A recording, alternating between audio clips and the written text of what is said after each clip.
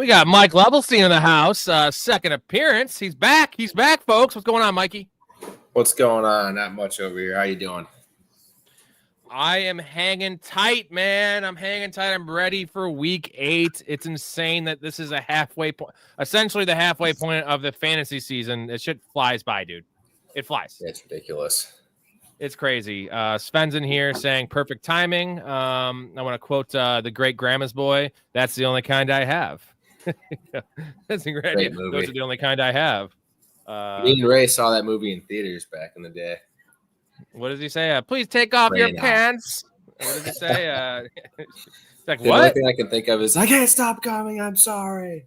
Oh, I have that. I played that clip in the pod like, I don't know, 10 times. It's just the best. Like, into the Wonder Woman doll or whatever. Yep. Just you filed my doll. Well, I guess not Terry. He's Terry on Reno 911, but it's he's just like, yeah, your bed is a car. It's a really sweet car. It's really sweet fucking car. You can sleep on one of. Gives them the fucking stuffed like pool toy to sleep on. The pull-up toy. Anyways, what's going on, Chad? We got CK in here. We got Devious in here. Cruz wasn't here. He's working. Shout out to Cruz for joining the Patreon. Appreciate you. DB's in here. CK, let's go. Hey, CK, boys, I'm up 1.6 thanks to Mason. That's a good. Hey, that's a way to spin it. That's called thinking positive right there. What do you make of Jordan Mason's dead, right? Like he's gone. He's dead. CK, I'll bring you into the positive right now. I was beating Rob last week 33-0 going into our matchup. Guess what the ending score was? That was off of Jamar Chase 33-point effort. Yeah. Was it like 140 to 110? Yeah, something like that. Rest of my team took a dump, and the rest of your team just went. I got Jonathan Taylor. You know, yeah, he's. I can't believe he fell to me in the second round, and that it's a half PPR with bonuses. Like, no one believes in Indianapolis Jones. No, well, the thing is, we didn't know it was going to be Indianapolis Jones. Like all offseason, I figured it would be Anthony Richardson. Like, why not let the kid play? Because we've seen Daniel Jones, but apparently Daniel Jones is a shit. And like what I said a week ago, I was like, the Daniel Jones rise honestly just makes it's awesome and all. It literally makes the Anthony Richardson sucking the last couple of years like seem even worse because he's playing with the same team, same coaching staff, same O-line. Like, you know what I mean? It's one thing to suck on the Giants. He was sucking on the Colts, which is a win now roster with that O-line, with Jonathan Taylor, with Pittman, with Downs, with Pierce. He didn't have Warren, I suppose, but like he needs to sit for like 2 years, and we're talking about a third year. It's third year. We're talking about a third-year player. I don't even think he needs to sit. I think he's just Trey Lance 2.0. He was drafted for his ability that they thought, but that doesn't translate if you're not a smart player and you don't know how to play football. You don't know how to play quarterback position. He's an athlete. He doesn't know how to play quarterback position. So we'll see. The only difference I will say is that we literally saw zero flash. I know Trey Lance played like 6 games, but we didn't see a single flash from Trey Lance outside of rushing. We have seen Anthony Richardson in the NFL make some of the most insane throws. Like they're all deep bombs, like where he's getting crunched. But you know the one I'm talking about week 1. Yeah, I remember the one I'm talking about week 1 last year where it was 68 yards in the air, like off his back foot getting hit. Like I'm saying, like we do the tools, like the Trey Lance thing was just a mess. Like there is no reason Trey Lance and Kyle Shanahan and Lynch talked about it. They had too much time. They traded. It was a month between the trade and the draft, and they were going to take Mac Jones. Either way, that was a bad move to make the trade up to take either of those guys. Just don't do it, fellas. Just don't do it. Yeah, unless there's a generational quarterback there, don't trade up. I would agree. Let's see. Devious says full PPR. Who should I start? Devonta Smith or Chris Olave? I'm so pissed. I'm pissed off because I decided to start QJ last night, and we all know how that went. Oh, well, yeah, you should have started both of them. I would say Devonta Smith. AJ Brown's ruled out, so I think Devonta Smith's the answer. Yeah. You shouldn't have started QJ.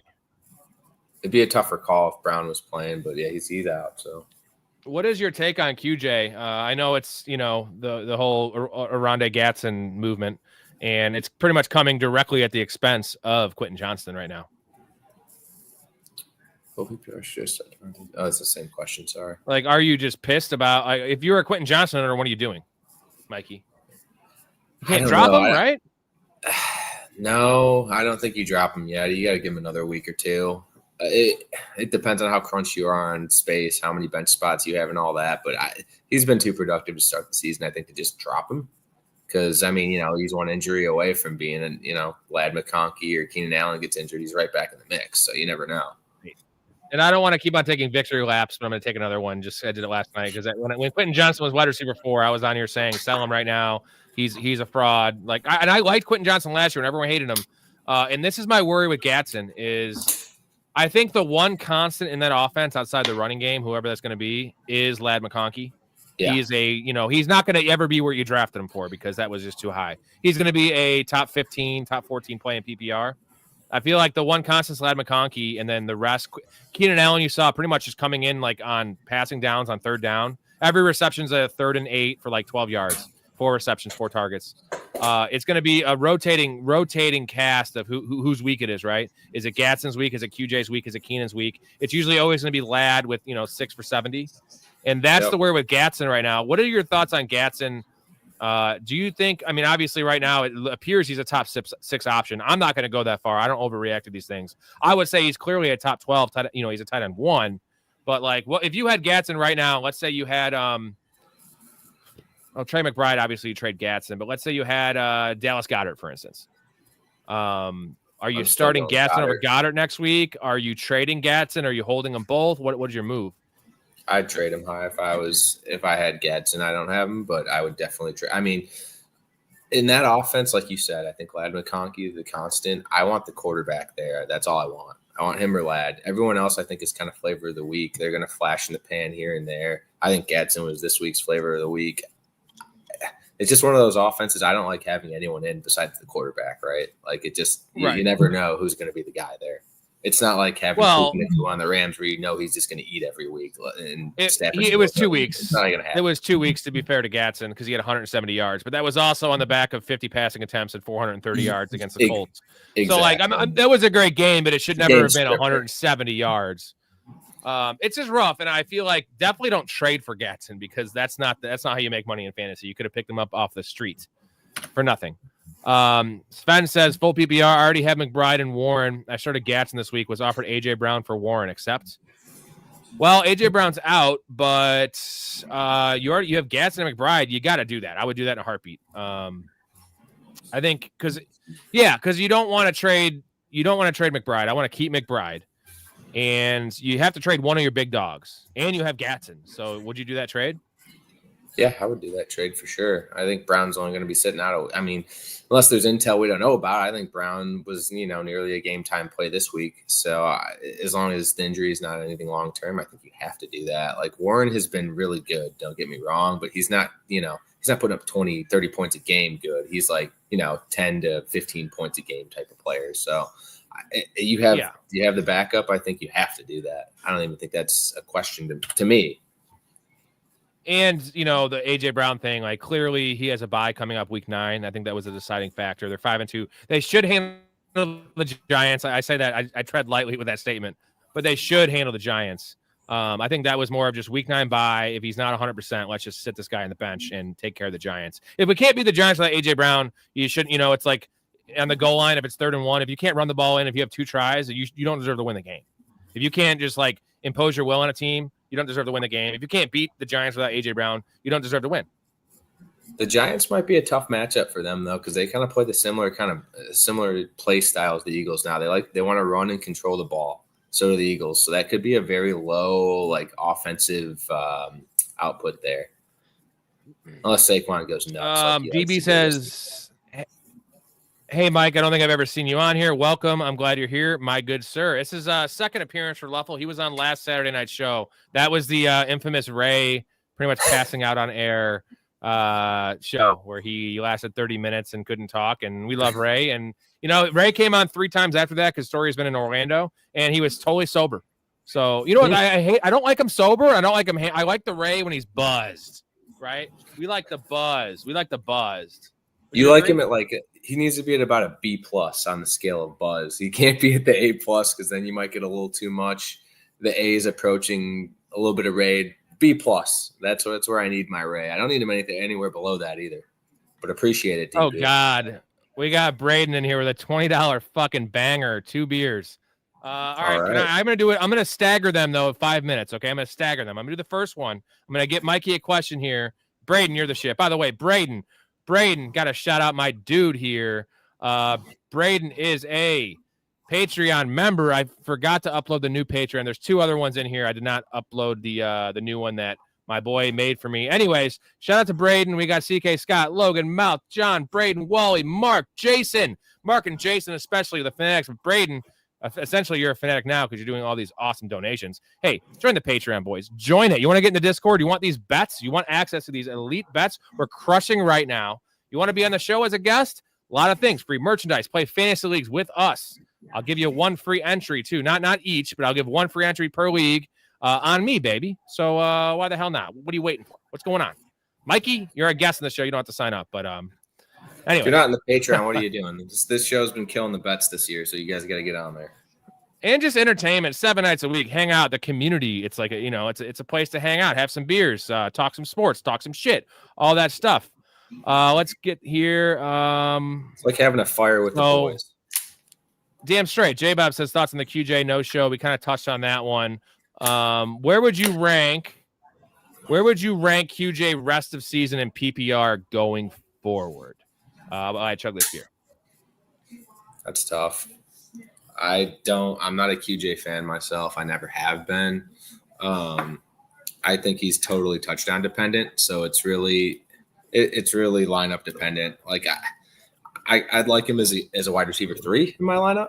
Anything above that, it's getting a little pushy. But if you're going absolute ranking, I mean, he's got to be what, like 30s, 40s, something like that. I'm just not a fan myself. I think that's a flavor of the week offense, especially touchdown wise. So I'm staying away from him. Isn't that crazy how fantasy, like literally after week 4, we're talking about wide receiver 4 and overall fantasy. Yep. Now we're talking about not even a wide receiver 3. Yep. So I think that's the only reason I would still have him inside the top 36 because he has showed me something this year. And I feel like defenses will shift. Gatson will get more attention. Ladd has not shown out. Their offensive line's a little better now. So, I mean, boomer bust wide receiver 3 is what it is. Yep. Sven, what are good trade targets you have Gatson? I would say this. It's not about who you target. This is what I always say. Maybe it sounds like a cop-out. You got to find a team that's tight end needy. That's the goal. That's the key. You don't trade him to someone that has, Dallas Goedert or Ferguson. You got to trade him to a team that has, like, Dalton Schultz, which I know is a good matchup this week, but, like, someone that is literally playing the streaming game, that was playing Juwan Johnson early in the year, someone that drafted, Mark Andrews, for instance, right? The Andrews trap year in and year out. Man, well, 11 touchdowns last year, baby. But, yeah, it's not looking good right now. Although, I think there's a world where Mark Andrews becomes relevant again if this team starts rolling. I do think they'll start rolling. They will start rolling. I mean, obviously, I have $200. I hope it's not this week against the Bears, but we'll see. If Lamar Jackson's healthy, yeah, he has to play, bro. He has to play. I saw he was like truly a game time decision, though, so we'll see. Blake, shout out Blake, just popping in the show for some love before I crash. Blake's the biggest sports fan. He's also my media manager. Shout out to Blake Brick Flair. He's a huge soccer. This dude loves sports more than anyone I know. He loves soccer and MMA and basketball and baseball and all the sports as much as I love the NFL. So Blake, I love you. You're doing great work. All the thumbnails, all the media stuff. You're the fucking shit. I love you. Flair, keep it. Woo. He's my Jamie, baby. He is my Jamie. Woo! He will be my Jamie when this hits. He's a 3 horseman. You're the 4th. Damn straight. Gatson over QJ rest of season. Hoping. Let's see. Critique Flacco versus Jets and May versus Browns. That is a tough one. It's because you should just start Drake May. He's so hot right now, right? You can't. So he's Hanson. Yeah, it's Hansel. Dude, it's so tricky though. Because the matchup's money with Flacco, but I think it depends. How about this? I said the scoring. If it's 6 for a passing touchdown, do you debate going Flacco over Drake May? I wouldn't. I would. I think that's getting too cute. I think it's getting too cute. I think you got to stick with May. May's on an absolute tear. Flacco comes in with a huge game, but that could just be a flavored thing too. It could be a sophomore week 2 slump here. Especially against the Jets, who are going to be hungry for a win. I think that's more of a trap game type of thing than anything for me. I don't necessarily think the Jets are going to win, but I think it's going to be a close game. So I don't know about that. Nobody. I don't think AJ Brown's getting traded anymore. That's not going to happen. I think it's the week 9 bye. That's why he's sitting. Like you don't trade AJ Brown when you're in Super Bowl mode. Like that's just silly. He's got his the last 2 weeks. He seems a little happier. On that note, since we're talking about AJ Brown, on that note, I'm going to hit you with the intro. We'll get to all your questions while I get another beer. Sorry, it's a little sudden, but I remember my intro is costly. It's pretty good today.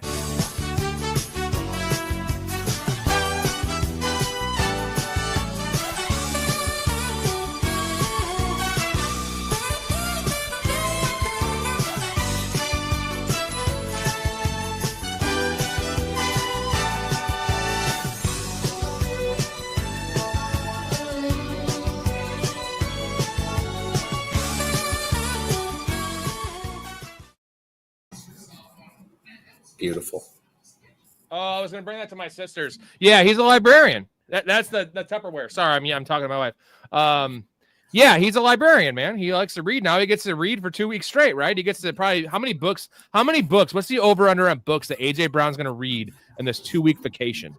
He's going to have more books read than touchdowns for the season by a fucking mile.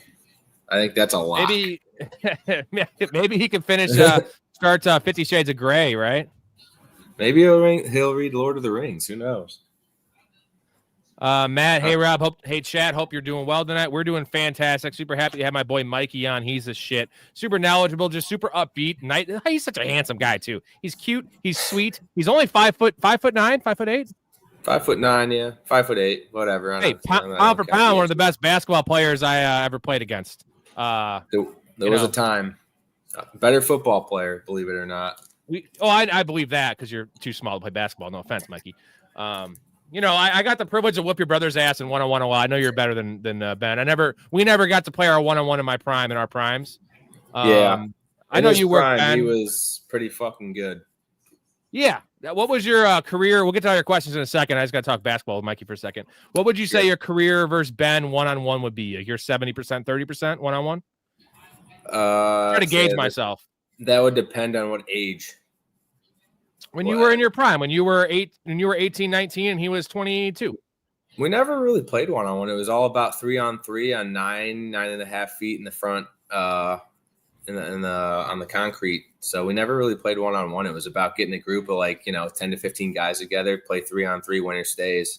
So yeah, I love 3-on-3 is the best. Half court 3-on-3 is the best, and we're all stoners, so it was like full court, man, unless it was export, which was the smaller court. J Bob, what's going on, brother? Ask Mike what he thinks about the Birds. What do you think about the Eagles? What are the Super Bowl chances?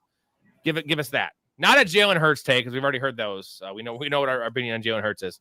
Give me your Birds take. Give me your top 3 teams in the NFC, and then talk about the Birds if they're not in there. They're in there. They're definitely in there. You can't count them out until they're not there, right? It's like they're like the new Chiefs of the other side. You have to have them in there until someone shows you different. They're gonna have a regular season woe or two, but what's their record? Everyone's talking shit on the Eagles. What's their record? Yeah, that's pretty good by my standards.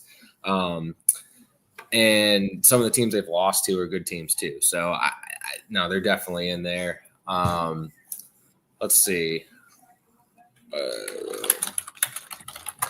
Lions probably won. Yeah, I love the Lions. I think the Lions are damn good. If they get home field advantage, go through Detroit, that's about as tough as it gets, I feel like, other than Philly. So I think Detroit, definitely the Eagles until someone knocks them off. I struggle to say Green Bay because they're just so on and off. I think at this point, the Rams are going to be a team to beat. They can score on anyone. Their defense is getting better. They're going to be a low-key team for Super Bowl, I think, too, or at least to make the NFC Championship. I could see them and the Eagles in the NFC Championship. You don't think the Cardinals can make it? I hate the Cardinals. I've always hated Kyler Murray. I don't know why. every time I watch him play, he has 1 or 2 of those games where he goes absolutely nuts. Everyone's like, that's why. And it's well, it's a 16-game, 17-game season. 2 games doesn't mean Hold on. You got to refer to him as the Garden Gnome. Okay, he's the Garden Gnome. Don't pee on me, know what I'm saying? No, don't do it. No, I'm saying. We got Andre saying Rob's a missile. I didn't know he was an NBA guru as well. Well, unfortunately, Zubac is not going to get his 12.5 rebounds and assists. They're up by 16 in the early third quarter. He has 6. They're probably going to pull him. But Anthony Edwards is going to hit for me again, 5-1 start in player props. We'll take that. We'll take that start. And Godardzi's only 1-1. He's flaked the last couple days. So we'll see if Godardzi's the NBA guru. So if I beat him on player props, I'm the NBA guru. Right? Hey, let's get it. Me and Darcy talk NBA quite a bit. Oh, same. I mean, you remember on the bonfire of our XFL drafts, our Ben Wallace Hall of Fame conversation that happens every year, where I just Ben Wallace should not be a Hall of Famer. I love Ben Wallace, averaged 7 points a game for his career, not a Hall of Famer. I love Ben Wallace, a Hall of Fame defensive player in all time. He's a Hall of very good. Agreed. Thank you for agreeing with that. Braden says my running back takes are trash. Don't listen to me, but my wide receiver starts have been clutch. We all have our positions, right? This year for me, it was tight end. I have 25 leagues, my shares of tight ends. I have 11 Tucker Kraft. I have 6 Tyler Warren, and I have 6 Trey McBride. So, and I have like 2 Dalton Kincaid. So like I hit on every tight end I drafted. So apparently I'm tight end whisperer, but my quarterbacks suck. I suck. I took Justin Fields. Bum. Cheerio. AJ Brown is out. So I got Darnell Mooney and Josh Downs starting. I kind of need this win. I'm screwed. You know what? Let's I'm trying to think who is there anyone you think that's on the wire in a normal league that you could take over those guys? Like Darnell Mooney, I'm just not very bullish on. Is Alec Pierce out there in your wire? Probably not. But if he is, touchdown dependent guy, I'd rather play him than Darnell Mooney. He's at least shown something this season, right? That is true. Yeah. And we can't start Josh Downs and Alec Pierce, right? Sven says take on Kenneth Walker rest of the season. Cheerio, give us a second. I'll come back to that one and we'll figure it out and we'll find some guys because I got a little segment I'm gonna do with some injuries and some guys to start. Sven says take on Kenneth Walker. Ooh, what do you think about Kenneth Walker rest of the season? Where are you ranking him going forward in full PPR, Mikey, as the running back position? I absolutely hate Kenneth Walker the rest of the year. You like Charbonnet more than him? Yes, at this point. So you're looking at what, 30, 25? Yeah, he's up there. Charbonnet's clearly leapfrogged him. Kenneth Walker is going to get more of the bull share, I think. I don't even know if it doesn't seem like he is, but it seems like he's getting 4 to 5 more carries, touches a week. But he's getting 0 goal line work. So what the hell does it even matter, right? Unless that dude rips not off catching passes. Unless he rips off a 20-yard touchdown, what's he worth? Well, he's a good in there. He's a really good tiny dancer.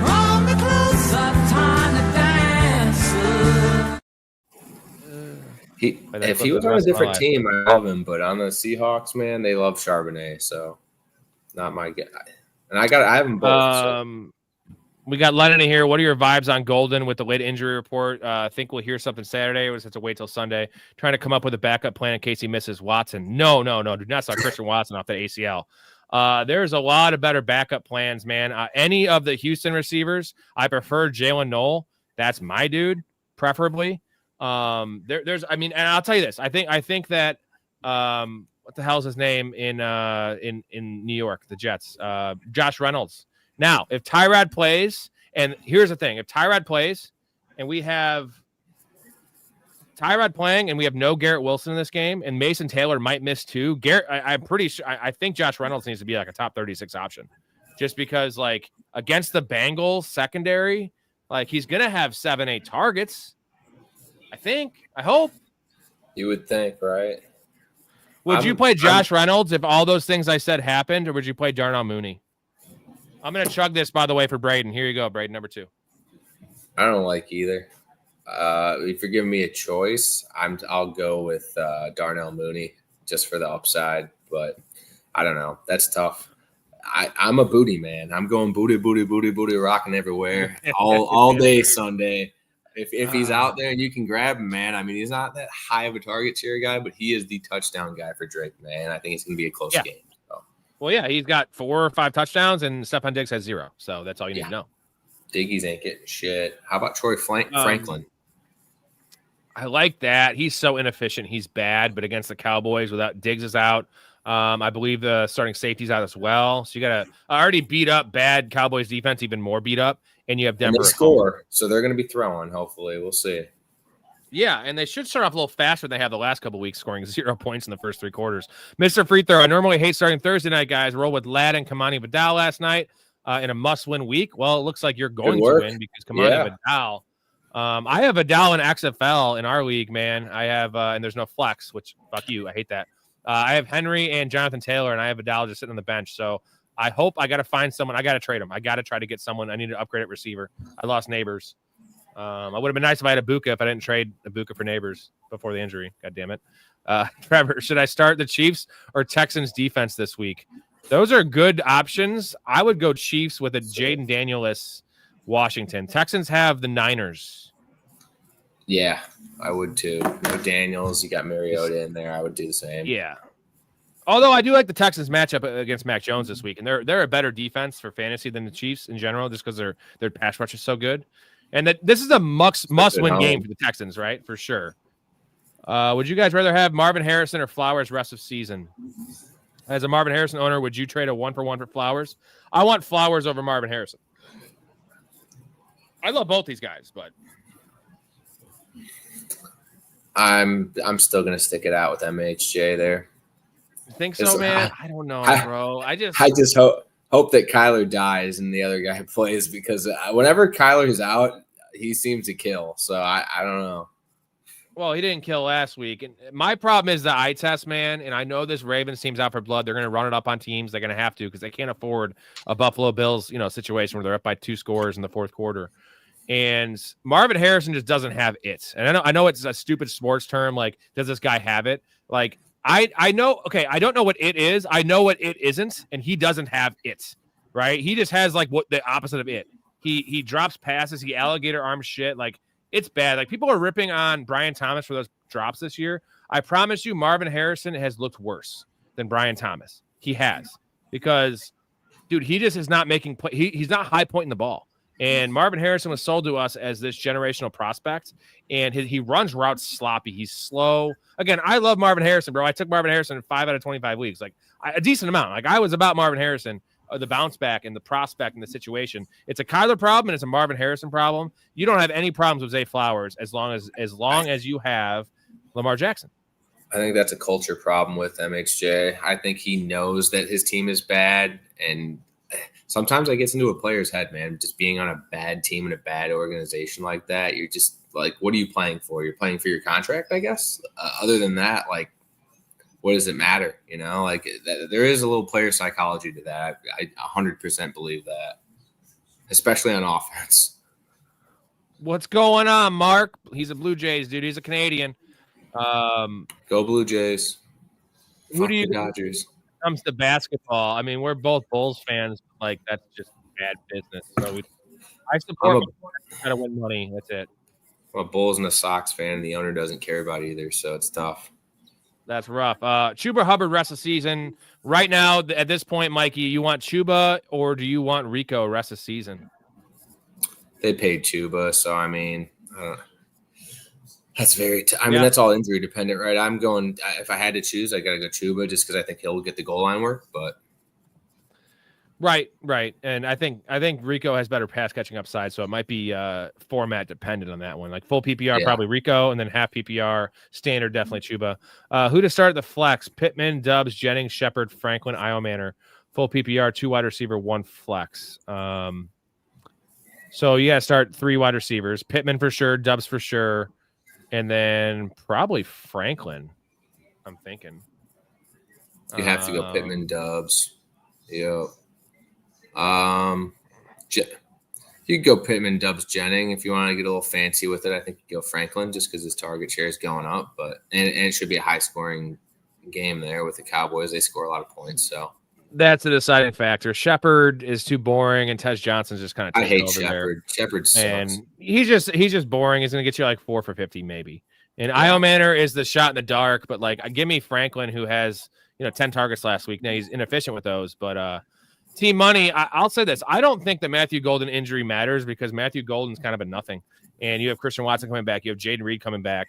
Yeah, I guess you have Wicks out this week. But they're a run-first team, and it literally goes Josh Jacobs, Romeo Dubs, Tucker Kraft in whatever, and Jacobs, and then Kraft and Dubs, and then now you're going to have other guys, and they already rotate their wide receivers when they don't even have a lot of healthy ones. What are they going to do when they have healthy ones? Like, Romeo Dubs might be the only guy that plays over 70% of the snaps. It's like a Jordan Love wonder question. Like, is he actually Like, is he average? Is he better than average? If you got him a true number one receiver, would he be really good? Who knows? They just have a bunch of guys. They probably wouldn't even play a true number one receiver 75% of the snaps. We never know. Mark is 5-2 full PPR.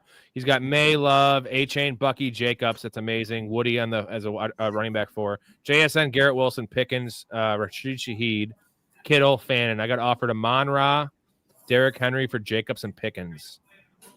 Yeah, I'm smashing that one, dude. St. Brown and Henry he gets St. Brown and Henry for Jacobs and Pickens. I think you're 5-2. One, yeah. I mean, even if Henry still doesn't have as good a season as he should, Amon-Ra is he's that dude. Like he is that guy. He'll be a top 3 receiver for sure the entire season. Just him.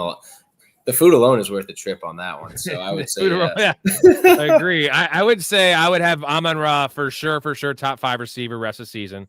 Yeah, I would have Derrick Henry top 12, top 14 running back. I would have Jacobs top 5 running back, but Pickens unfortunately is like top 16 to top 20 wide receiver. So that's the player that doesn't belong. And I love George Pickens, but you're trading away Pickens on past production, not future production. You're trading for Derrick Henry on future production.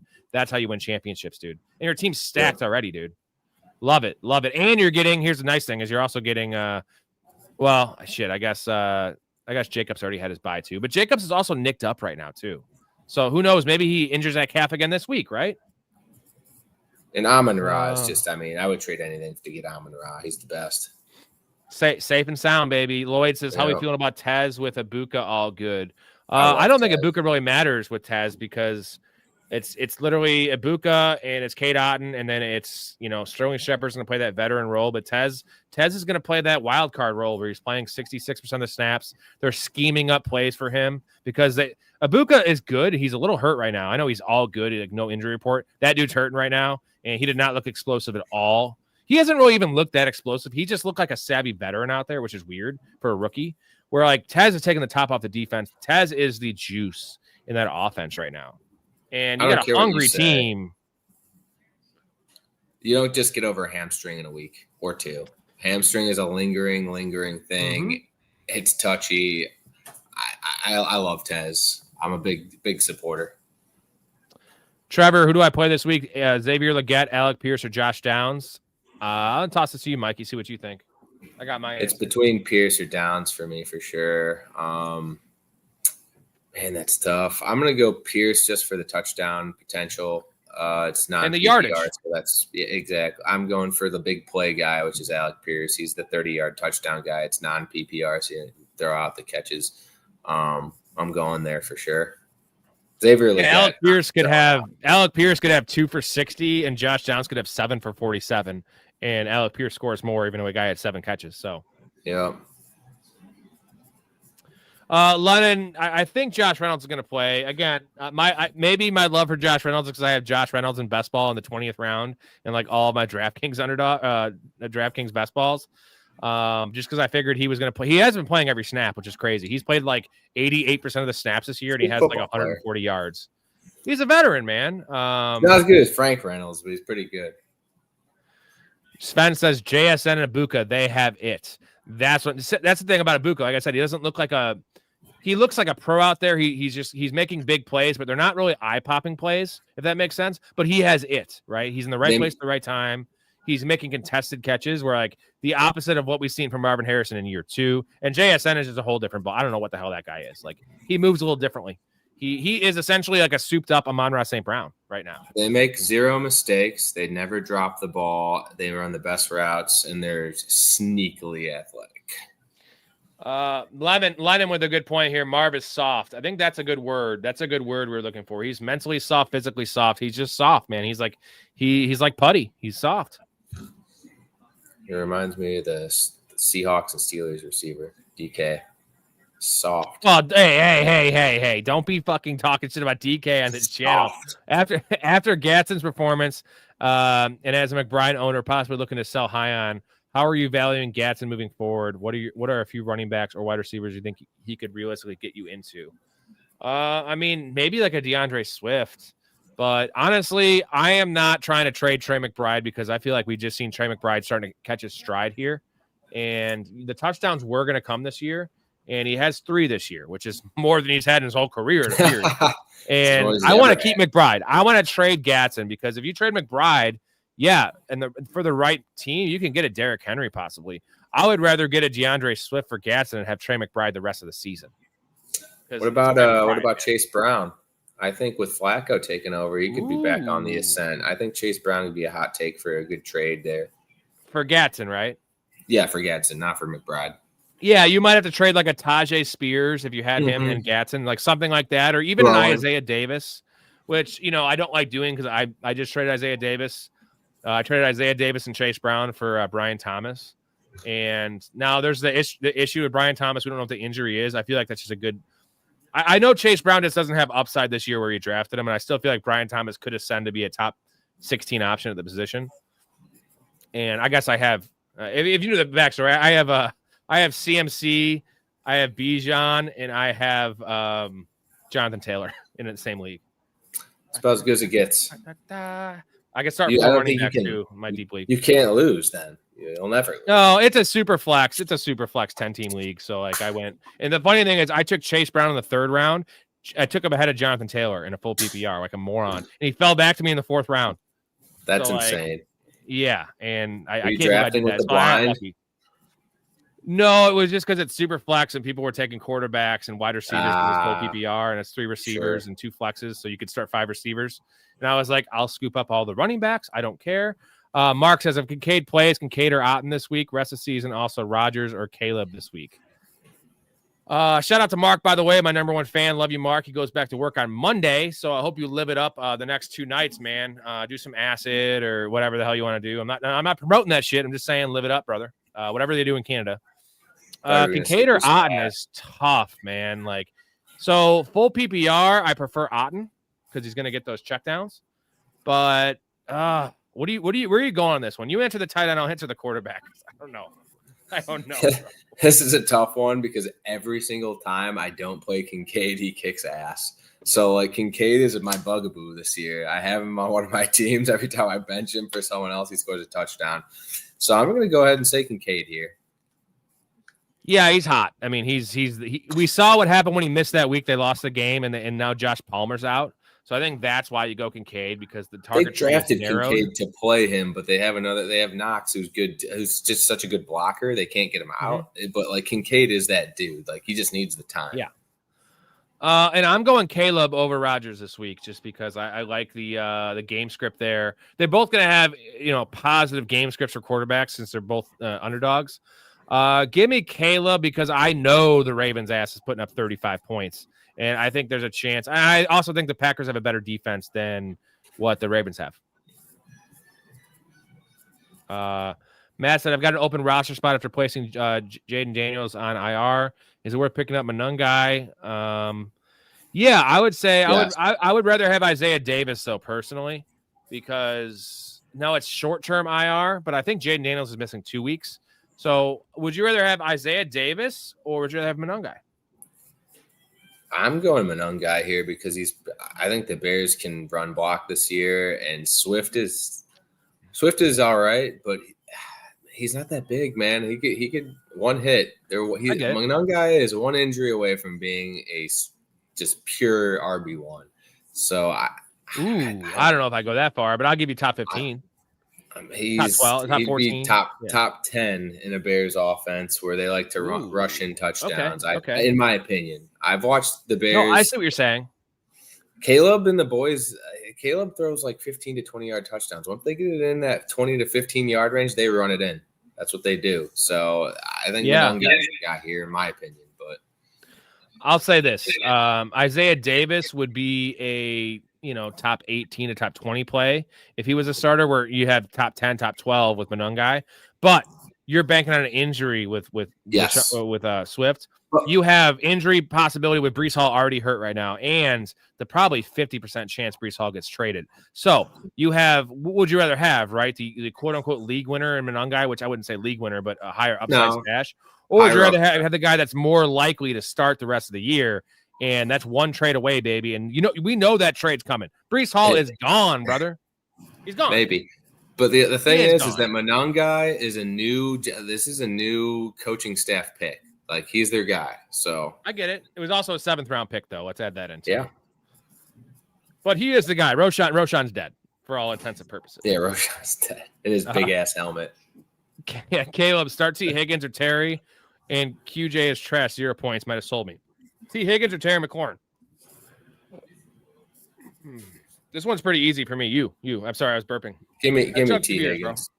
Yeah, if it was Jaden Daniels, it might be Terry. If it wasn't Terry's first game back, it'd definitely be Terry.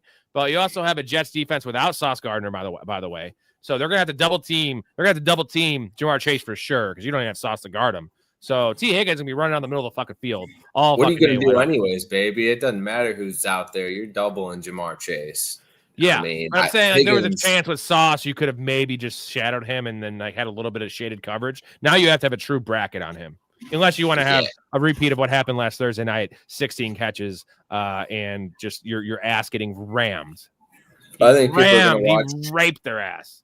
I think people are gonna watch that and go, "Yeah, this isn't gonna happen." Like, he's still gonna get a lot of targets, but I think they're gonna say we need to stop this guy and we're gonna let Higgins eat if need be. What's funny is that game, then 23 targets, 16 catches against the Steelers, which have the highest paid defense in the NFL. Jamar Chase wasn't even running any exotic routes. It wasn't like Justin Jefferson's routes. He was literally just running, some slants, some in-breakers, and like all short stuff. It was just little slants, and every play it was just wide open.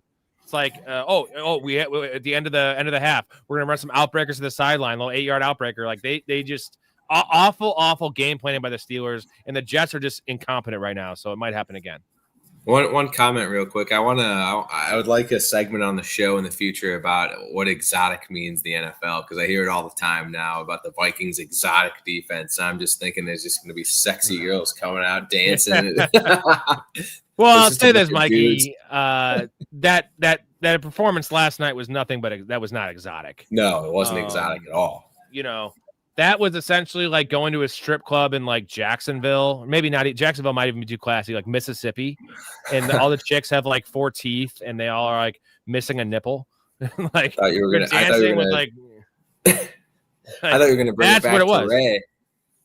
No, or you have Ray with a wig. Yeah, Ray with a wig on. Yeah. That's your stripper up there. That's what the Vikings defense was last night.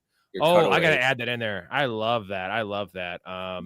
Sven says, is Walker near the same value as Chase Brown? Was offered Walker for Gatson. I would. So you're the one Sven's the one that has the tight ends. I might do the tiny dancer for Gatson.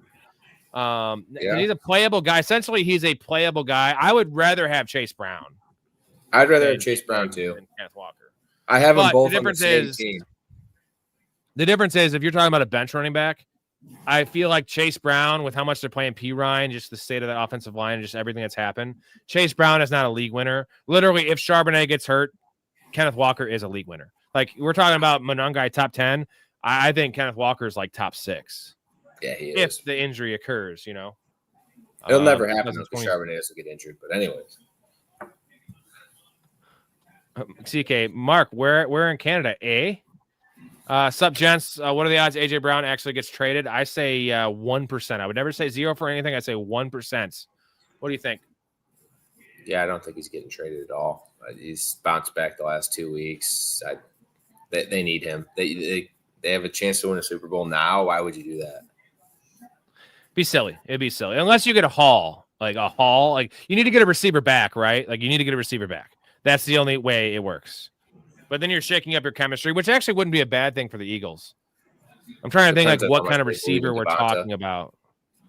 You know what I mean? Like it can't be like a Jacoby Myers. It has to be like have to have a number like 2 or like a borderline fringe 2-3 guy there to fill in for Devonta.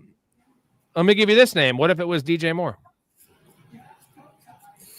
100%. Why not? And the Eagles get like a third rounder. Yeah. Jay did call the Gatson breakout here. That was like 2 weeks ago, actually. Traded for Puka and Month. Who's Month? Keenan White. Traded Puka. for Dowdle and Keenan White. I'm confused on that one. And Oh, Monty. He says Monty. It's right below. I'm an idiot. You had me chug 2 beers already. By the way, gentlemen, I still have it. We've only had the one, and I did chug 2 beers. 10 supers of any color. Give me another beer chug. And I'm kind of wanting to do another one. But traded Puka and Monty for Dowdle, Keenan, and White. I want Puka and Monty, I think. Yeah, me too. Puka's the best player in that trade. But, I mean, he got injured, so you got a game, down plus a bye week back-to-back. So that all depends on your record, I guess, too. Yeah, if you need wins now, I like the trade better. Sure. But if you don't, I don't like it necessarily. What up, Mouse South? Check out Downtown Sports. I was just on the show on Tuesday, I believe it was. This week's gone by pretty fast. Great show. Spotify, Stitcher on 23 platforms. It's in the description. Check that shit out. It's also in the Discord. If you're not in the Discord, what the hell are you doing? Caleb, do you think Michael Parsons and Rashawn Gary are going to get to Aaron a lot? Yeah, I think Aaron Rodgers is in for a very, very, very tough time. He's been killing it, but he's had some pretty nice matchups, and I think it's gonna kind of hit him. What do you think?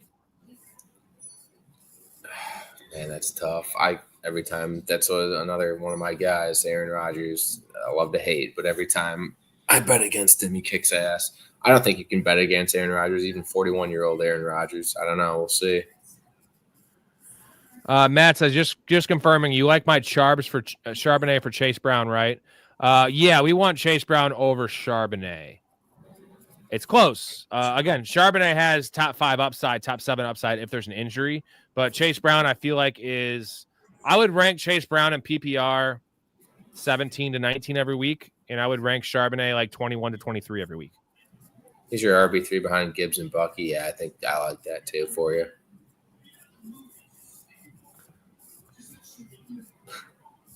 Miles says -1 fantasy points, Viking Z, thanks to 2 sacks, 1 interception. Good job. I'm streaming D. 100%. You always got to stream D. But that's all I do. The first drive of the game, it was a pick 6 that changed. It would have changed everything. The game, everything would have been changed. But do you think that was interception, Mikey? Yeah, I think it was. Same. And they called it. The point is, they called it an interception on the field. So if they called it incomplete on the field, stick with your call. If they called it, there was no, I don't know, man. Like, these calls are just so random. I'm always of the belief, keep the call on the field unless there's, and that's the letter of the law is conclusive evidence. I didn't see conclusive evidence of that personally. No. Has to be overturned, baby. Cruz, in Rob we trust. Thank you, buddy. Did Anthony Davis hit? Or sorry, Anthony Davis hit. But Cruz says Josh Reynolds has a questionable tag. Who the hell else do they have at receiver? Dude, I don't even know. They have. I don't even know who they have at receiver. It's a bunch of bums. I'm just checking some NBA stuff. God damn it. Zubac has 10. That piece of shit. Was he supposed to get 12? Hey, 12.5 rebounds and assists. Anthony Edwards had 31 points though. So let's fucking go. They're gonna lose. Lakers. Does Luka has 49? Yeah, Luka's MVP this year. He looks skinny too. He looks good. LeBron will come back and ruin that eventually, but he's got to be your front runner easy for MVP odds. Lennon says Lazard. No, and I think it's like they have Austin Davis. Like, dude, literally bums. And Josh Reynolds is kind of a bum too, but like he's, better than the guys they have there. Lazard will catch 3 touchdowns. Mark my words. Trevor, will ETN's production he was getting earlier this season return, or do you think he's a lost cause? I wouldn't say lost cause, but it's not. You can't do anything with it. I think I might trade for ETN. I think he's a buy low, but I'm a Tootin guy, man, and I think there's a chance that after the post buy rookie bump's a thing, and Tootin, he showed enough for them to put him on the field early in the season. They were playing him like 30% of the snaps. And they did play him that much. So, like, why would they not play him that much, if not more, going forward? Because clearly it's not working with ETN. They've lost a couple games in a row, and ETN is just not – you think he's a flashy back, right? He came out of Clemson as a flashy back, a speed guy, good receiver. He's got terrible hands. He's a fumbler. He has bad vision, and he's small. He's not a power back. Tootin's a fucking tank, dude. Tootin's a tank. Tootin's the new guy's regime, too. He's their pick, so they're going to want to get him involved for sure. No, I don't think they're going to just take, give Tootin the job. That's going to have to take an injury, but No, it could just become almost a Seahawks situation, which we all know is not good for anybody. That's just not good for anybody. We hate that. Yeah. We hate that. Same as it's a Carolina situation now. Team Money, LeBron is the GOAT. You don't agree with that, Mikey, do you? No, I think you can argue that. I don't think there's any problem with that. I don't know if he's the GOAT, but he's the GOAT of statistics, I guess, because he's the GOAT of longevity. Yes. What would it take for LeBron to surpass Jordan for you? Would it take 2 more seasons at this current? I know he's hurt right now. I think LeBron's. I don't think it's going to matter. I think LeBron's pretty much there just because he loves basketball. I don't think he's there to prove anything anymore. He's already but let's say he averages what he's been doing the last couple of years, which is still elite, right? It's 24 points, 8 rebounds, 8 assists. Let's almost in the a new career NBA, mark, just minus a couple points. In the new NBA, okay. where but let's just say he does this. No, they don't. Okay, they don't. Let's just say that he does that. Everyone who's one more 6'8" and above does. Okay, good. Let's say he does that and they win one more championship. I know this would be Luka's championship, and the difference is with Jordan, they were all Jordan's championships. Where like outside the Kobe thing, like Kobe, those were Shaq's championships, the first 3. So like that's what I'm saying is like so. I know Jordan had 6 of his own. You could say that, but if LeBron wins his 5th without him, 2. Pau Gasol and Andrew Bynum. But let's just say he wins his 5th, which is 1 less than Jordan. But he has a 23-year career and he goes out on top, whether that be the championship this year or next year. But his last year is still averaging 24, 8, and 8. And like looking like he is now. Like, is that enough to take him over Jordan? 23 years is unbelievable. It's come on, unbelievable. It's nuts. Like it will never be matched. The numbers will be unreal. So that's the thing that you argue, I guess, with LeBron, right? Is like he's the undisputed king of longevity. No one can deny that. But would you take LeBron's best year over Jordan's best year? Fuck no. No, Jordan's peak was better for sure. And Jordan had a 13-year peak. You also have to remember that Jordan took a break from basketball. Gambling, Chauncey Billups. Yeah, they're back, baby. So I mean, it's tough with Jordan too, because it's like he missed out on a year and a half, 2 years of prime Jordan. So he was also so fucking worn out, though. He played every game. He needed that because like everyone played every game though. I don't think that was a thing back then. I don't know. But Jordan's 42 minutes were not like other players' 42 minutes, and Jordan's practices were not like other players' practices. That dude was also playing golf and gambling and smoking cigars all night. He was doing everything. He was pushing his body like I push my body. I guess my thing is, yes, he had 11, 12-year prime. LeBron has had a 18 to 20-year prime. That's what I'm saying, dude. That's insane. Like, nobody doesn't fall off. Like, Tom Brady's the only other guy in the world that has not fallen off. And no offense to the quarterback position, it's tougher mentally. But in Tom Brady's era, I know you can say the NBA is easier now, but the NBA is much more demanding than playing quarterback. I know you're getting hit. Tom Brady wasn't getting touched, by the way. Like, playing an NBA season is rigorous, dude. 82 games of that shit. Or in LeBron's case, 72 games. That in the playoffs in Olympic ball, that's unreal, dude. Playing quarterback is so much harder than playing basketball. The minutes, though. I'm just talking about the wear and tear on your body, right? The knees, like that shit, the ankles. I don't know. Tom Brady played. Have you seen Shaq's feet? Have you seen Shaq's toes? Look at LeBron's toes. They're all bad. None of them are good. You know what we need to do? We need to get Quentin Tarantino to cast Shaq in one of his movies to get the obvious foot close up that he does in every movie. And Shaq would just be like wearing like high heels or something. Imagine Shaq as a tranny. Would that work? Shaq might do that if it's an Adam Sandler movie. He might do it. He would. Miles says also, I think New York needs to be in charge of all replays or stay out of it replays. Yeah, it needs to be one or the other, man, because like they're just coming in and just I don't get it, man. Like they're just saying we need to do this, we need to do that. It's really silly. I don't like it. It's pretty bad when all the refs on the field agree on a call and then it gets overturned. That's bad. That's a bad look for the NFL. New roster 7-0, full PPR, Lamar and Stafford, CMC, Jacobs, Jutkins, Monty, Marks, JSN, Puka, Sutton, Kittle, and Gatson. Jesus fuck. I hope that's a 10-team league because it's a 12-team league. You're not going to lose. What any moves you could do there? I think Gatson, you got to trade Gatson. That's the move. I would say Gatson and Sutton and try to get yourself I would trade Gatson and Sutton, try to get yourself a Nico. Try to get yourself a London. Jay, send us the round by round picks of that because that's unbelievable. Probably some trades. Well, Judkins was a fucking 12th round pick, man. You know what I mean? So like he probably started off CMC, I'm guessing Jacobs. CMC, Puka. Oh, yeah. No, you couldn't have got CMC, that. It had to be a trade. Maybe he got JSN after Jacobs. So CMC, Puka. JSN's Jacobs, a third JSN. rounder. He could have went 4th. Judkins probably went pretty late because we didn't No. know about him. Not in a 12-teamer, bro. Like I never saw JSN go past 27. The latest I saw him go, which is the 4th pick of the 4th round. Miles says LeBron is the best player of the 21st century. Jordan's the best player of the 20th century. That's really well. That's a well way to put it, Mouth. Mouth's a genius. That's really well. I like to separate eras too, right? Unless it's baseball, and I just tell you Barry Bonds is the greatest baseball player of all time because that's just facts. I mean, right? Barry Bonds is I think he's the best sports player I've ever seen. Like no one was more feared than Barry Bonds. It was insane. People also, in the he was playoffs cheating would more than walk anyone him with the bases loaded. Like what the? I'm on record saying I don't give a fuck about the steroids thing because everyone was doing it. What I care about, not to call it Barry Bonds too much, was the body armor he was wearing, and he was literally over the plate. Like that was cheating. Like, that's unfair, right? Because that's a league thing, though. Ever. You can't do that. Like the thing is legally.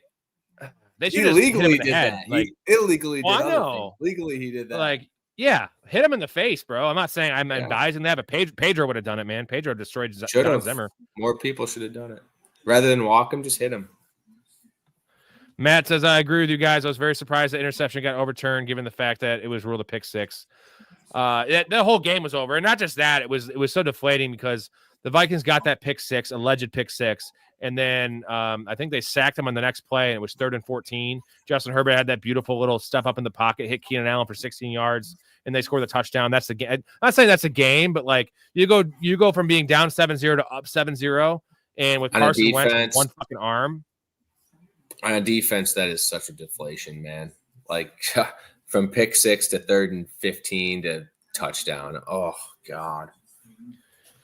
Daily Grind says the new NBA is 3 times harder to score. Athletes are just bigger, faster, stronger, more skilled. However, with the legal defenses rule now that Jordan never had to deal with, it's way easier to score. So yeah, I get both ways. The athletes are better for sure. It's definitely new easier NBA to score. is 3 times easier to score, not harder to score. It's easier. The players are way better. The players are 3 times better though, Mikey. Right? On what scale is that? That's athletically, like, dude, yeah, they are. Giannis would have been so good in the 90s, like even better than he is now. No one's arguing that. That's not an argument. I think that's stupid. But if you're telling me the role players of today are so much better than the old ones, I don't think so. Yeah, we forgot. Jay traded for Puka. So his first 4 picks were CMC, Jacobs, JS, and Lamar. Man, wow. Lamar, yeah, that's what's up. Chris says Tiger Woods. Yeah, Tiger Woods actually might be the best athlete. We're talking about the best, like we're talking about Barry Bonds and LeBron and Tom Brady. Tiger Woods is that much better than every other golfer ever. Yeah, I mean, and we're talking about like epic runs. Like his run, it was 16 years, whatever it was. Like that was. What was like the next closest person to him, like 100 par, wasn't it? It's like the most crazy thing you could ever hear. Oh, he was 25, and the next guy was like 8. I think he won by 17 shots. Yeah, which is just a fuck. That's 4 per round, and that's in the PGA. I mean, that's crazy. But everyone was a bum back then, Simmons. Just like in today's NBA, how much everyone's better in golf. Everyone was bums back then in golf, so it's not as good. Well, it's correct. That's that bullshit argument. That's a cop. No, the PGA is much harder to win in now than it was when Tiger played. Like everyone's amazing, dude. I'm telling you. Like I see these kids now. I'm a scratch golfer, bro, and there's kids that are 13 years old that whoop my ass at golf. That's insane. Like I'm fucking a grown man. I pound the ball. I shoot fucking par. And just there's because 12-year-olds younger that are better than people me? are better now, though, doesn't mean in the pros they're better than other pros. The pros is still the pros. But there's the depth of the tour. Like guys that are on the Corn Ferry Tour I think now the depth would have been PGA players back then. I think the depth for sure. I think that's the argument there in terms of errors. If you're going to go NBA, golf, whatever, I think it's more depth than the best. I think the best are always going to be the best. Jay, best move was dropping Bill for Judkins. You picked up. Judkins is going so late. We were all just so scared of Judkins, though. Wally, would y'all rather start Kraft over Zay or Swift? Man, I love Kraft, but I'm not starting a tight end, bro. As much as I'm a Tucker Kraft, I'm the leader of his fan club. No, I want to probably rank it. Depends on the format. Full PPR, I'm going Zay Flowers. Half PPR, I'm going Swift. Yep. I would start Kraft over Zay unless it's PPR. I think that's the only argument there. But Michael, AJ Brown out. This has to be Barkley's game, right? Like we've been saying that for how many weeks? The previous New York game was supposed to be Barkley's game, and I'm still high on Barkley. I think he's a Trey low for sure, but his prop right now in Vegas is 81 yards rushing. So I don't know. What do you think, Mikey? This has to be Barkley's. Yeah, I mean, it's the Giants, too. He always wants to kill the Giants. I don't care what Saquon says. He's Mr. Clean on the mic and everything. He wants to kill the Giants, and he always does, and he always will. I think this is going to be a Saquon game for sure. The Giants do have a good defense, though. They're sneaky good. Phil Mickelson. They're front. Giant Mouse says their D-line is elite. I want to look up this Tigers stat because I forget what it was, but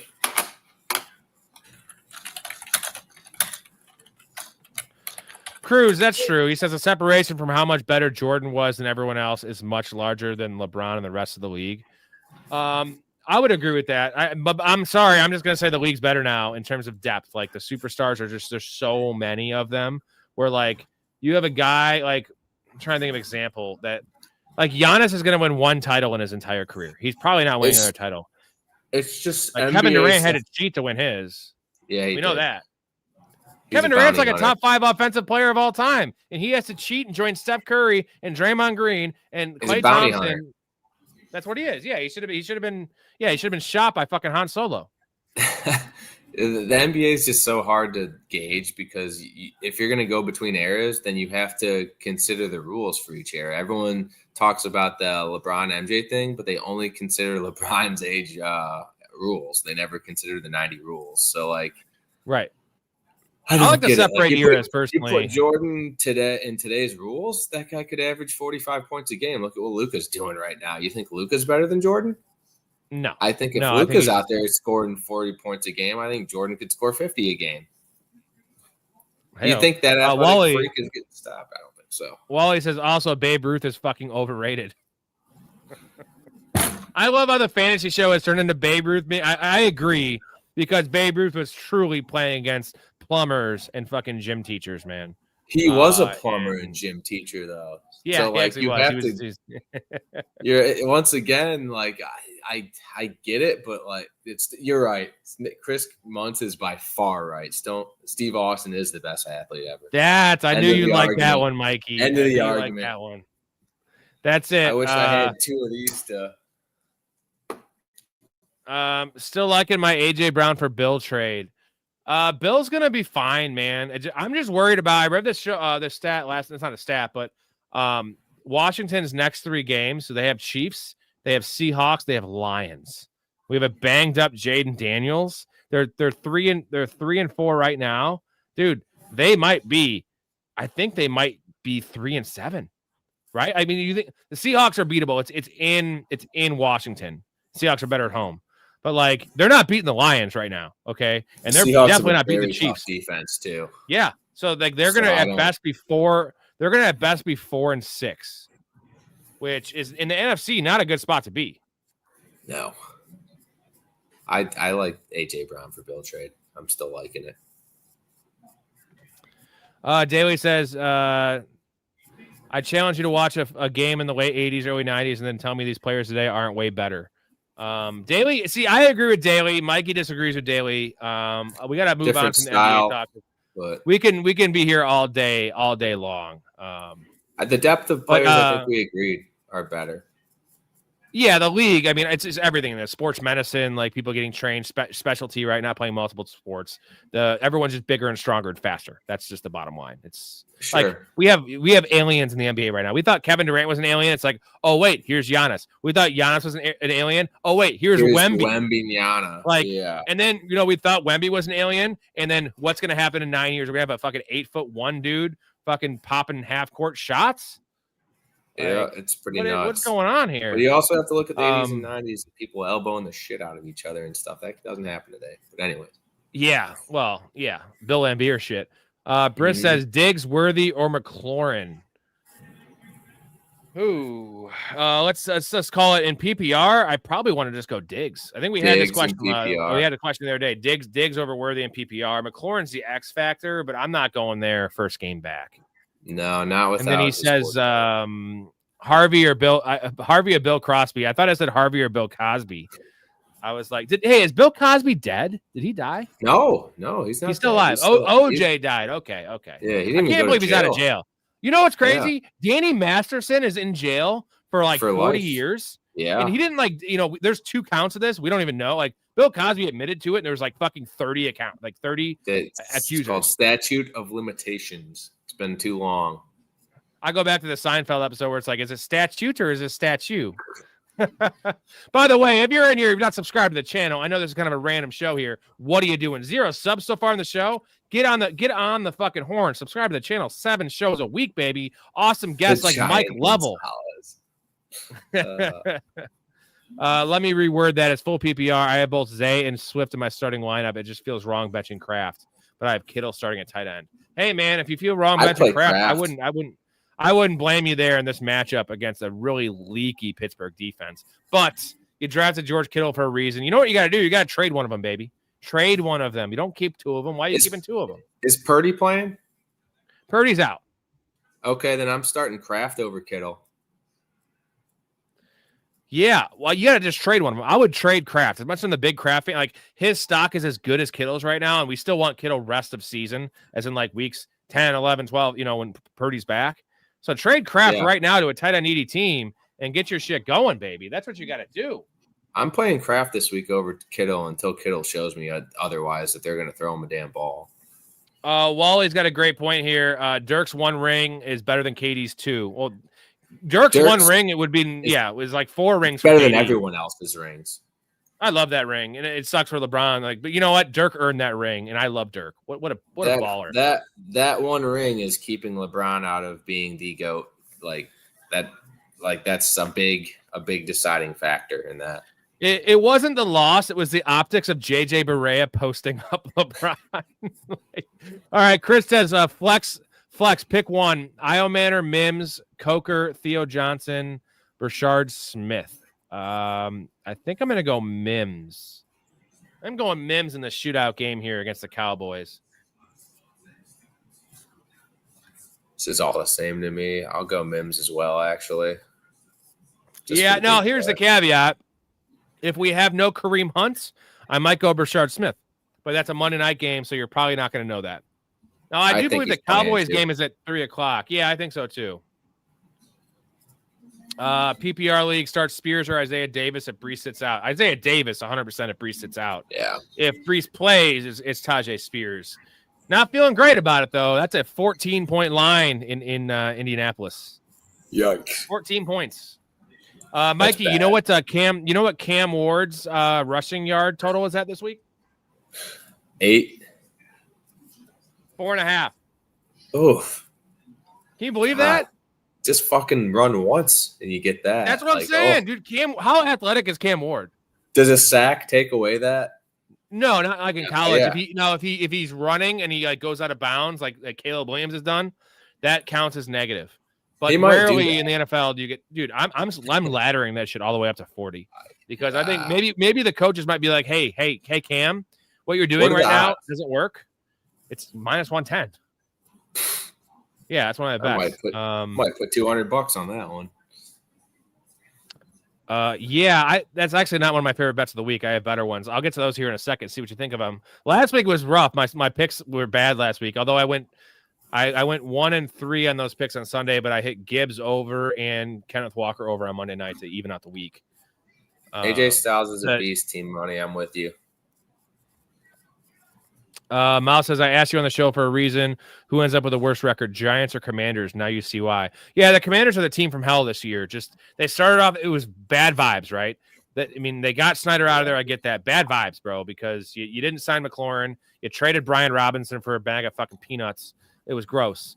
And now you see what happens. And I don't get it. 9 PPR, Tracy or Kyle Monangai. That's pretty easy, right, Mikey? 9 PPR, yeah, I'm going Monangai for the touchdown. Yeah, that's it. Not PPR. In full PPR, I might go Tracy, but it's close. Wally says someone in my league traded Mahomes and dropped Jaden Daniels. My waiver tomorrow is dropping Jordan Mason and getting JD3. Hopefully it goes through. Hopefully you have a high waiver claim, because why would you? I mean, just trade Jaden Daniels to a team that's contending that has a bad quarterback, like that has like Jared Goff or something. Then they would take Jaden Daniels and you can get like Chris Olave or some shit. Huh. Yeah, it's a no-brainer. Pick him up if you can. Mouth, I appreciate you. Share with your friends. This isn't a secret. This is not a government secret. I promise you. I'm not trying to keep both of them. No one wants Kraft. Should I put Kittle on the block? Okay, then trade Kittle. No, why would no one want Kraft? Are they stupid? Do they watch football? Tucker Kraft is a man amongst boys that has not actually had a full. That was the first game where he actually got targets. He had 10 targets. Before that, he was getting 5 targets a game. He still has 4 touchdowns. They must not watch football, Mikey, because the eye test of Tucker Kraft is what I said all offseason. That's why I would rather have Kraft than Kittle myself. So, I mean, he's a monster, dude. I mean, Kittle uninjured, yeah, sure, all day. But Kittle's another hamstring injury, man. Those things linger. So I'm more comfortable with Kraft. Dynasty League from David. My league mate offered me 2nd round pick for Jack Bash for Jackson Darts. I want Jackson Dart, brother. For sure. Depending on your quarterback situation. Jackson Dart's valuable right now. If you're getting max value for Kittle, you need a high-end running back or wide receiver too, though. Yeah, I would say top 15 of either position is fair. They're going to understand that you're not going to get full value because they understand you have Kraft and you have to make the move, right? Like they'll just be like, you sit with 2 tight ends. And the same thing is like why you never draft 2 quarterbacks to make a trade, because any smart manager's like, I'm not going to trade even value for a luxury item you have in your team. Let's see. CK, 12-team standard scoring. Shakir, Moore, or JMO rest of season? Rest of season? It's not JMO. It's not JMO. Although it's standard scoring. Give me Shakir, man. Shakir scores touchdowns. Give me Shakir. Yeah, that's really, really tough. I want to say Moore just because he should be the answer, but it might be Shakir. Mouth says Christian Watson is back. Watson's the wide receiver 1 in this offense. Do you agree with that? I mean, when he's healthy, maybe. When is that even going to be? He's their big play guy. I'd agree with that. I don't know if anyone's a wide receiver 1 in that offense. I think Kraft is the wide receiver 1 in that offense. Or yeah. When do you project he's going to get a full workload though? By what week? Kraft? Yeah. Or Watson? Watson. When is he going to? Because Kraft plays 92% of the snaps. He always gets a full workload. When is Watson going to get a full slate of snaps? Is in like over 80%. Is that going to happen at all this year? Probably not for at least 3 weeks, in my opinion. I think he'll probably play 20, 40, 68. It'll go up at least 3 to 4 weeks, in my opinion. Yeah. Okay. I'm gonna get to all your questions in a second. Oh, I gotta get to Unique's question because he's my dude. What's going on, Unique? Big dog. You think Breece Hall plays? I personally don't think he plays because he shouldn't play. Why would you play a guy you're willing to trade? Because if he gets hurt, you can't trade him. You know, and then I know people are saying that about AJ Brown's situation. That's not the same thing. They have a bye week. They're in win now mode. The Jets are 0-7, literally. Like the Jets literally are contending for 0 wins this year. So, what do you think the odds are, Mikey, that Breece Hall plays?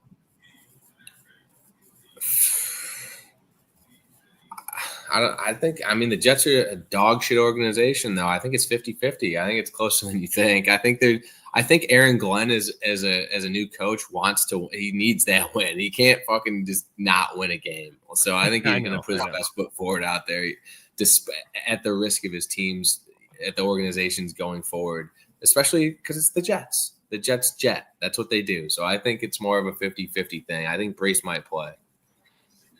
All right, gentlemen, new goal up there. 5 supers. I'm chugging a beer. I want to chug one more before the stream ends. I'm going to show you my bets here for Sunday. A little sneak peek of these bets. I'm going to play you this nice little clip from I'm Poker on the Discord he made for me. It's pretty awesome. Have you guys seen Professional Fanatics? I made $500 off his picks last week. No way! How much? $500? Of course, could say that, Kyle, you stupid jit. Shut up, fat ass!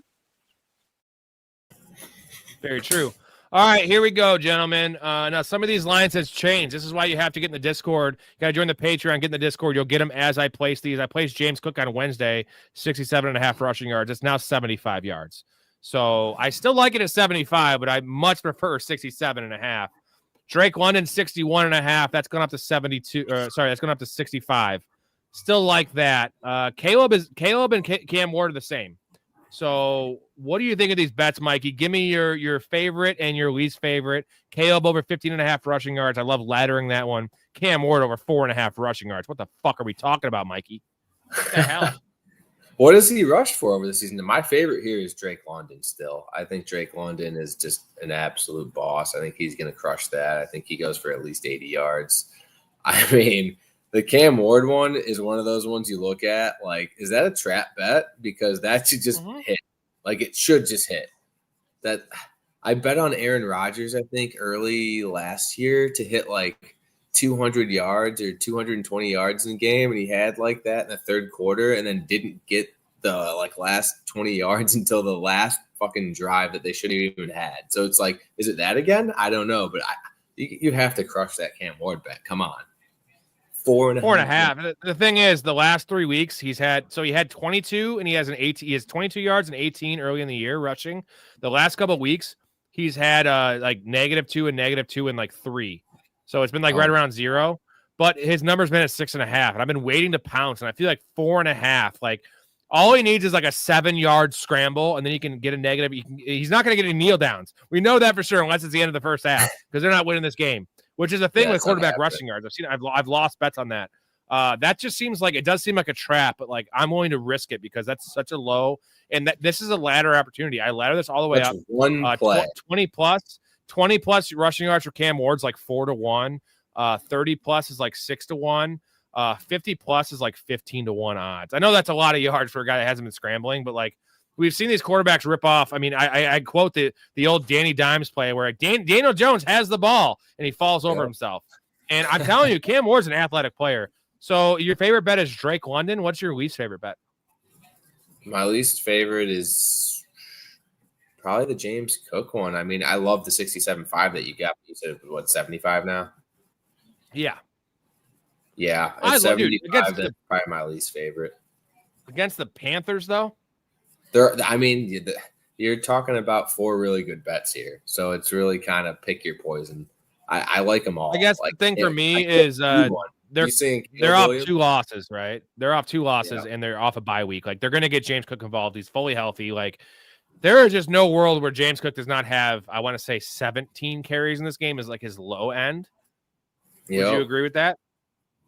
So you're thinking that Caleb Williams bet is probably the one, huh? That's probably the one because he is coming off back-to-back -2-yard performances. But if you earlier in the year, he was getting 48 yards rushing. Exactly. So, and I like the game script here for Caleb in terms of I expect him to be losing kind of frenetic pace there. So I love all the bets. Honestly, I think this is a 4-0 week. I know obviously I said that. Who doesn't say that, right, about their bets? We don't place bets. We're like, oh, I think this one's going to lose. I'm going to bet this one.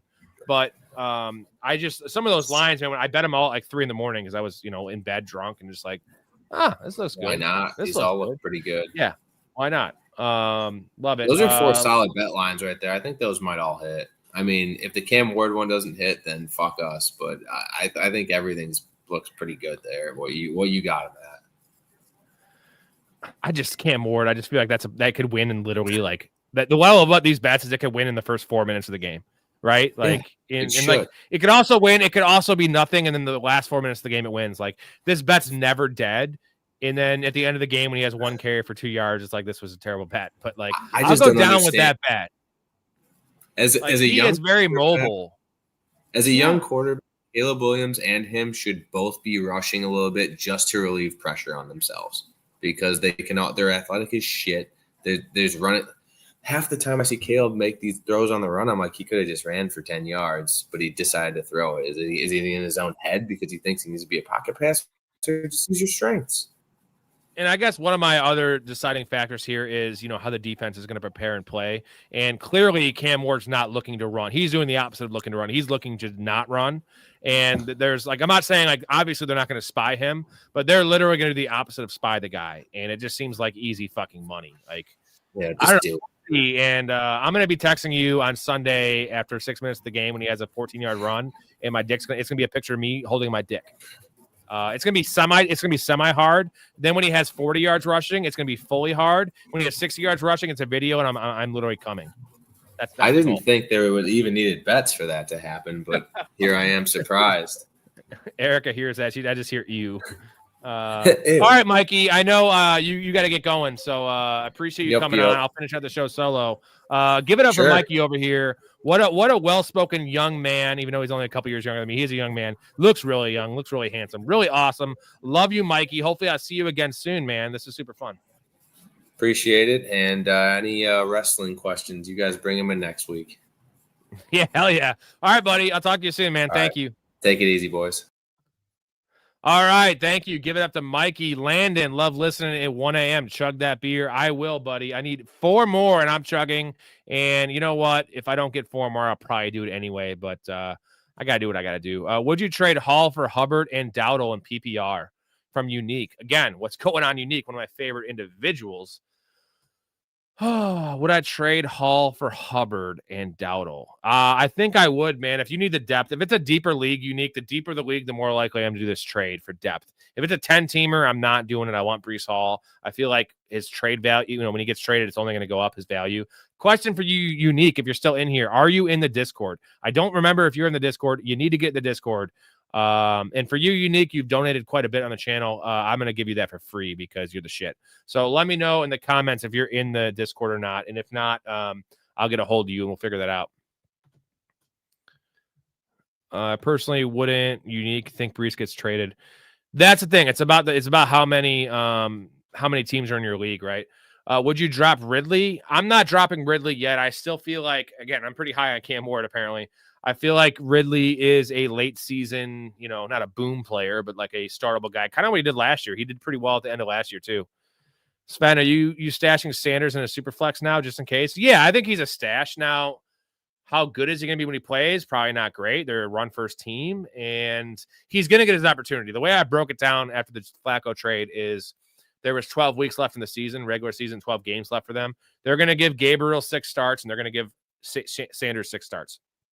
And see what they have, because they drafted Gabriel in the 3rd round. They drafted Sanders in the 5th round. It should have been flopped. Gabriel should have been a 5th rounder. Sanders should have been a 3rd rounder. They got to see what they have there. And Dylan Gabriel's not doing anything to keep this job. He's literally a placeholder. Justin, 10-team PPR, Danny Dimes, CMC, Genty, Ken Walker, Sharp, RJ Harvey, Manungai, JSN, Tet, Rice, Addison, Jackson, Dart, MHJ, and Fannin. The Tucker Craft owner will trade who? Fannin, Loveland Schultz. I'm trying to think what you're asking, Justin. The Tucker Craft owner will trade who? If you want Tucker Craft, trade Fannin or Schultz, one of those two, and I would trade. I think you could trade Charbonnet. I think you trade Charbonnet. That's what's going to get it done. Or Walker, one of those two, whoever he wants more, and your starting 10 is in Fannin or Schultz, and try to get Craft from him. Thank you, CK. No problem, Sven. Cruz, Tajay Spears, 15.5 receiving yards. Great bet. Yeah, man, that does seem really nice and tasty in this game script, because the only problem is Cam Ward just does not check down, man. Like, he doesn't scramble, he doesn't check down. So I think these things are going to change. I think both are going to change, and like how many opportunities they're going to have. I think the only worry is we have I don't think it's going to be similar to what we saw last week with the Raiders and the Chiefs, where it was like the Raiders ran 30 plays. But I think there's a world where they only run like 44 plays. And that's the worry with my bet, with the bet I made. That's the worry with Tajay Spears. So, Justin, yeah, you got to pair one of your tight ends and whatever it's going to take. Not Genty, though. Maybe Marvin Harrison. Maybe Tet and Fannin for Tucker Craft. Ooh, 13.5. Even better, dude. Now you got me. Yeah, Alex, it's not available on DraftKings. I got it on Bet365. Check FanDuel as well. I think it was Bet365. I didn't put it up on my graphic where I did it. I did in the Discord though. Landon, trade Chuba for Gatson. Other backs: CMC, Scat, Mason, Benson. CMC, Scat, that's solid. Benson will be back. 14 man. Oh, I mean, I guess I could see it. I hate doing it. I hate trading for a guy that you could have just scooped off waivers. But at this point, you need a tight end. If you don't have a tight end in a 14-man league, there's nothing on the wire. So yeah, I can see that. Reese says I dropped Mason for Isaiah Davis. I have yeah, dude, Isaiah Davis. Mason's dead. The Vikings are dead, and Aaron Jones is going to be the starter. The Mason show is over, and it's not just like the stats. Like, he looks bad, man. His jump cuts. It's just, if he's not making that quick one cut run like the San Fran system thing, he just looks bad. Like, it's rough. It's trash. So, and you have Otten. I would probably do it. I still like Mason. Here's the problem: is like Mason was the guy that was supposed to be a playable handcuff. You know, an RB low end, high end RB3 week to week based on touchdown equity because we thought he was tied to an elite offense. And then if Aaron Jones got hurt, he's a RB1. Well, we saw Aaron Jones get hurt and miss fucking 5 games, and Jordan Mason had one good game. That was against that shit Bengals team after the loss of Joe Burrow, where he ran in 2 touchdowns and 116 yards. Other than that, he has had 1 week where he is over 12 points in PPR. Terrible. So what are we even talking about? Oh, thank you, Elite. You know what's up? I am grinding out here, man. I am grinding, so I appreciate you noticing the grinds. Let's see if I get the same answers after you're buzzed. Trade away Tyler Warren for A.J. Brown. I have McBride. He's thinking he's going to trick me. Yeah, we would do that one all day. You have Trey McBride, 100%, man. If you want to try to shoot higher, you could, but I don't mind that, man. If you have a winning record, especially. He's trying to trick me. I see what you're trying to do, bro. I want to stash Ayuk since his windows to practice opens next week. Do I drop Myers? No, I would rather have Myers than Ayuk, man, honestly, because Myers could get moved to a good spot. So I'm not messing with that. I want Myers over Ayuk. It's close, but like, you know, Ricky Pearsall isn't even back yet. You're gonna have Ricky Pearsall in the mix. You have Kittle, kind of earned a little role there. You still have Jennings, CMC. The offense runs through. I don't want any part of Ayuk. Alex is about to bet the house on Josh Allen, no interception. He's never thrown one in 4 weeks back to back. What's the odds on that, Alex? Is that like minus 145? Is my guess. And you would trade Gatson for Walker. In this one, I have Goddard as my other tight end. My running backs got hurt, so I have Rico, Tajay, and Henderson. Yeah, I would do it. If you have Goddard, you're fine. Like, I don't feel like that's that big of a drop off. And Kenneth Walker has some upside there, man. So I would do it.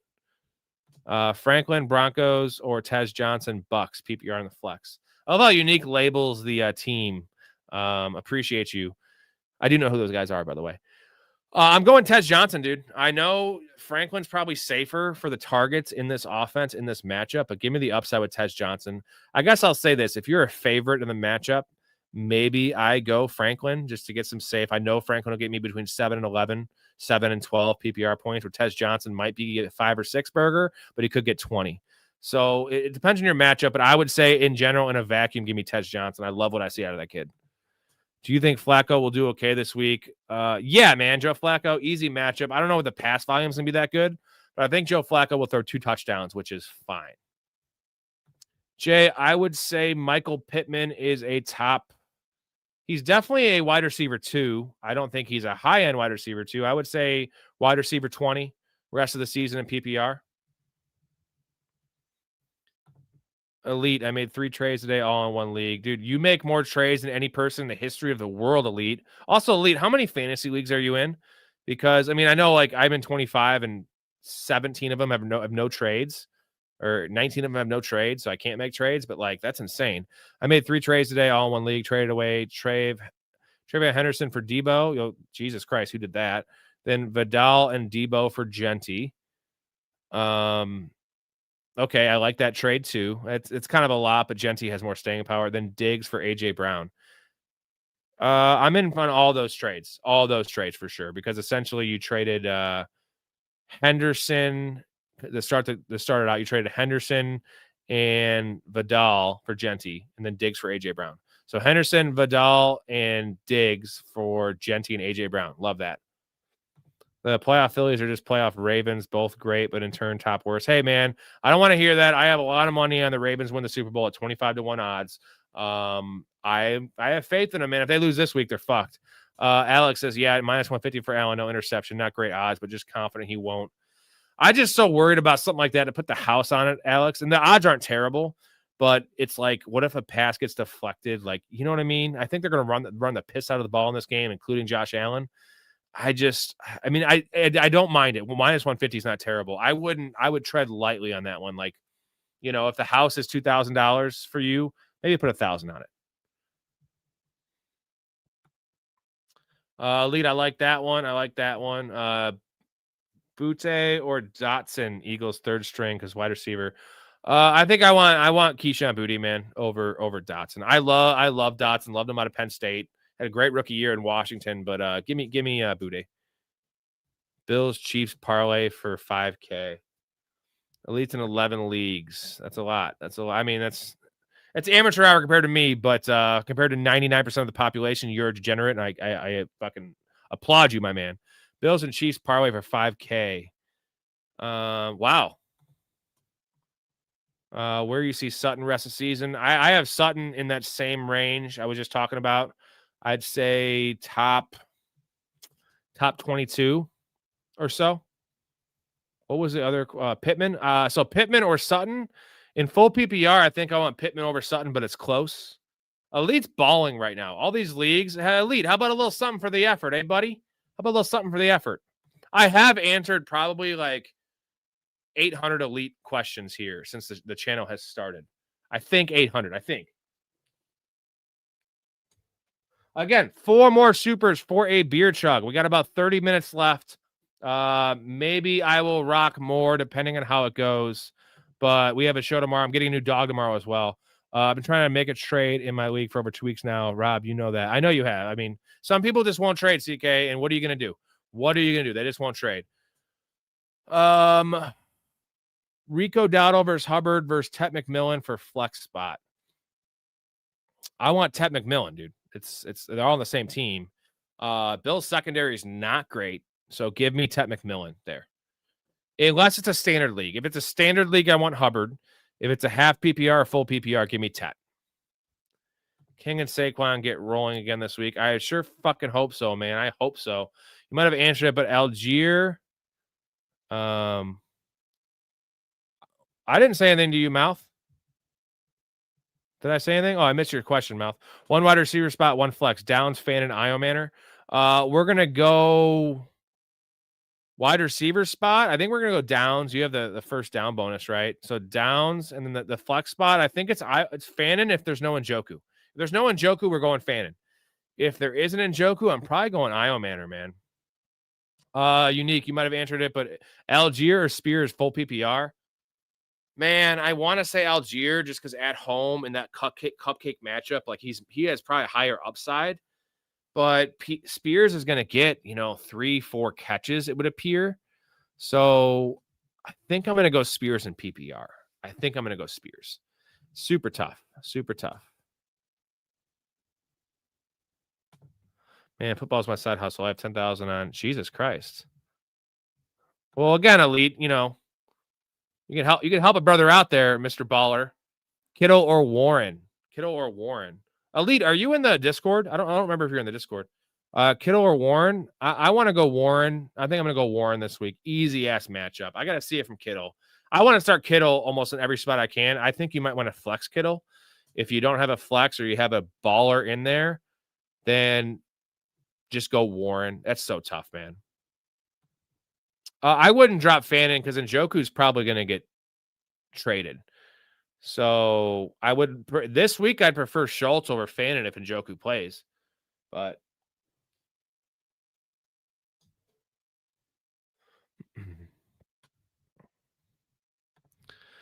Booty or Waddle this week?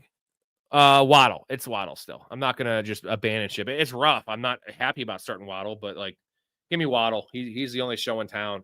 Yeah, don't forget Darren Waller. Darren Waller's out. on the IR for a while. So Waddle should get, 10 targets in this game. Now, it might only be 4 for 46, and he might get hurt again. He's already coming in the game hurt, but give me that. Kittle plus Rico for Derrick Henry plus Scary Terry from Wally. What's going on, Wally? My dude. Kittle plus Rico. I want Henry and Scary Terry if you can afford the, if you're trading Kittle, if you're trading the Kittle and Rico side and you have another tight end like Tyler Warren or one of these guys, I want Derrick Henry and Scary Terry.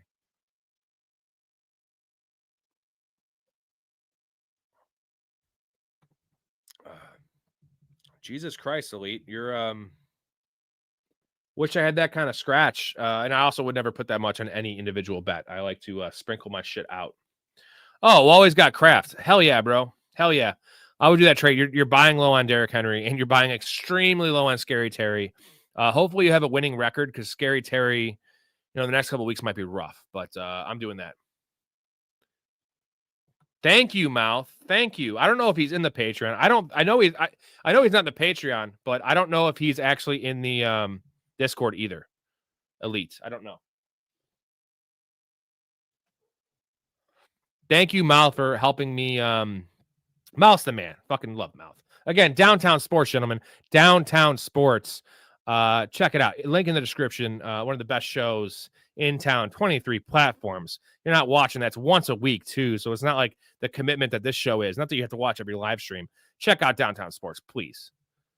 I was in the recent episode. Really good episode. Really good guys. Really awesome. I don't know who to flex. Tet with Red Rifle, Waddle, or Kittle at tight end this week. I'm going shit. What's the scoring, Max? Kittle on. I mean, I want to say Tet. I like the matchup for Tet. You have good options, Max. Honestly, you have really good options. Waddle's going to have Waddle has the safest floor essentially because his targets are going to be through the fucking roof.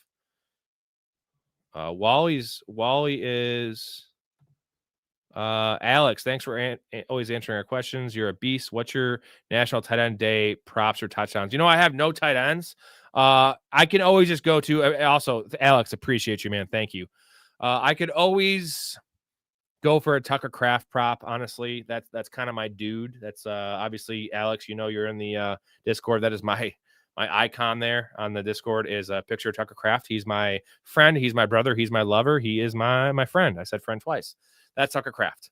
I got to get that saying down better, but Wally's 5-2. I got to figure out what you're 5-2. Oh, you do that trade all day long, man. Scary's not even hurt anymore and fucking love it. Love it. What's going on, JD? How you doing, man? Cheers. Kittle for Juckins is too much. No, man. I want Juckins. If you have Tucker Kraft, give me Juckins. Give me Juckins. Max says full PPR. So I think Kittle is probably the last in that list this week. I know it's crazy to say, but I don't like starting tight ends in flex, even if it's George Kittle. I think I'm going to go Waddle, man, in full PPR. I think I'm going Waddle in full PPR. And then Tet and then Kittle is my order.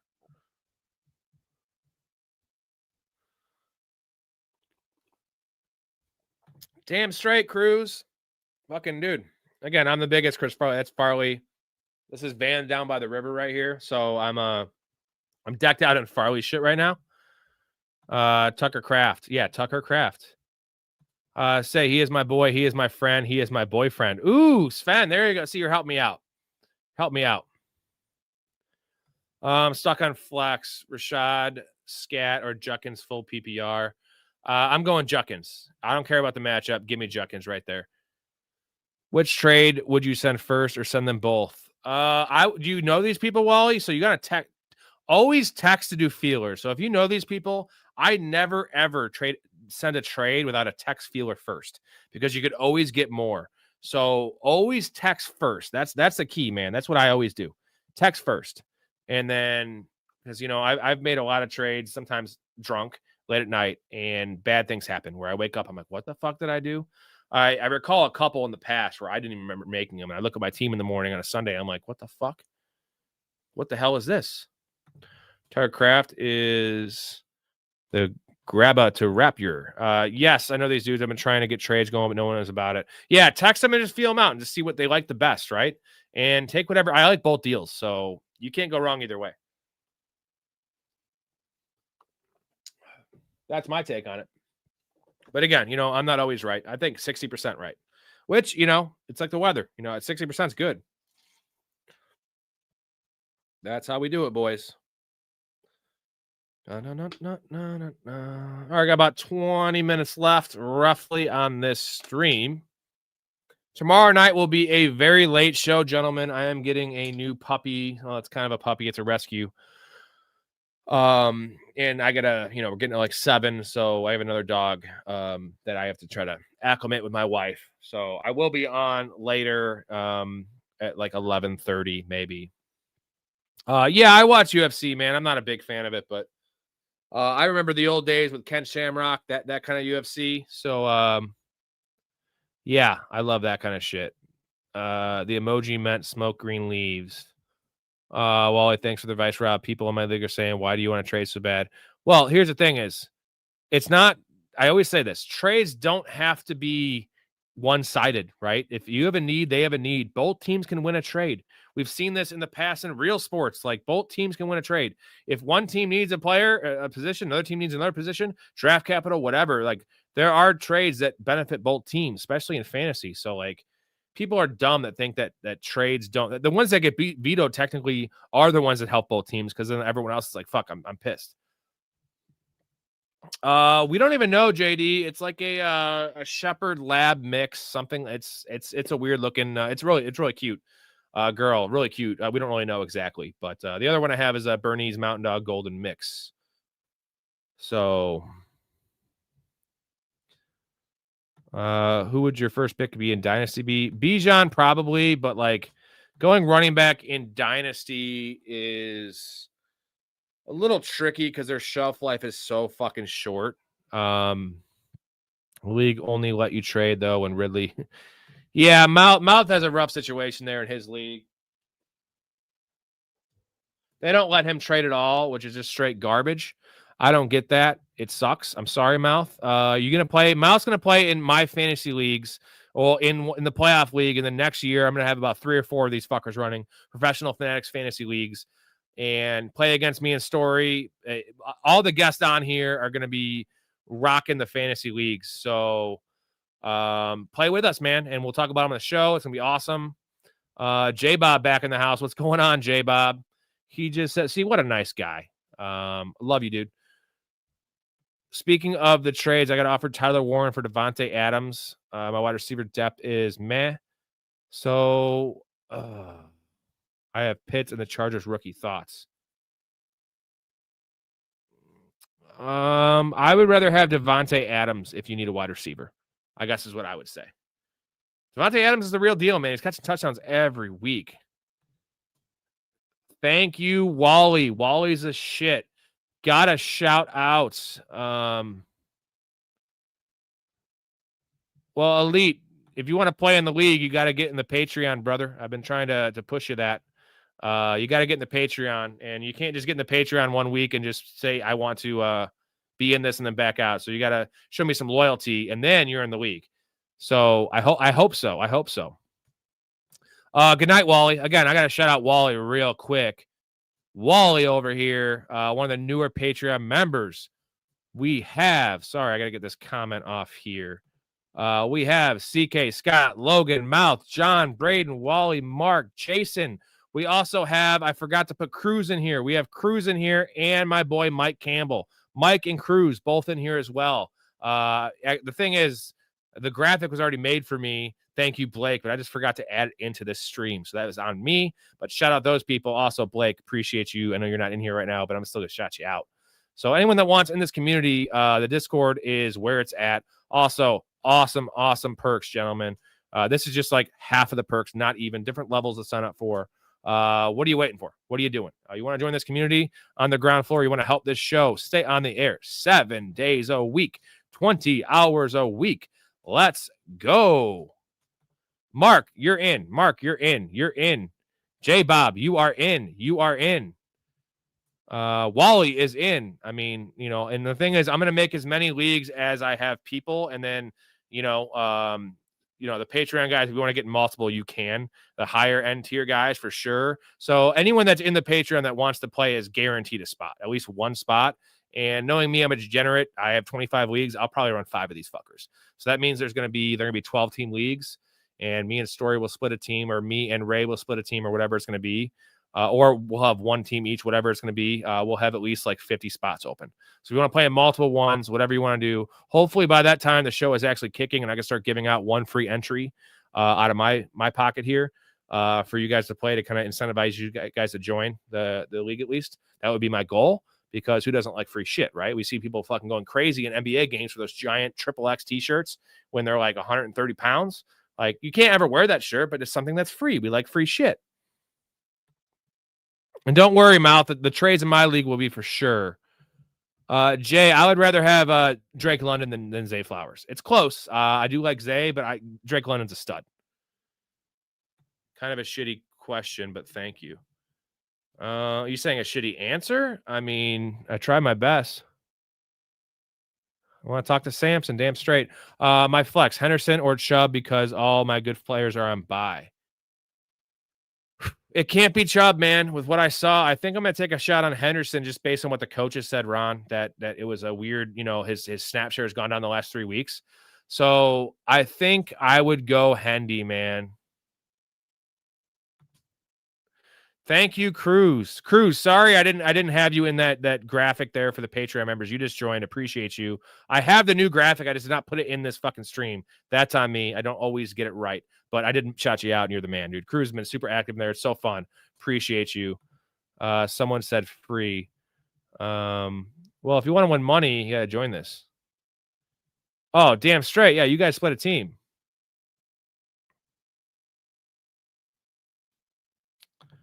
I swept the NBA slate all 4 nights. Superstars cashing. They are cashing, bro.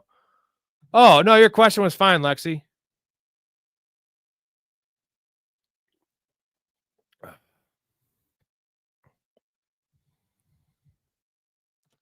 Man, I'm so on the fence with Roger/Caleb. I had QJ drop the whopping goose egg. I'm going Caleb, Mark. I'm going Caleb, dude. For sure. I mean, Caleb has more rushing upside. I just think that the defense, I know the Ravens defense is getting healthier, but give me Caleb, better weapons, better athletic quarterback.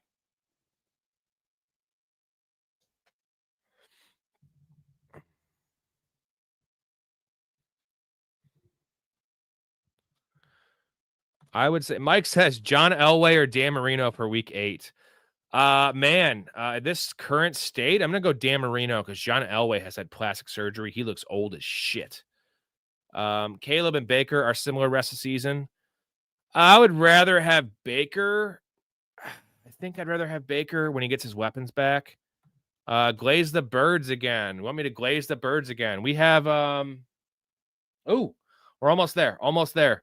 J Bob, I don't want it from you unless it's at the very end. Don't, J Bob. Thank you though. Hey, the Birds are going to win this week. I think they're going to put the beating down. I think we see Jackson Dart finally have a rookie. Like, he had a rookie moment in that pick he threw, but then he came back from it. So I think he has a rookie moment. And like a rookie game, not a rookie moment. I think it's a rough one for him. I think the Eagles win. I want to say 27-13. I'll give you a two-tutty victory there.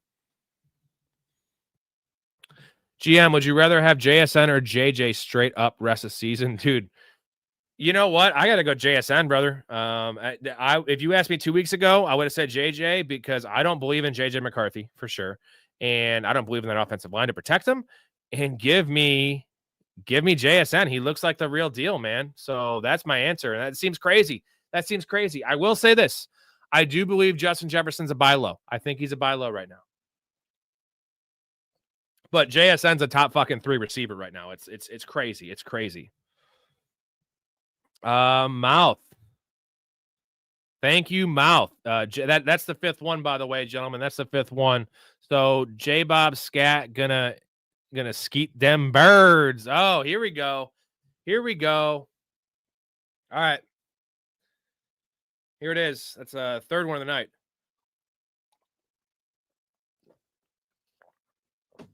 I'm a man of the people. Oh, sorry. 23-10 Eagles. Like I said, you did say that. You did say that. I missed your, what did you say, mouth? My bad. See, that's disrespectful on my end. No, I got it. I was just late. Sorry. J Bob Scat gonna skeet dem birds. Even though Mouth predicted 23-10, right? Yeah, I think the Vikings are fucked personally.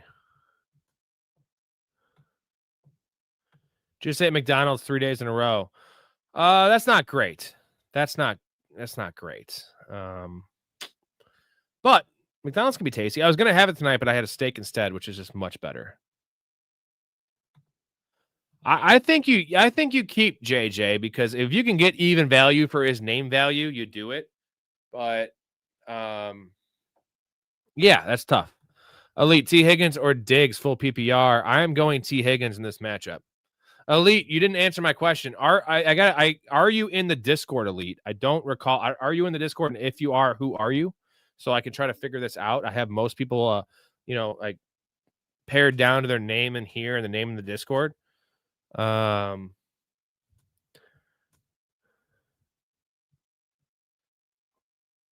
do you do with QJ? Not much you can do with QJ. You got to hope and pray. Hope and pray for an injury. Hope and pray for him kind of taking back that role. I'm not too worried about him. Like, you can't drop him. You can't trade him. I would probably trade for QJ now. That's a funny thing. I have taken a hold when he was wide receiver 4. I said trade him. I didn't say bench him, but I said trade him. Now I'm saying trade for him because his value is so plummeted. Dodgers. I think I might place a big money wager on the Dodgers to win the World Series right now. I wonder what the odds were. I'm guessing it was minus 250, minus 300 to start the series. If it's like minus 160, I think I might hammer that. Oh, well, Elite, you got to get on the Discord. You have to. What are you waiting for? Bucky is coming back week 10, brother. What do you think of the Vikings trading for Tua? No, Tua sucks, so you don't want that. Oh, J Bob. Okay. All right. I got to go grab another one. So I'm going to play you something here. Let's see what I have. I got to play you something. Here we go. This is a good one. I'll be back in 1 second. Welcome to the Professional Fanatics live stream.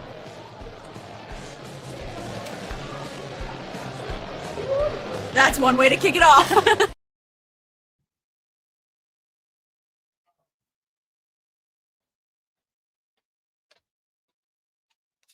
Oh, all right. It looks like I'm sticking around for another half hour because that's what's up. Thank you, J-Bob. You're the shit. So, yeah, I'm pretty cheap, honestly. It doesn't take much for me to just make these 3-hour streams, especially on a weekend night here. Here we go. It's here. I'll top it off just for you. There we go. GM, give me 1 second while the phone settles. Is Mixon still an IR hold? No, GM, it's a drop. He's been a drop. I've been saying since draft season, don't draft him. After week 3, when you haven't heard a single peep, he was a drop. Now it's like it's Armageddon mode. He is not playing football this year. He might not be playing football again. We haven't heard anything about the injury. The team's losing right now. Why would they bring him back? There's just zero chance he plays this year. Even if he comes back on some way, like random week 14, 15, you're not going to get a full workload from him, and they can't run the ball at all. So Mixon, definitely not worth holding. The O-line needs to get healthy. Once that happens, you're good. Get QJ while the Chargers O-line's banged up. Yeah, now he's a buy. It's crazy that it's flipped like that.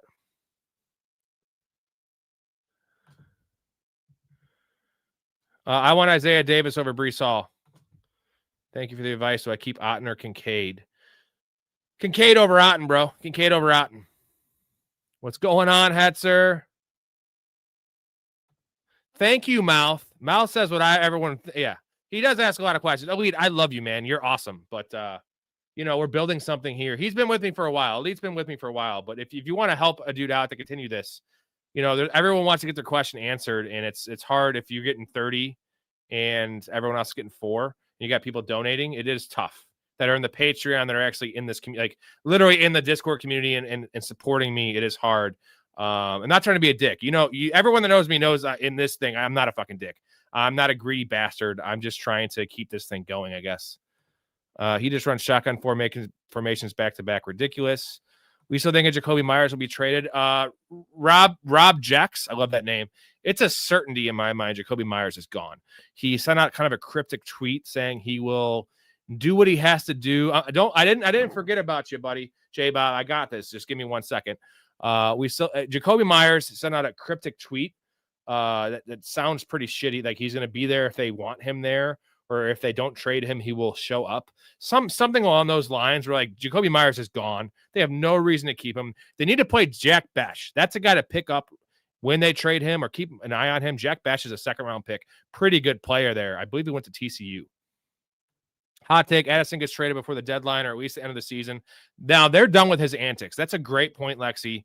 The fact that they suspended him the first quarter of that London game because he missed a meeting because he was out partying after the DUI or he was sleeping in his car. They have Justin Jefferson. Like, Addison's a good player. I feel like you get a lot for him. He's a young player, really good numbers. Kind of reminds me of Calvin Ridley, right? Calvin Ridley was a number 2 to Julio Jones, had some really good numbers there for a while in Atlanta. And look how Calvin Ridley turned out. Like, it was a system thing. It was playing next to Julio Jones that made him amazing. Here you go, J-Bob. Take the hat off for this one. Man, my hair looks thin. I hate this. I hate looking at it on camera. Here we go.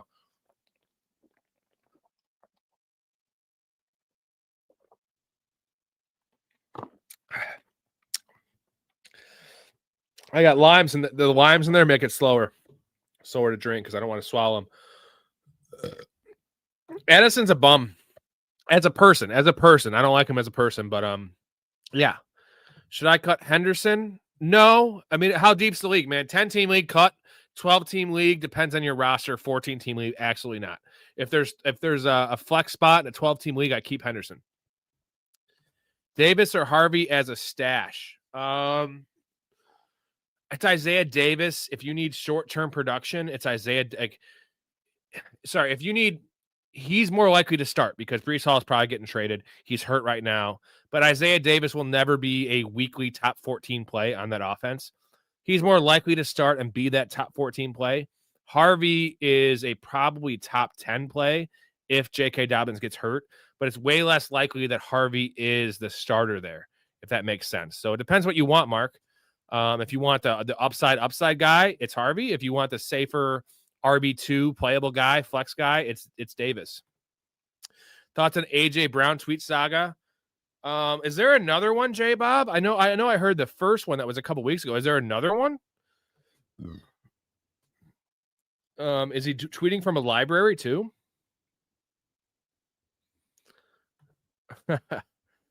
I'm done with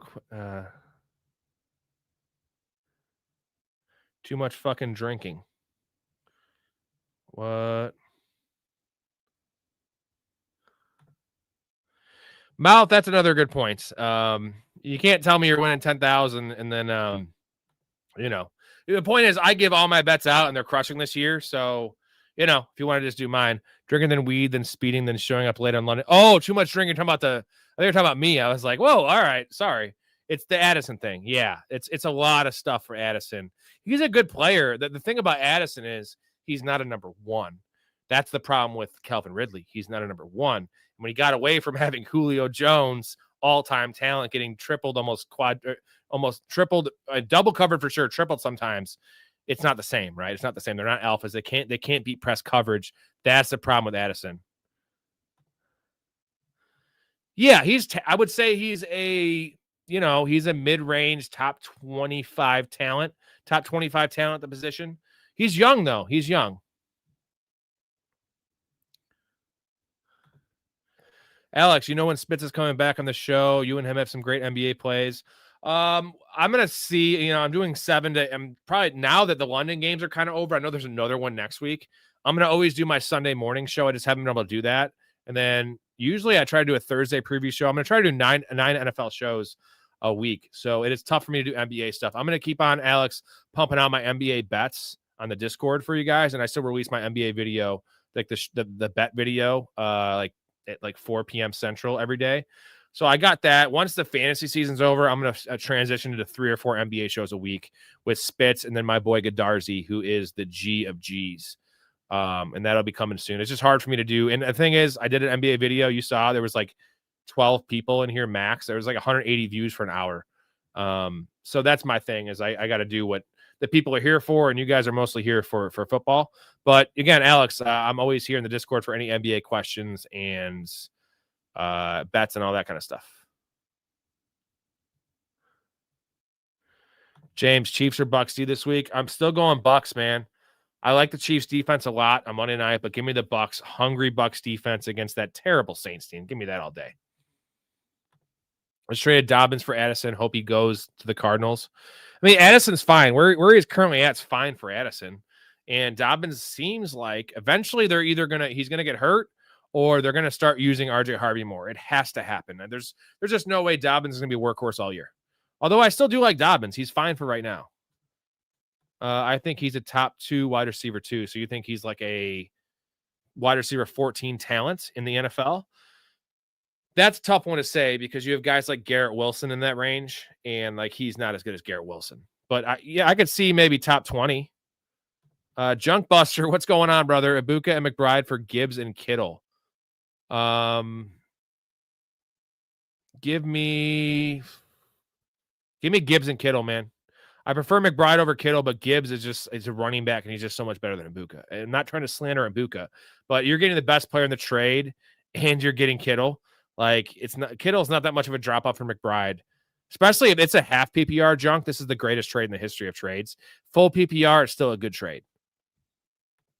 Mark, I'm 5-2. I have Harvey, but want to get Davis in case. Leaning on keeping Harvey though. Yeah, who else can you drop? Would have to drop Harvey to get Davis. Definitely keep Robinson Jr. Mark, what you need to do right now, man, is try to make a trade. You got to make a 2-for-1 trade, whatever the hell that is, as long as it's not like a bad trade, to open up one roster spot on your team. I'm trying to think. And the Discord, Mark, send me your team. Send your team and the trade questions or whatever, and we'll all go through it. We'll find a 2-for-1 to open up a roster spot because I don't want to trade any of these. I don't want to drop any of these guys. I don't want to drop Harvey.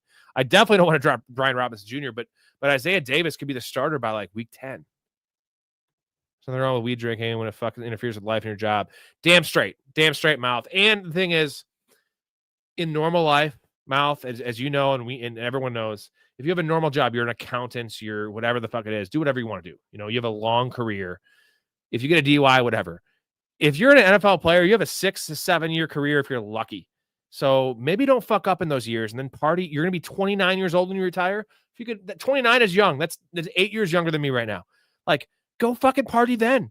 The fuck? Don't party while you're in the NFL. Work your ass off, make all your money, and then fucking retire on a beach somewhere, dude. It's just easy. It's just common sense. But unfortunately, a lot of these dudes don't have common sense. 12-team, 2 wide receiver, 2 flex, PPR, quarterback, Lamar and Stafford. Wide receivers, Rice, Pickens, Tet, Zay Flowers, Terry. Running backs, JT, Kamara, RJ Harvey, Aaron Jones, and Woody. He has McBride at tight end. Should I try to trade a 2-for-1 for someone like Gibbs? 100%. You have so much depth, brother. So I think you could try to target a team that needs a quarterback. You can do Stafford. But if not, if you want Stafford for insurance because Lamar's hammy right now, I think Pickens is the guy you want to trade. Pickens' value is high. I think you try to do Pickens and Kamara.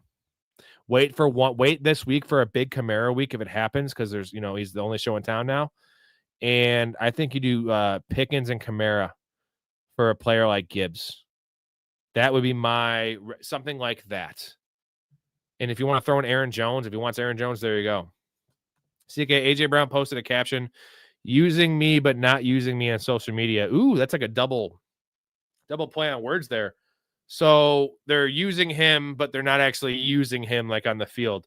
Wow. That's CK's a shit, by the way. J-Bob, I mean, I love you guys. You guys are great. Every night you guys are here cheering me up, helping the show. Like, again, y'all are creating the content. I'm just here to react to it. That's the whole thing here. J Bob, CK knows damn straight. Alfred, Rashard Smith, the new Jerick McKinnon. Love what I see from him. How much usage you think he can get in fantasy playoffs / championship? It depends if they trade for someone. It depends on a lot of things. I don't know. I in a deep league, I like it. In a PPR league, I like it. Other than that, I just don't ever see. There's too many mouths there. I don't see it. Self-control is key. If you don't have it, it ruins you. Money doesn't fill the holes in your life that self-discipline is supposed to. Some deep words there from Mouth. Deep words. T. Higgins and Addison are my top wide receivers. Wide receiver twos. T. Higgins, I love T. Higgins. Alex, I love round robins, bro, but I'll tell you my round robin strategy. What I do, so I found 4 really low lines, like the Rashid Shaheed ladder. Some of those, like this week, Cam Ward ladder. Also, I Caleb Williams ladder. And I go to like a medium number, right? So let's say a receiver has 44 yards over under. I bet his 80 plus, which is going to be like plus 640. I'll find 4 of those plus 640 alternate lines. I round robin them for $1. And it ends up being, what is that? When it's 4 of them, it's a $12 bet essentially. It gives you $1 on all 4 of them as a parlay, which is not going to hit. That's going to pay like $1,500 or $1,800. And then it gives you all the different combinations. And you just need to hit one of the 2 combinations. If you just hit 2 of them in that, the 2 and 3 or 1 and 4, and then you make double your money back. And there's just so many combinations. Unfortunately, sometimes none of those guys hit the numbers, but there's a way it could be really lucrative. I love it. If sprinkle $1 on it, ends up being a $12 bet. And there's so many ways you can win 40 or 80 or 300 or $1,000. So I'm a big Keno fan, dude. The game in Vegas and then the casinos. So it just reminds me of that. I'm a big fan of round robins, dude. Don't get too crazy with them, because if you do like 6 of them, next thing you know, you've risked $80 and you might only return 20. But I like the idea of them, and it gives you a lot of chances to win. If you're a sharp bettor, I like it. GM, I think Jaden Daniels is a sell. I'm willing to take something reasonable, but you can't right now since you have Patty, Herbert, Dak, even Drake May popping off. Who's your lowest you take at quarterback? I wouldn't trade. I mean, if you're losing right now, buddy, I would take. I mean, Mahomes are not going to do that. Herbert probably not going to do that. Dak probably not. I mean, I'd take any of those guys, honestly. Shit.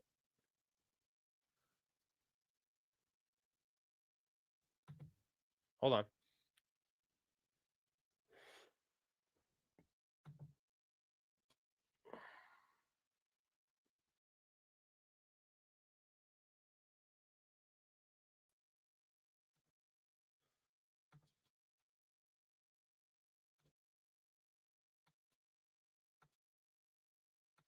I'm back. That was weird. I would take any of those guys. If you have a losing record, you have to do something. Though I would say, are we back? Are we good? I think we're good. Sorry. Again, I live in kind of a small town. My internet's not great. I would, if you have a winning record, hold on to Jaden Daniels. I don't think it's gonna be a great year for him. He's gonna be playing hurt, but like, don't trade low on Jaden Daniels, dude. I love you guys. You guys are great. He's a great handcuff when McCaffrey is out. Besides, I don't think he's a start. Are you talking about Brian Robinson? Yeah, he's strictly a handcuff. After this week, I will be dropping my streaming quarterback and can pick up Davis. Man, I mean, it's worth a risk. If you could, Mark, again, in the Discord, please drop your roster, your complete roster in the Discord. We can go through it and find a 2-for-1. And I'll work. Mark, you've been the biggest fan of this show. We're going to work through it, me and you, on an individual chat, and we're going to figure out exactly what teams are the targets, and we're going to figure this out, because Isaiah Davis could be like the difference between you winning the championship. I know he's not like a league-winning player, but he's a guy that you could slide in every week. This could be the difference. These small things matter, man. And we're talking about money here, right? The difference between getting 3rd place and 2nd place, 3rd place and 1st place. We want to make all of you guys money, so we're going to do that shit for sure. That's why I always ask you, my guy. We think so much alike in fantasy. It's wild. Hell yeah, Bink. Bink, you got to get your ass in the Discord, dude. I know you're not in there. I want to see Bink in the Discord. He does know his shit. His questions are very elaborate and very smart and detailed, and I feel like we do think alike. So, thank you, Lexi. Appreciate you. Bink, get your ass in the Discord. Get in the Patreon. It's not hard. It's not hard. It's cheap. It's a way to support me And the community, all these guys, you see these guys in here every night. They're fucking awesome. It's out of control in there, honestly. It's 21 hours, I'd say it's active, where there's people talking, gifts being shared, videos being shared. I'm dropping some of my old shit, old clips from the show that are 4 years old. Oh, whoops. This is just the Discord numbers. But that's just the guys joining. But the Patreon, a lot of good things there. Just the Discord's one of them, dude. If you want to play fantasy leagues, Bink, if you want to test your stuff against the GOAT. It's hard to say, call myself a GOAT. But, J-Bob, sorry, I missed your super there. Why has the NBA fallen off so hard? I don't think it has. I would say it started with the Tim Donaghy scandal, and now we have more scandals. And it's the flopping, dude. And I will say this. I'm not for it. James Harden started the James Harden movement. That whole bullshit is rough. And SGA now is just as bad as James Harden. I was watching the Pacers game, the Pacers Thunder game yesterday, and SGA had 8 free throws in the first 6 minutes of the game. He shot like 26 free throws, and they were all the same shit. Drive into the lane, pump fake, get a guy off balance, jump into him, and gets free throws. I don't like that ball. I hated the James Harden pump fake, jump into you 3-point thing. I hate that. Not a fan of that. That's the only problem, and a lot of guys hate that, and they hate the 3-pointers. I love the 3-pointers. Don't like the bullshit flopping. I'm fine with flopping on defense in terms of getting a charge call. That's one thing. Flopping into fouls, it slows the game down. No one wants to watch a fucking clown shoot free throws unless it's Shaq, because that was entertaining because he bricked those fucking things. But yeah, it's gross, man. It's gross. Let's see here. Yeah, Bink, you got to get your ass in the Discord. Bink, get in the Discord. We want you in there. Everyone tell Bink, get in there. RJ Harvey is free right now, but I have no idea who the fuck to drop. My running backs are Montgomery, Bucky, Irving, Kenneth. Man, maybe Kenneth Gainwell, dude. I think I might want Harvey over Gainwell. It feels like Warren has that backfield. It's pretty much the same situation for Gainwell and Harvey. Gainwell might be more playable week to week, but at that point, you have all those guys. So, yeah, I think that's the play. It's Kraft, man. All grown up. Biggest Tucker Kraft fan in the world here. So, CK, I don't think I would. I think right now Matt Stafford's leading the league in touchdown passes. I think at this point with the quarterback environments, you have teams that had Justin Fields and Trevor Lawrence. You have, Caleb Williams is 1 week away from people being panicking. I think you need to try to make a trade, a 2-for-1, Stafford in your RB3 for an RB2, something like that. Feel it out before you make the drop, CK. If I had to keep one, I'd pick Goddard. Depends on the matchup, though. Again, trade one of them. Don't drop one of them. Try to even if you have to trade low, instead of dropping them, do a 2-for-1 that opens up a roster spot. That is true, right? Good call. Good call. Gainwell has stock if Jalen Warren goes down. That's a big if, though. Yeah, they both do, though.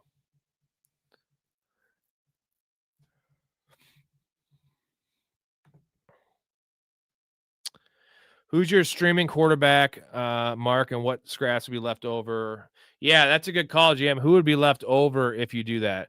I mean, SGA is a good player, bro, but like it's gotten too far now, and he's getting all the calls. I just don't like that. And I'm sorry, like everyone calls LeBron a flopper. Like he doesn't do that in offense. I wish he would, because he would have, the thing is LeBron's scared to shoot free throws. That's why he doesn't do it, because he's a 77% career free throw shooter. SGA is 90%. But come on, force the issue a little bit, bro. And he forces it too much. I think it'd be cool if we made a community bets channel in the Discord where everyone in there can post their bets and not fill up the gambling questions chat. Good call, Alex. I can do that for you. That's a good call. All right. See, we're always open for suggestions, baby. Jordan and LeBron, man, it's still Jordan for me, but it's really close. It's really close for me. Like LeBron's story is not over, is all I'm saying. So my thing is, if LeBron plays 2 more years, wins 1 championship, and maintains this level of production, I think I might go LeBron. But that's a big if. He's got to win a championship and have some clutch moments and average 25 points in the finals. Gives him 5 ships. It would be LeBron. Other than that, it's Jordan. Bridges is crushing, man.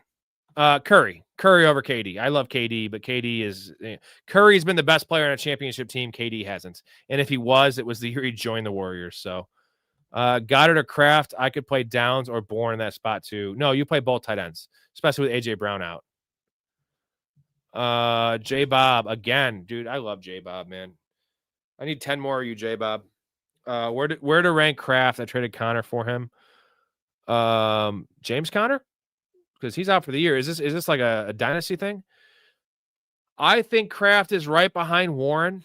I think I want Warren over Kraft, but I want Kraft as a top 6 tight end. I mean, it's just because he's tied to the offense and the touchdown equity, man. He's a good player. He's an elite player. He's essentially George Kittle, right? That's what you're getting with Tucker Kraft. Is he's such a good blocker. He's on the field every play. So the nice thing is, it sucks he's blocking, but all those audibles that they call when it's a run play to a pass play, he's on the field. Where some of these other tight ends, right, aren't on the field for those plays. So when they audible from a run to a pass, they don't get that opportunity. Tucker Kraft gets those. He gets those screen passes. He's probably the most explosive tight end in the league in terms of run after catch.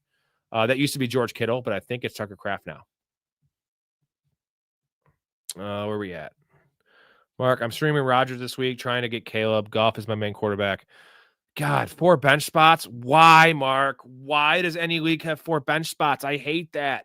I like 7 in my leagues, bro. I like a fucking load of because the smarter players know how to stash players. The dumb players don't. They can just get their waiver claim and get lucky. Like, fuck that, man. I hate that. I hate it. Yeah, damn straight we do, Bank. Fucking, I'm dropping Gainwell. Isaiah Davis. It was Isaiah Davis or Gainwell, right? Warren is injury prone. Or no, it was RJ Harvey. Even better. Give me RJ Harvey. Yeah, Warren's pretty injury prone. I would say that. I mean, if he's washed, obviously he's an all-timer, so that's like his wash. I know that you say numbers are whatever, but his wash is still 25 points, 8 rebounds, 8 assists. So that's pretty goddamn good, brother.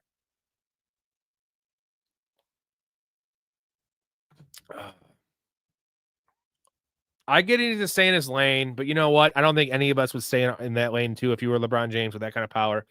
All I know is I know he's a great dude. He's a great father.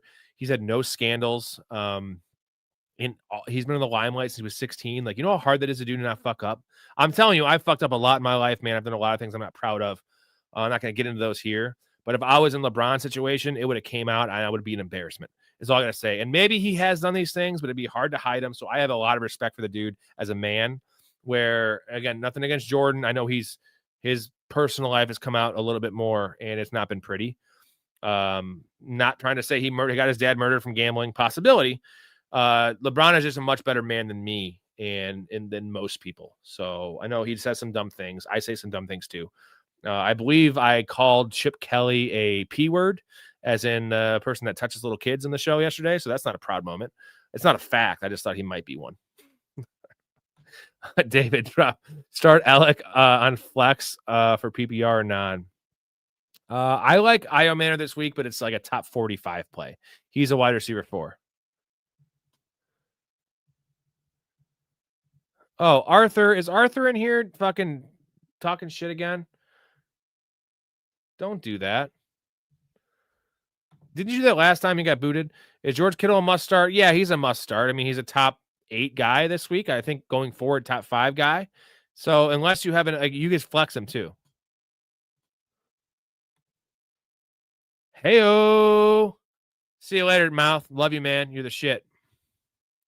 All right. I got to get this Arthur guy out of here. So there you go.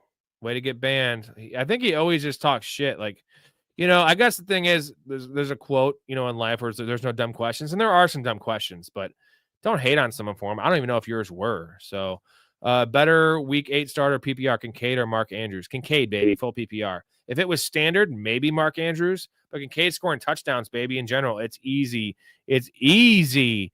Tom Kincaid. Marvinator, you gotta get your ass in the Discord. I know I've been telling you that. I know you were asking about that. You got to get in the Discord, Marvinator. We want you in there, my dude. Another guy asked very good questions. Trade Devontae, Dowdle, and Daniel Jones for Dak and Ibuka. Yeah, I think I want to do that. Man, that's a lot. Ibuka and Adams are close. I think so, man. It's a 2 quarterback league. He's got Allen and Lamar. You don't have to do that though. You have your 2 quarterbacks. It's nice to do, but I don't know, man. That's close. If that was for a starter, I think you just roll with what you have. Dowdle's a nice depth piece, man. Try to make another trade with those people and not get a quarterback, right? If you want to go to win, try to get a worse quarterback and get a better player. Try to get try to get a Justin Jefferson or something. No, I don't really like Justin Jefferson too much, but I still feel like he's more valued higher than Ibuka.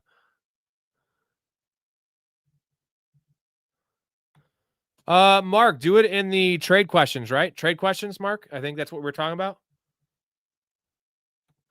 Good call, mouth. LeBron's wash is Magic Johnson's prime. Statistically, yes. I would say eye test, no.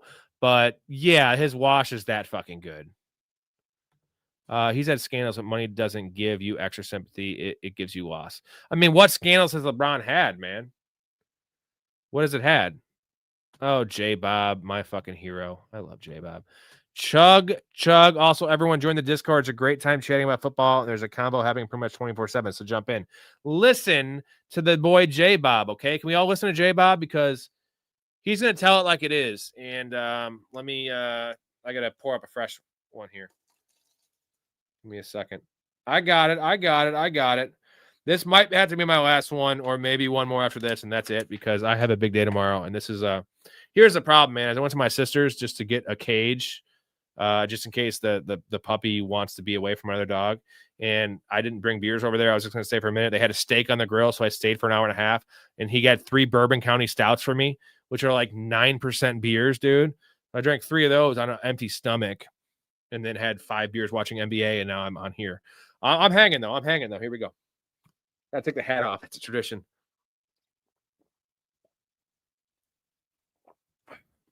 Now they're going down smooth. Holy shit. J-Bob, you're my fucking hero. Okay. I need to learn how to ban that dude permanently that's talking shit because I don't like that. All grown up, 14-team league, 7 bench spots. After week 5 or 6, the free agents are unavailable. Well, that's fucking stupid. So some of these custom leagues I just don't like. Keep it standard, man. Which tight ends get TD Sunday? You know what? Tomorrow's a gambling show, and we're going to get into all that kind of stuff tomorrow. I don't have anything prepped for that, so I'm not just going to give you names. I'm going to give you Tucker Kraft, though, and not because I'm biased, because I think he's going to score. Yeah, we got to get that guy out of here. Thank you, Hetzer. I do have none of the guy. Mark's in here. He's a moderator, but I can take care of it, too. He's gone, though.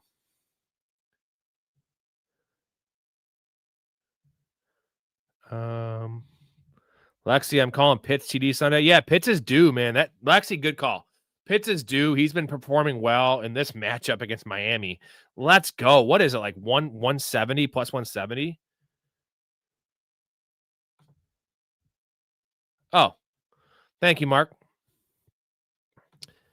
It's close.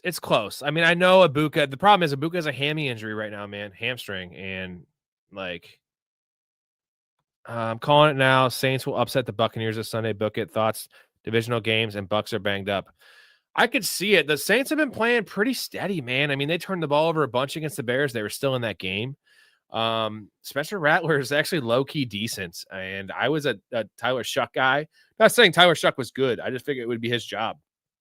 But it seems like Rattler's keeping that job. And, you know, he's no slouch himself. He was a former, I think, second rounder. I've got $5 in the Bucks. Chug. Lexi's fun. I like Lexi. Marv, I honestly feel the same way, but Bucks need that win. That they do, but they're beat to shit right now, man. GM, that is for sure. He did do that, but he's also been with her since like high school, so I'm gonna cut him a little slack on that. And yeah, talking politics is never good in anyone's end. I am independent, maybe. I don't know. Every liberal I know thinks I'm a conservative. Every conservative I know thinks I'm a liberal. So they both hate me because I don't take their side. I don't take any side. I think politics are stupid. Not into it. So I like fantasy football. I like playing drums. I like golfing. I like bowling. I like banging my wife. I like dogs. I like hiking. I like talking to you fine people, not politics. LeBron and Curry just play, win rings, stay out of trouble. Oh, dude, did you guys watch the Bryson and Steph Curry break 50? Dude, I love Steph Curry. What a fucking soft-spoken, just great dude. You know, he's been in the limelight since he was 5 years old. Del Curry in the NBA. You've seen him on the side. Like, what a great guy. I love Steph Curry. And also, as a scratch golfer myself, Steph Curry is like closer to the tour than he is to me. Now, I'm generally a mid-70s golfer, which by the handicap system is scratch golfer. Steph Curry is closer to the tour players than he is to myself. And that's saying something because I am a pretty fucking good golfer. That dude's crushing ass, man. He's hitting the ball as far as Bryson. You got to start getting like White Claws so you don't die.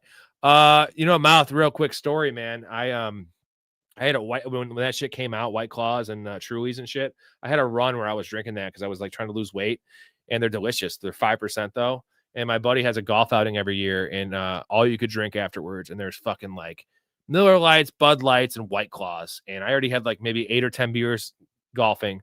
Dude, I had 25 White Claws on top of the 10. It was like a fucking 35 to 38 drink night.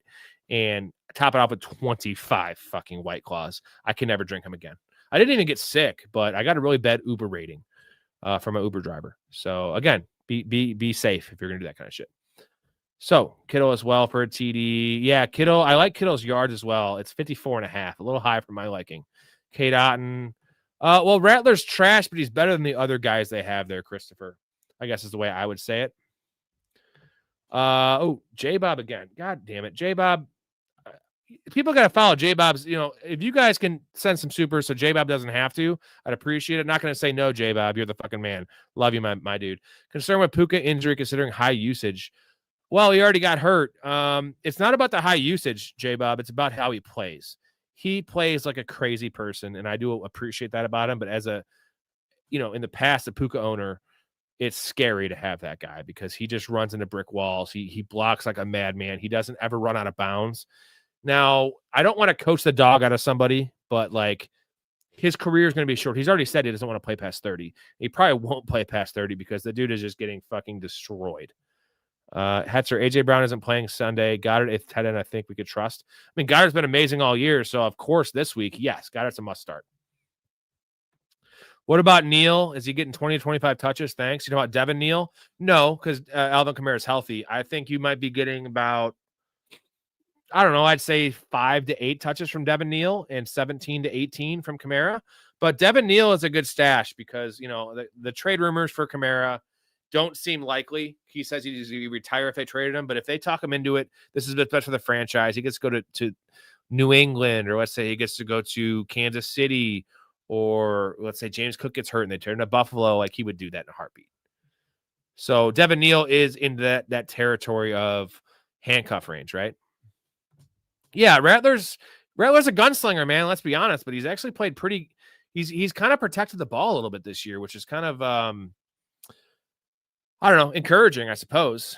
Yeah, very raw talent, but I mean, shit, dude, he's apparently they took Tyler Shuck in the second round as well, and he's an old rookie, so he's doing something right to keep him off the field because they have no hope this year. Let's be honest, they're going for that number 1 overall pick. Yeah, James, I know you meant Devin Neal. Yeah, Saints running back. He's a stash. I would never start him. I liked him out of Kansas though. He ran a 4.6 40 is the problem with Devin Neal. But I feel like he would have been a higher, I think he was a 5th round pick. He would have been like a 3rd round pick if it wasn't for the 40 time. And Bucky Irving also ran a 4.6 40. So you can't just judge it all on the 40. That's the comment right there, Lexi. Thank you. Dude, he's more than sick at golf. Like Steph Curry, I'm telling you, I mean, you got to realize, like, people think Steph Curry is like, he looks small in the NBA court. Steph Curry is legitimately 6'3", which, is very tall for a golfer. Like Bubba Watson's 6'4", and he's considered tall for a golfer. So he smashes the ball. 6'3" human with that athleticism. He's unreal. And his hands. Hey, good night, man. Appreciate you. Just got Bo Nix for Troy Franklin. W in the trade, 100%. If you needed a quarterback, even, here's the thing. The report, Zach, just came out that the number 1 team right now, I know the Giants are looking for a wide receiver and some other teams, Steelers as well, that the Shit. The Broncos are aggressively pursuing a wide receiver. They're in win now mode. Troy Franklin doesn't seem to be that dude. He has some definite hands issues. Marvin Mims, they will never play that dude over like, I don't know, 30 snaps a game. He's never been over 50% snaps. And it appears that Pat Bryant is 1 year away. I loved him out of Illinois. He is 1 year away. And Evan Ingram just hasn't really panned out. So they need a number 2. So whether that's going to be, Jalen Waddle, that could be a good spot for Jalen Waddle. I feel like that could be really good. I think Jacoby Myers could be good there because you have Sutton as an outside receiver, true X receiver. They need a slot. They need a true slot. That's one of those guys. Yeah, dude, he needs to. And the thing is, dude, they're not faking this shit. Like that's not like 3 takes, right? Like some YouTubers on golf do that shit. This is legit. I promise you. There's too many people watching. It would come out that they were faking it. So Steph Curry is the real deal. Yeah, Hatzer, I couldn't agree more, man. It's people get too wrapped up in it. You know what? I think they're dumb for wrapping up into politics. They think I'm dumb for being wrapped up in sports. We can all have our opinions on that. All I know is sports is generally more positive, and the toxic stuff that comes out of politics and what it makes people do and how it like divides families. Like I feel like sports brings families together. And or if you're, if you're an Eagles fan and I'm a Cowboys fan, for instance, it's a friendly rivalry within siblings, uncles, aunts, cousins. Politics drives people apart. That's the problem. That's why I don't like it. And religion can kind of do the same thing. Not as much. It's more uplifting typically. Politics, no, it's never uplifting. And we have Mark, my dude, Mark. Appreciate you, man. Goat channel, get in the Patreon, folks, which gets you in the Discord all day, all night. Fantasy football talk. Best community out there. Rob is amazing at this, what he does. Professional Fanatics. Yo, bro. Thank you, man. The kind words. You guys have all been super fucking nice to me and like supporting me. And even the stretch where super chat wasn't going on, and like I said, it's not like even these making $40 a night is something, right? It keeps me going to like. It's also like, what is it going to be in the future when I start having 100 people in here, 200 people in here, which is the goal.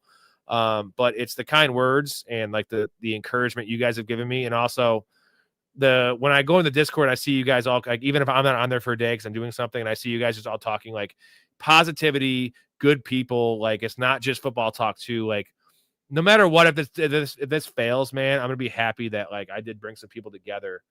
And there's some other channels that have a lot of negativity, and like that's what I hate, the people coming here talking shit. Like a lot of that shit. We don't have a lot of that, definitely not in the Discord. So Mark, appreciate you. Mark has been my number 1 fan. This motherfucker has probably watched, if I could say like 86%, I'm giving you a random number, like 86% of the content I put out, and I'm on here fucking 23 hours a week. So Mark, dude. I always say it. I fucking love you. You got to come on the show again, Mark. I know your job's starting soon. We're gonna get you on the show. You also killed on the show. People loved you, man. You were our vibe's nice because I'm pretty high energy and you're not soft spoken, but you're just even keel. It worked really well. So fucking awesome, man. Thank you.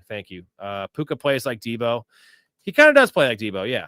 I gotta get back up here to the questions. This might be a 3-hour one, boys. So Mims or Booty? I'm gonna go Mims in this matchup, James. This is a good matchup.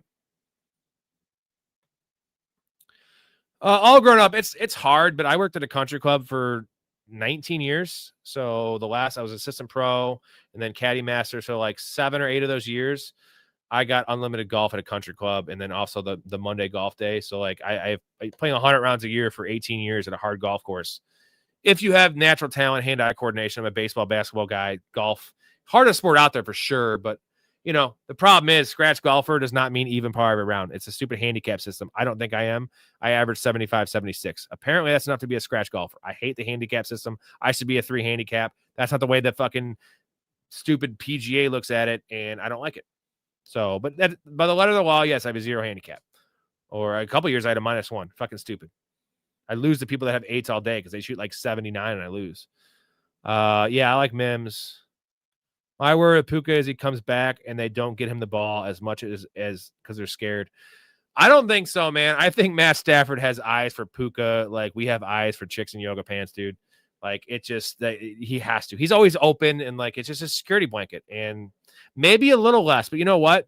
It's one of those things where his numbers are so awesome, J-Bob, and he does it without even scoring touchdowns, that if you take, let's say, 15% of the targets away from Puka and 15% of the production, instead of having 10 catches for $110, he has 8 catches for 95. And the touchdowns will come when they come. Like, he's still going to be a top 2, top 3, option. Neil or Brashard Smith from the Chiefs. This week, I'm going Brashard Smith over Neil, James. Going forward, it's close. I do like the handcuff. Like, Devin Neal could be the starter there. I don't think Brashard Smith would ever be the starter there. Now, he could become a running back 2 weekly if Kareem Hunt stays hurt or his role expands. God, good call all grown up. Kamara as a Chief would be sick. That would be exactly what they need. Think of the pass catching ability that Kamara has, and he can still run between the tackles a little bit. That would be fucking great. You trade Pacheco back to the Saints and like a 4th rounder, maybe even a 3rd rounder for the Chiefs. Who gives a shit? Need a flex, Chuba or Tez Johnson. What's the scoring, Steve? Sorry, I'm 5 minutes behind on these comments. What's the scoring?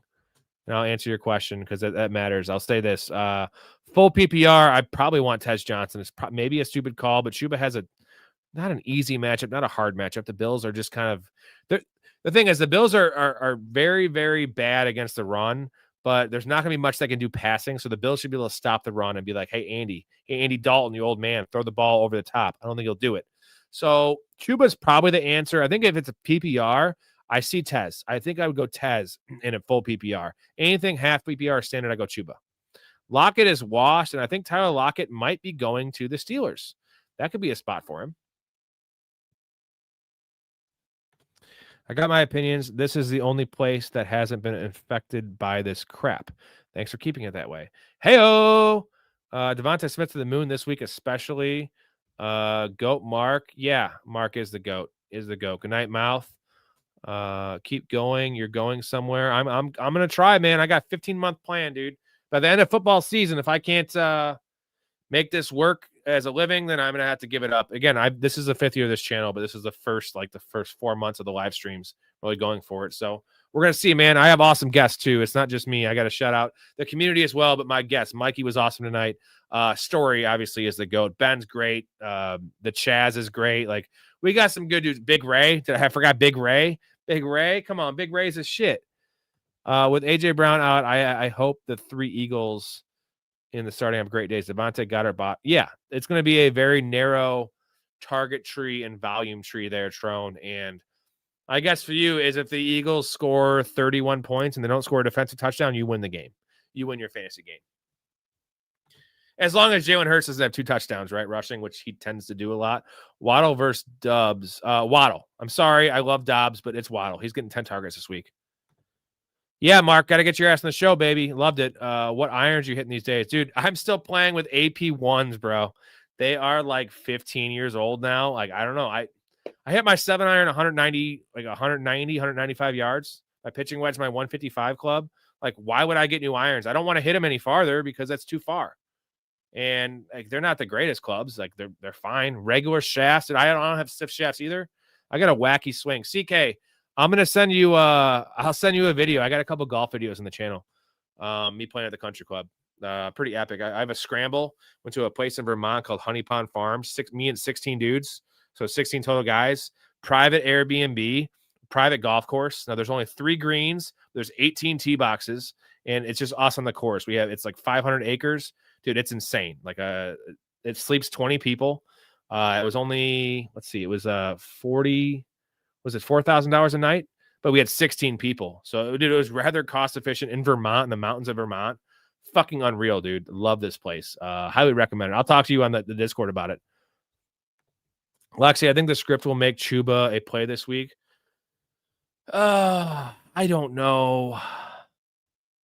Oh, Lexi, you got to turn on the notifications. I need to be better about doing consistent time. So here's what I'll tell you guys that are in here. I think you guys know.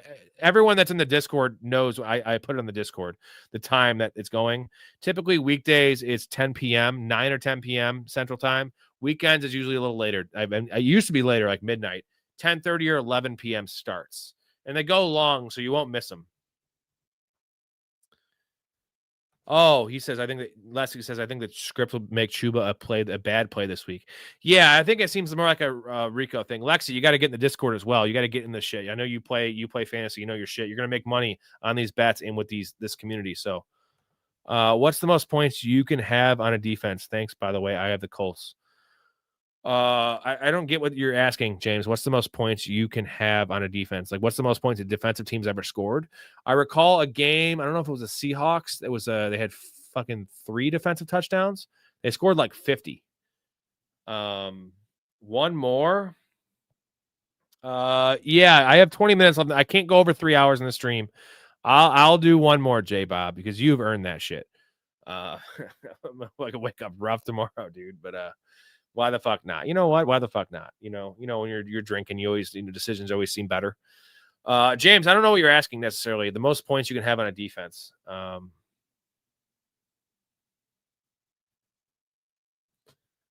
Waddle versus Romeo. I want Waddle, dude. I love Romeo. Romeo is more likely for a touchdown, but Waddle's more likely for PPR points.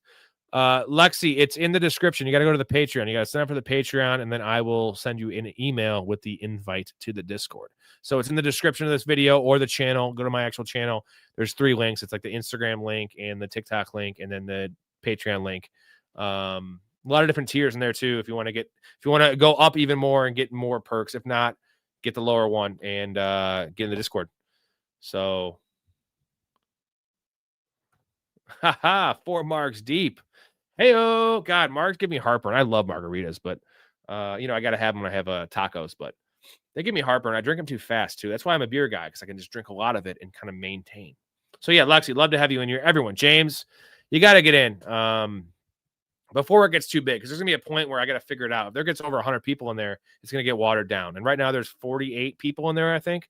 So it's a perfect time to. Oh, Mark is just such a G. I start work Tuesday. We'll be doing all night, so I won't be active in the live stream chats. Maybe the late shows will definitely be active in the Discord, though, for sure. Fuck yeah, Mark. What time? Like, what hours? You're an hour ahead right now, Mark? You're so it's 2:30 there right now, Mark? Is that what you're saying? Yeah, I already know that you're 2:30. You're two. Is it? Or you're behind? What are you?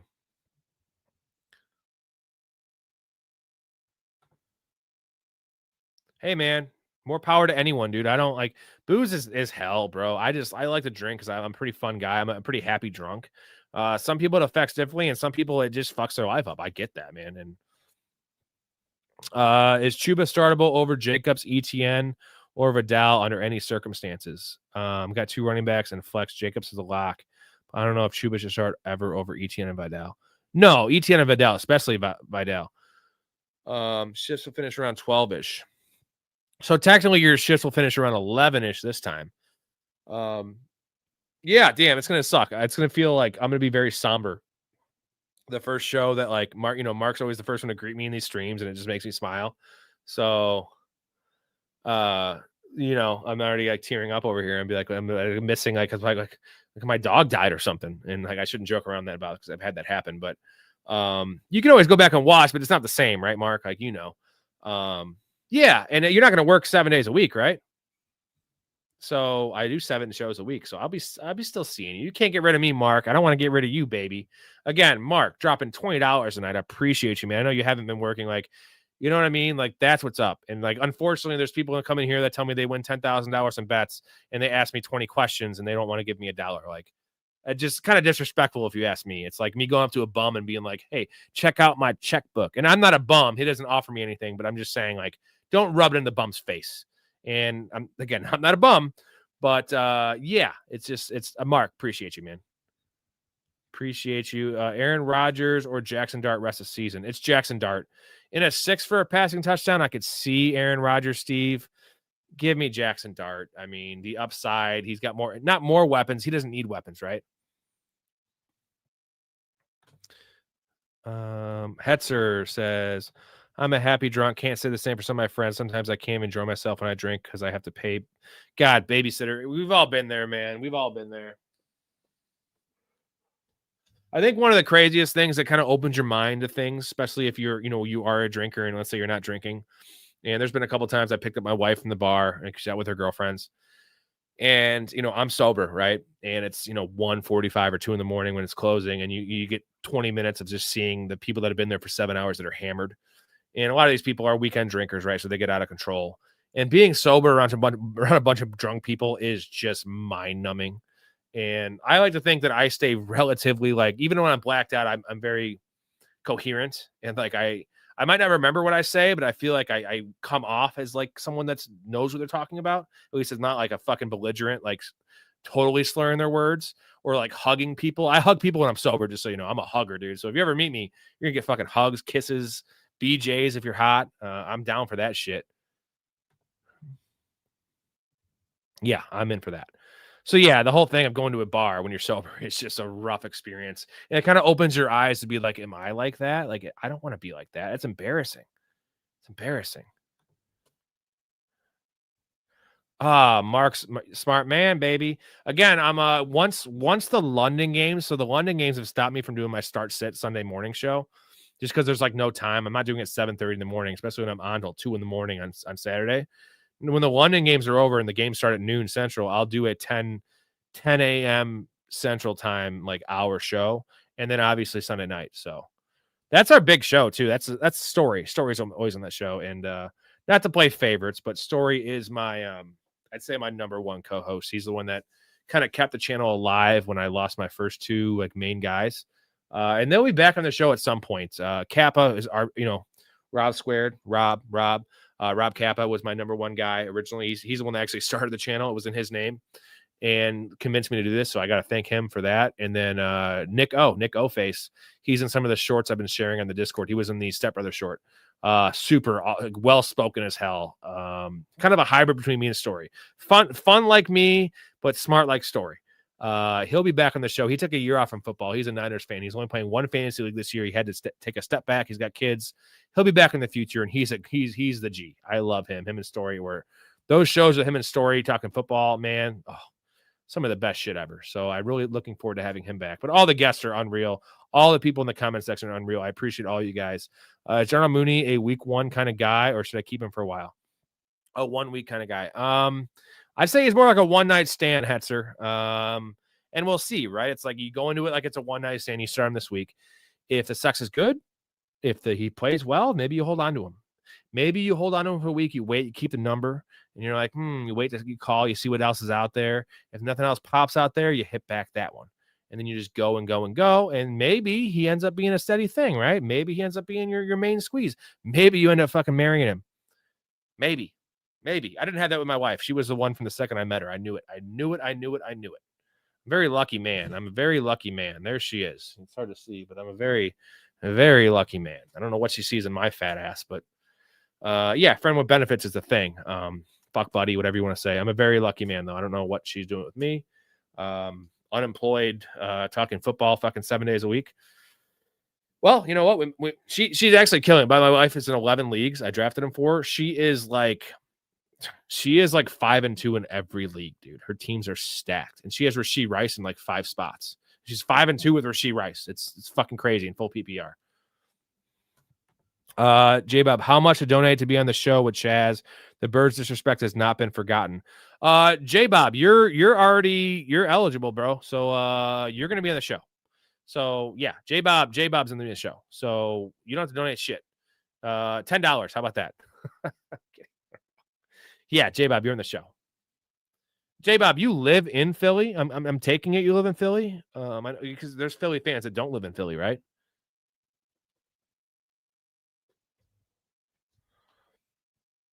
Because yeah, dude, that would be fun. He does. Where do you live, J-Bob? Are you from Philly? Why are you even a Philly fan then? Oh, Louisiana. No shit. Where at in Louisiana? I was in New Orleans in June. Fucking love it, man. First time down there. Favorite city I've ever been to. I've been quite a bit of places. Louisiana. Are you in New Orleans? Or Marcus says, thoughts on the Tiny Dancer backfield committee rest of season. Well, before I get to the thoughts, every time it's mentioned, you know what's coming.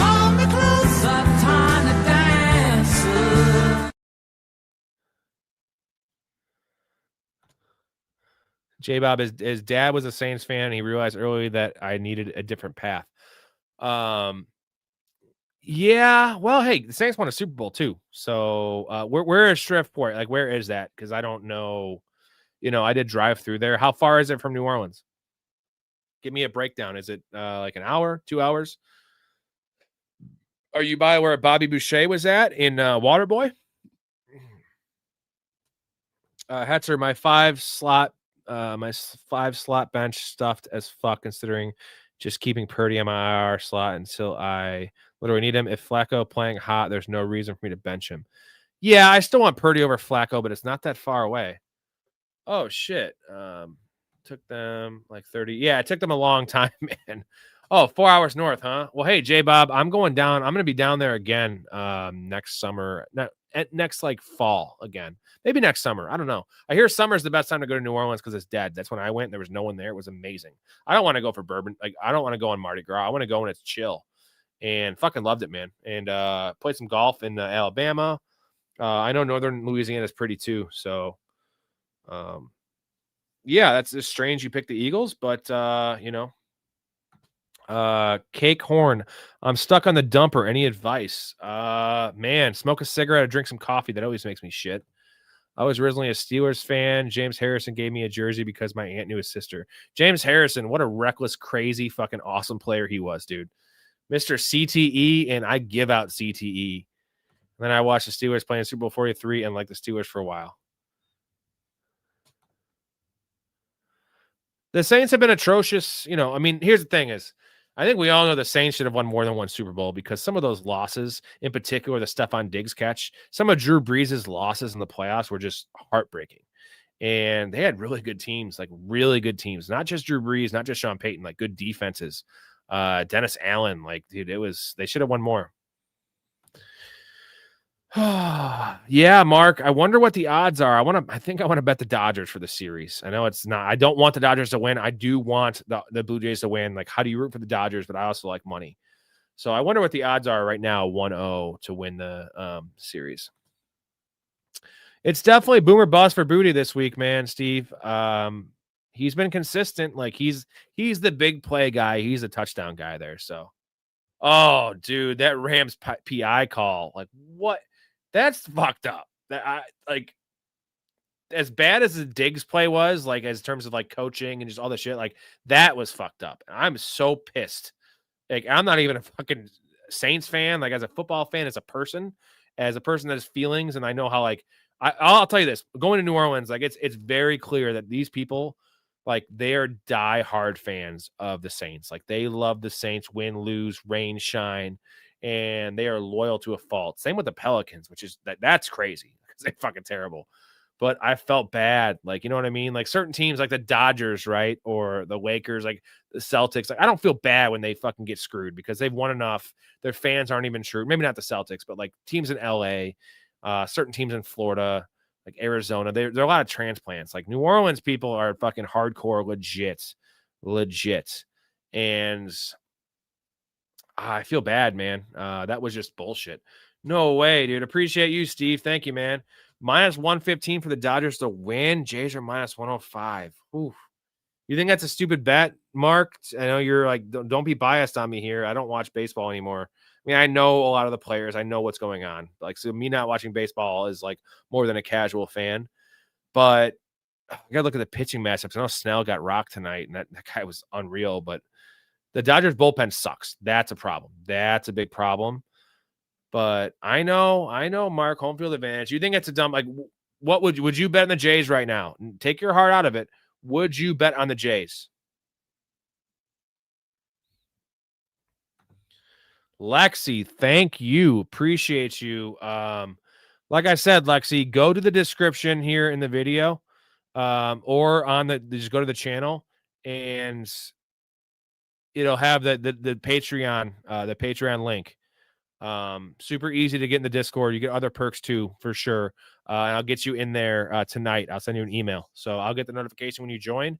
And I'm telling you, you're not going to be disappointed. It's fun. It's awesome, and the people in there are great. It's just to say it's this 24 hours a day essentially is what it is.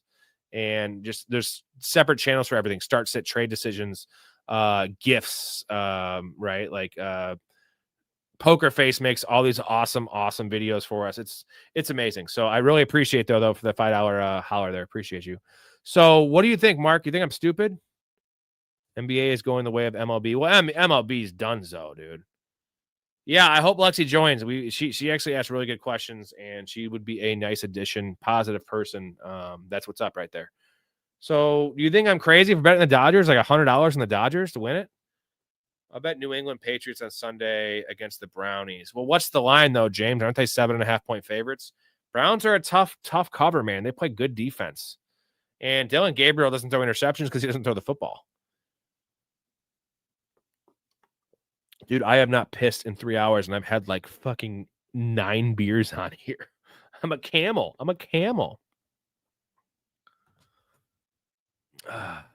Man, I really hope the Dodgers lose, but fuck the Dodgers, but only because my boss is a fan. You know what, Mark? I think the play might be to wait and maybe they lose game 2, and then I can get like plus 190. That's the play, because then I can throw $50 on it and have 2-to-1 odds. I think that's the play. Because I'd like some stake, because trust me, I'm one of the biggest baseball fans ever. I was from 1996 when I was 8 years old till 2020. I used to go to 10, 12 Cubs games a year. I used to watch every game for like a 15-year stretch. I didn't miss a Cubs game.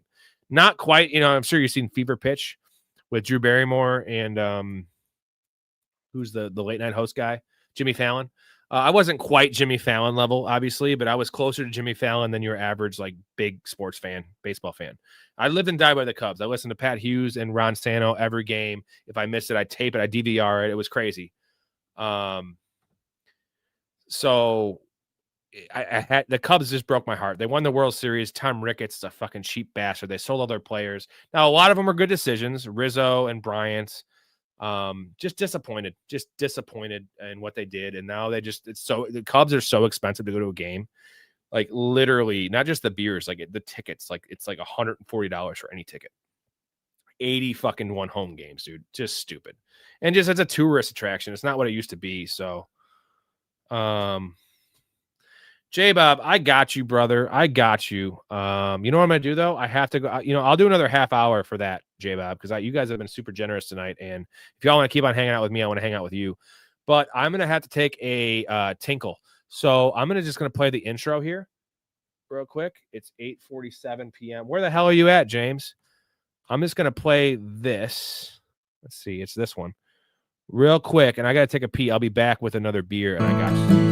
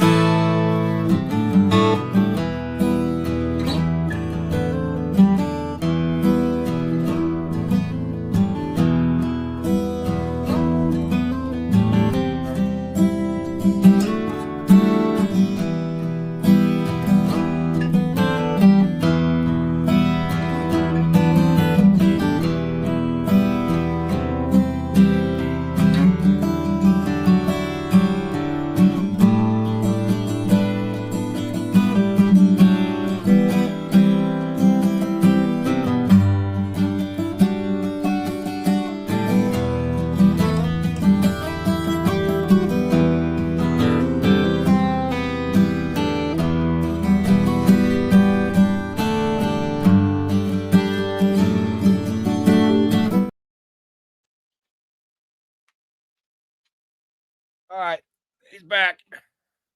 Freshie. A little bit of lime, too. I need to freshen that up a little bit.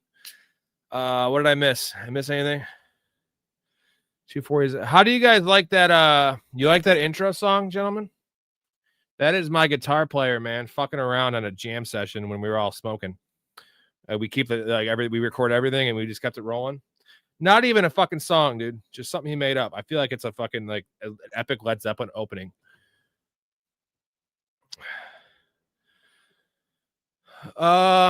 Lexi, did you go to the description link or did you go to the one in the did you go to the one on the YouTube channel? Oh, J Bob, you'll like probably the one we end with. I mean, we play a lot of heavy shit too, bro, but we play a little bit of everything. That's why my dude's a huge Tool fan. So we do a lot of that kind of stuff. Unfortunately, I'm not quite a Danny Carey on the drums. But 247 here. So you're an hour ahead. Yeah, go to the YouTube the actual channel, Lexi, and the link should work for sure. Yeah, it doesn't quite fit the show. I just love that, and I like my buddy won't do anything with it. I'm like, you gotta make that a song. He's like, nah, bro, I'll make something better. So I'm like, I gotta find a way to fucking. I found it. We have fucking 1,000 different like songs and jams we've done, and that's just one that's always hit home for me. Yeah, go to the channel link, Lexi, like my channel. It'll say, Professional Fanatics, and then right there, boom, you'll have the Patreon. I'm pretty sure it's in this as well. Yeah, there's 2 links in here for it. What is it saying?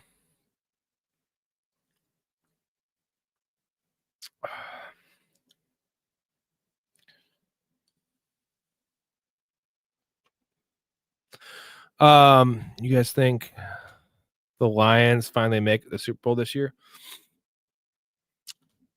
They need to. I mean, they should. Unfortunately, you got J-Bob's Eagles to contend with. You got the Rams to contend with. Man, it should. Yeah, I got you. Give me 1 second, J-Bob. Give me 1 second. I gotta build up to this one. This is a big one here. That piss, by the way, I literally almost shit my pants. Like it felt so good, and like I was just pushing so hard. Good thing I didn't. Lexi, drop your email in here.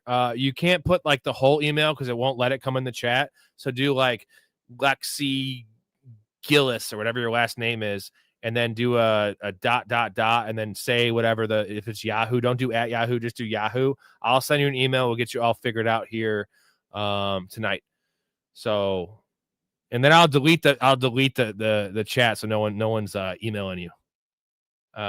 Here you go. I'll do a chat here. Noah, what running back should I trade Juckins for or hold him? I would get Derrick Henry right now, buddy, because that's a pretty even trade. You can get that one done. It's a tough one. I get it. Juckins has been better. Give me King Henry, dude, or Saquon. I think those are the 2 names that you could do from panicked owners. That's what I would do. I'm going to trust in that. Here we go, boys.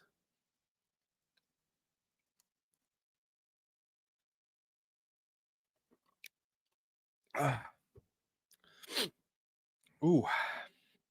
Oh, shit. Ooh. My eyes are getting a little glossy. Dude, I can maintain, though. I can fucking maintain. I don't know. J-Bob, you were in here when, hold on.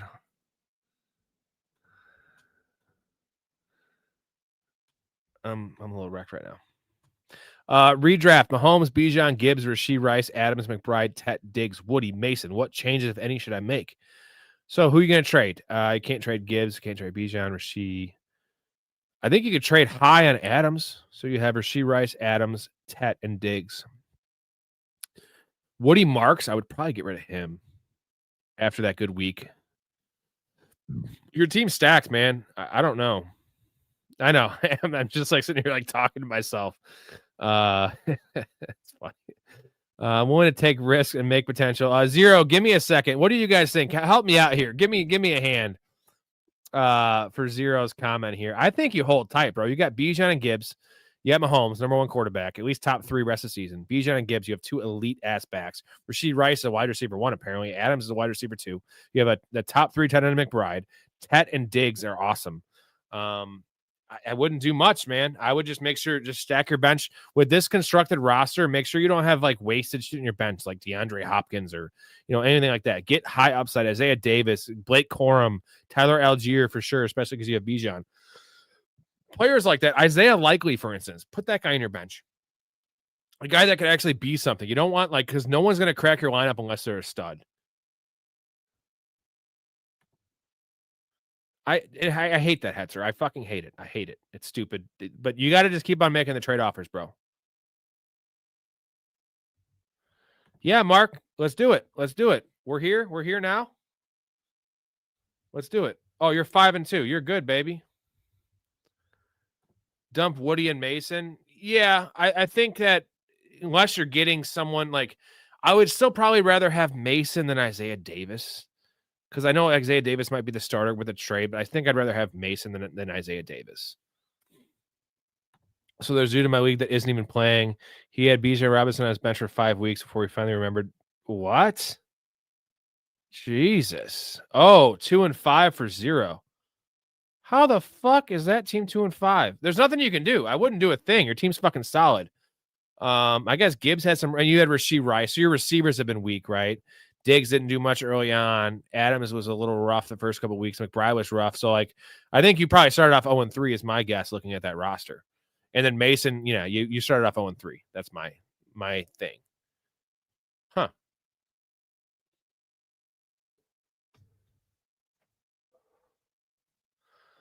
Huh.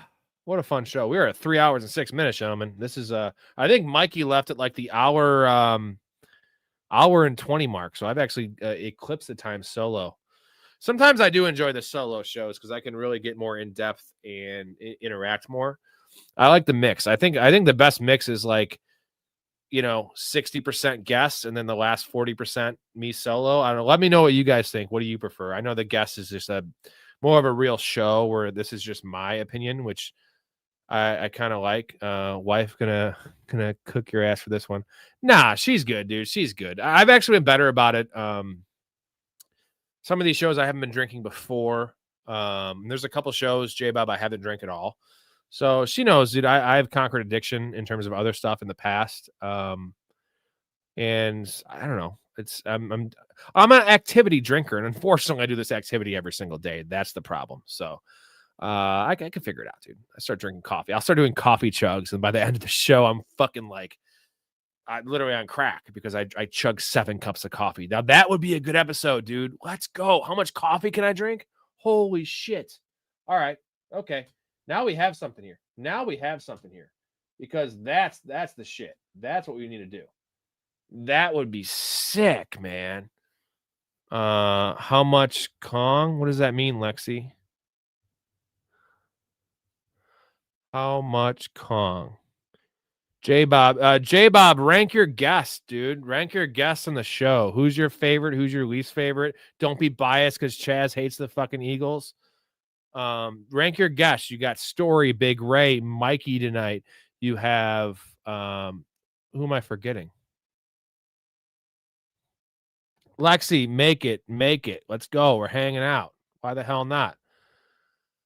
Oh, how much longer? She says. I mean, dude, I've done 3 hours and 36 minutes. I don't know. It's a Friday night. I'm actually pretty happy. I'm getting a dog tomorrow.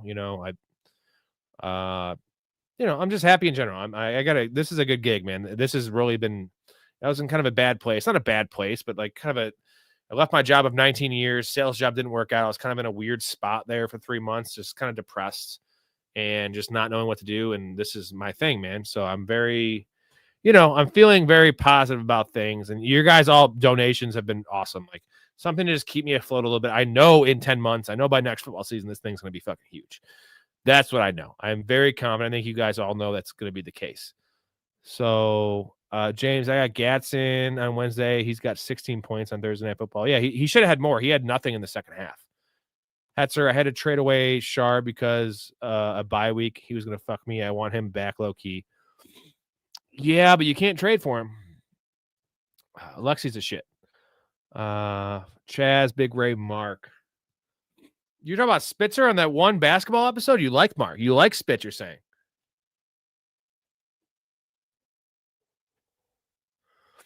You don't mention Story? Story, Chaz. Oh, I forgot Ben. Ben, Big Ray, all fucking dope. I was saying rank them. They're not going to watch this. This is 3 hours and 10 minutes in the stream. I'm not going to out you. Yeah, I'm going to keep staying positive. For me, like me being down is like not like other people being down. I was just not myself. I guess is the way I'd put it. Which, you know how like my wife's the same way. She's always smiling. It's so easy to tell when she's down because like if she's not smiling, people are like, "What's wrong? You're not smiling," which actually is natural, but for her, it's different. So for me, I'm just not quite my energetic, upbeat self because I'm very positive and I like to like uplift people around me. So I feel like for a while I stopped uplifting people around me for a couple months, which is a problem. And I don't want to be that guy, right? I don't want to be that guy. I want to make people's life better, make people smile. I don't want to make people frown. I want to make people laugh. I don't want to make people cry. That kind of shit is what I want to do. That's the goal, right? Yeah, sorry, Mark. It got a little lost in the shuffle. So Goff, Rodgers, quarterback Cook, Judkins, Sharp, Harvey, Robinson Jr., Benson, Pickens, QJ, Coleman, Jamar, Otten, Bowers. Oh, man, you're 5-2, and you're trying to make a move for another running back, or for another bench player. You got to hold on to Benson. He's on your IR. Pickens, QJ. Can't trade QJ now. So your receivers are weak. I think you might want to trade Judkins. You have Cook, Judkins, Sharp. No, you can't do that either. I think you got to roll with it, man. It sucks you're starting QJ. I still like Coleman. QJ's your flex. Otten Bowers. I think you're kind of stuck because you don't have like everything is good, nothing is great. You don't have like one position that's like great and one that's weak. They're all fine. So I think you roll with it as is. And then I think if Judkins keeps on popping off, Mark, I think you trade Judkins and you trade whether it's QJ or Coleman or Otten if he keeps on crushing to a team that needs a tight end. You pair that into an upgrade at wide receiver because you're going to get Benson back and Charbonnet. Like you have options there. Charbonnet, Harvey, B-Rob, Benson. Like of those four guys, like Benson for sure will be a starter. And then you're one injury away from having another RB1. So that's my thing. I think you have to hold tight, man. I think you really, because there's not much you can do. You can't do a 2-for-1 because you really don't have, that's the small benches. I hate that.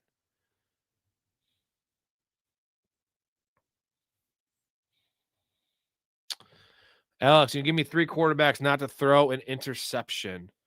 Story got a too serious vibe. Well, J-Bob, that's why it works with me, buddy, because I can, I can make it work with any of the guests, but he's so legitimate that I can be, I could be a goofball. And yeah, I've got that before, J-Bob, and like me personally, Story is like, he's in terms of knowledge, in terms of like dropping info on people and like me getting better and learning things. Like I don't learn a lot of things from a lot of people. I learn a lot from Story. So like, that's why I love him on the show. And I feel like he's a nice mix with me. And he takes a lot of pressure off me because that dude can just go off on any question I ask him. He's going to give you a really detailed, good answer. So that's my thing. And I have heard that before. Don't necessarily agree with it, but I see where people are coming from. I think he's getting 25 points next week at Tennessee. Who is that? So Alex is 3 quarterbacks not to throw an interception, huh? Let's see. If you're in here, you have not subscribed to the channel. I don't know what you're doing, why you haven't, what are you doing, why haven't you? So that's twice. You should do it because 7 nights a week on this shit. We're going live. We are on 3 hours and 13 minutes, folks. We are going in depth on some shit. Quarterbacks not to throw a pick. Give me Michael Penix if he plays. Give me Josh Allen. And give me...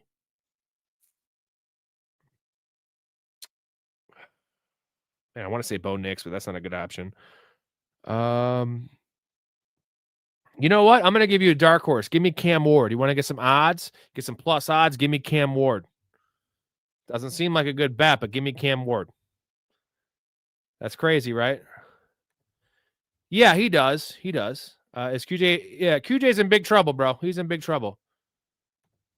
It's QJ, but the problem is it's going to flip again, right? Would it surprise you guys if it flipped again and now we start getting QJ coming back and Gatson falling back to earth? We start getting Keenan Allen having some of those 8-catch games. It's tough. Benson's a must-add, J-Bob, and this is the reason why. Hampton's injury is worse. Hampton might be out for another 4 or 5 weeks. Benson's reports are positive, same type of injury. And we didn't even see the injury on the field. It didn't seem major. So Benson will be back because they have a bye this week. Week 9, he's out. Week 10, he's eligible to come back, dude. I think he's come back week 10. So It's not about Benson, and we love Benson. Florida State second-round pick, looks fine, looked great earlier this year, looked good at the end of last year. But it's about DeMarcado doing that fumble. He's gone, right? Michael Carter losing his job to Bam Knight, an undrafted player. Bam Knight's not great, so no one has stepped up. The problem with Hampton is Vidal has stepped up. That's the difference. So Benson is elite. Grab him fucking right now. You throw him in your IR. I would take QJ. I get rid of Jamison Williams. I would still rather have Jamison Williams, dude. I want the second receiver there. It's weird it hasn't been working out. They run the ball a lot. Jamison Williams, I know, will have big days. Like for like, how likely is another QB? Probably pretty likely, Hetzer, but that's the game you're playing. He's essentially, we just talked about it, in the Jamison Williams territory. Damn straight. This is the real deal right here. This is the late night show here. We're 3 hours and 15 minutes in. Fucking love it, man. I'll be honest. I get only 10 ounces of that one. I left a little bit in there. I'm going to grab one more actually, I think too, because why the hell not? Drake for sure. What was the question here? Sorry, I'm a little rough. I mean, you're 5-2. The nice thing is, you're 5-2. You have the chips, right? You have the leverage. That's why starting off strong is good. It's like if you're in a hold'em tournament, right? Once you have more chips than everyone else, you have the leverage. So you don't have to make a move. They do. So maybe someone offers you a trade. I know in most leagues that's not the case, but you can let it play out. If Judkins keeps on popping off, you can make a trade. And like I think trading Judkins at, let's say someone's valuing him as an RB8. You fucking trade him right then. You got all the value, all the production. You trade him for RB8, you get Derrick Henry, you get Saquon Barkley, shit like that. That's how you win leagues, man. Like, you gotta think of it like this. It doesn't mean Saquon Barkley will finish ahead of Judkins the rest of the season. It means when you make the trade week 11, who's more likely to score more points? Saquon Barkley, who is currently, let's say right now, running back 21, and Judkins is running back 12. Like, Saquon Barkley doesn't have to beat him rest of season for you to win that trade. He has to beat him from the point you trade. That's how you win trades. People don't look at it like that. That's how you make money, baby. Who's first bad game? QJ, no. Well, so he had the hamstring injury week 6, and he missed the game. Week 7, he came back, had one catch on like 2 targets for 6 yards and a touchdown. Now, that's a decent game in the stat line, but unfortunately, you take the touchdown, he had 1 catch for 6 yards. Now he had not just 0 catches. That's what the announcer said, which is stupid. He had 0 targets. If a guy I start has 0 catches, okay. If he has 6 targets, like Calvin Ridley's known to do those things, I'm much more happy about it because at least he had the targets. 0 targets for Quentin Johnson? What are we talking about? He didn't even get his weight. He wasn't even looked at once. That's a problem. That's a problem. It's not the catches, it's the targets. Lexi running Danny Dimes the rest of the year in my 2 money league since my Vikes are shit. I'm riding with the Colts for the season. Well, Danny Dimes is the shit. Love him. We like Benson over ETN or Vidal when healthy. I think over ETN, bro. I mean, I think Benson's a better player. I think they want to see what they have in him. He's a second-year player, former second-round pick. He's a pass catcher. He's a big dude. Give me Benson, dude. Damn straight. Benson got a meniscus cleanup, I believe. Yeah, that was just almost like like I said, cleanup surgery. So, James, I don't think there's a chance in hell. If Lamar's healthy, even 80, 90%, they're not. No. It's Olave, J-Bob. Olave is a stud. Olave is a stud. I think Vidal is going to break out. Unfortunately, here's the thing. So, Vidal is awesome. He's fine. This hurts. I was saying Trey Benson's in a good spot because no one has stepped forward, only taken steps back. But Dallas taking a step forward. So when Hampton comes back, you're looking at a 60-40 split. And that's not ideal because Vidal is playing passing downs. So, and he's a pretty sturdy little dude, man. Like he's running between the tackles.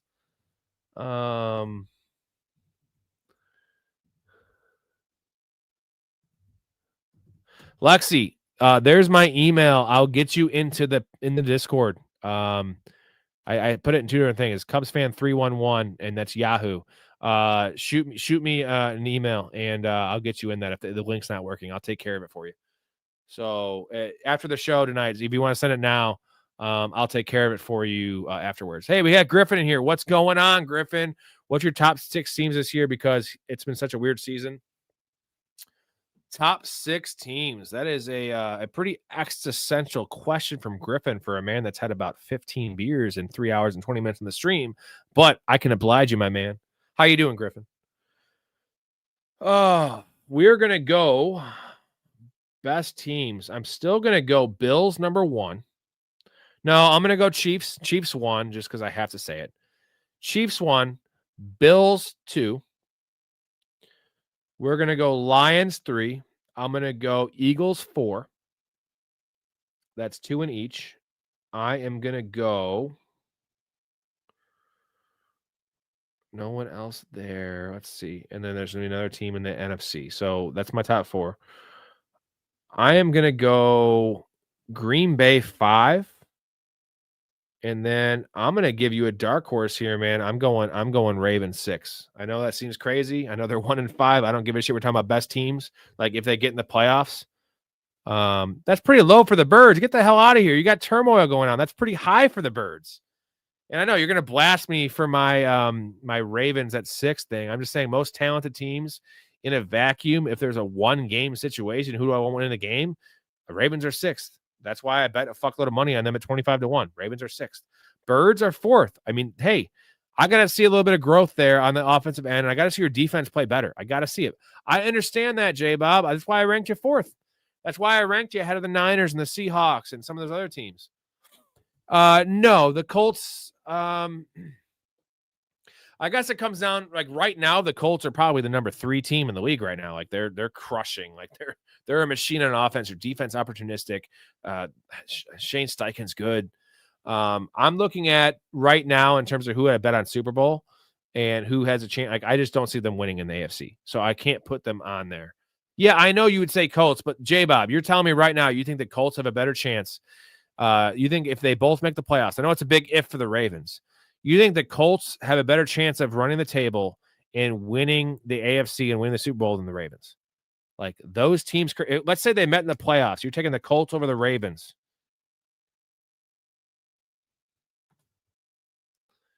I don't know, bro. I can't do that. I won't do that. So can't do it. Won't do it. Oh, this week, J-Bob, because the Colts are coming back from injuries. I'm talking about later in the season, if the when everyone gets healthy, the Ravens get going. Like Lamar Jackson, dude. I'm sorry, Danny Dimes looks good. Lamar Jackson's epic all time. He sucked in the playoffs. He has a lot to prove.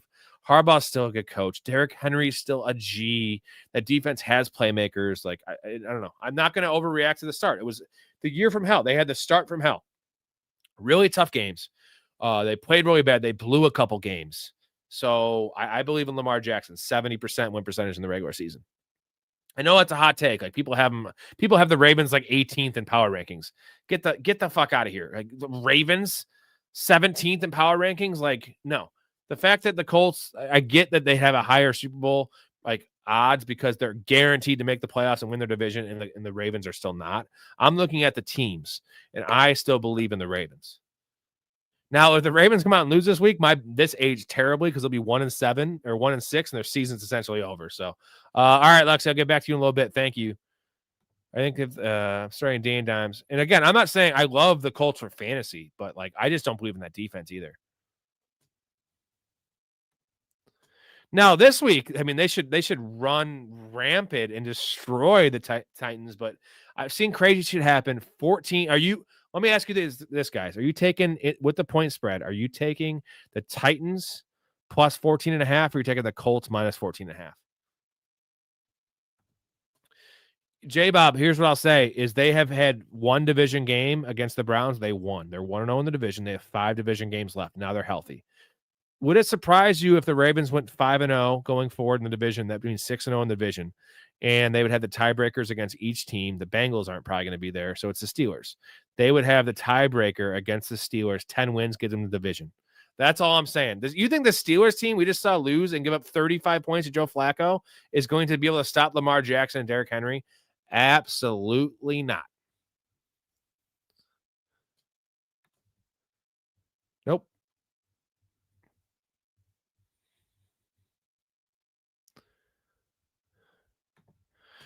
Alex, I don't think they destroy him, man. Cleveland is the brand of football Cleveland's playing right now is it's keeping the games close, right? You got Juckins getting a lot of carries on the ground. You have a decent O-line protecting Gabriel. He's not turning the ball over. They're not throwing the ball down the field. That defense is professional. Myles Garrett's a menace, man. So I can see Myles Garrett making a huge play. Drake May is a fumble merchant. I love Drake May. He's taking a lot of steps. He is still essentially early career Josh Allen, who is turnover prone, and he's been playing really clean ball recently. This could be a sneaky spot for Cleveland. Now, again, I'm not betting it. I'm not choosing it. I'm just saying, like, watch out for Cleveland. I think the Patriots win. Do they destroy them? No. Could be wrong. That was a different Pittsburgh Steelers team, Joe. This defense is horrendous. J-Pop. The real question is, what is the final score if the Dolphins played the Raiders tomorrow? 9-6, maybe. 9-6. I think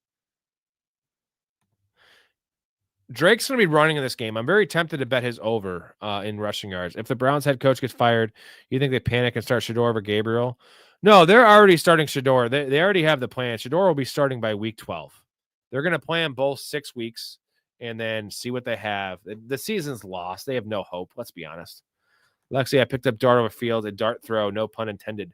That was a really good pivot. That was for Justin Fields teams because obviously you like rushing quarterbacks, and Dart is essentially doing what we thought Fields would do this year. And I whipped on that one. Boys and girls, because I got to start saying that because Lexi's in here. I got to, not discriminate. So Alex, you think I should stay away from the Patriots props? You think? I would say so. I don't have anything in that game. I mean, what kind of props? I think Stephon Diggs could be a sneaky one. And here, I'll say this. I think a good one if you want to deep bet. Stephon Diggs has 0 touchdowns this year, and he's been struggling a little bit. I would say Stephon Diggs, I don't know what his anytime touchdown score is. It's probably plus 250, plus 260, maybe plus 200. I don't know. I would probably hit that, and maybe a sneaky play is first touchdown scorer for Stephon Diggs. Mike Vrabel's a player's coach. I could see him maybe – firing something up for Stephon Diggs. So,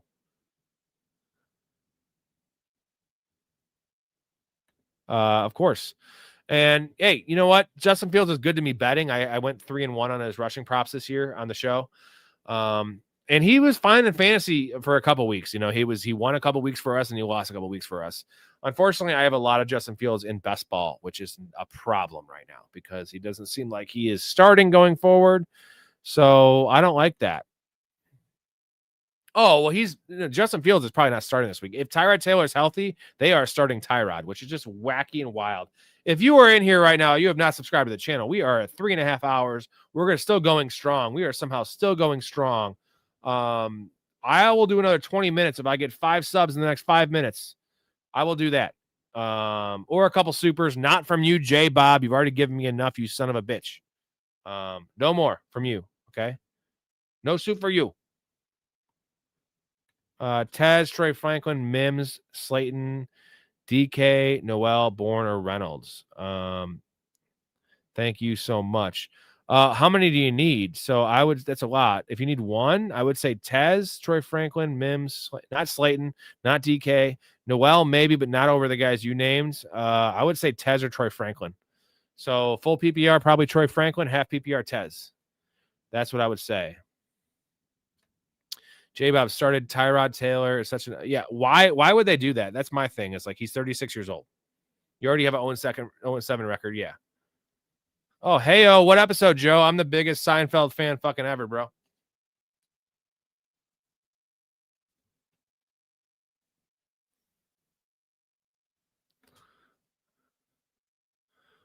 Lexi, you're amazing. Thank you. Thank you, Lexi. Thank you, Lexi.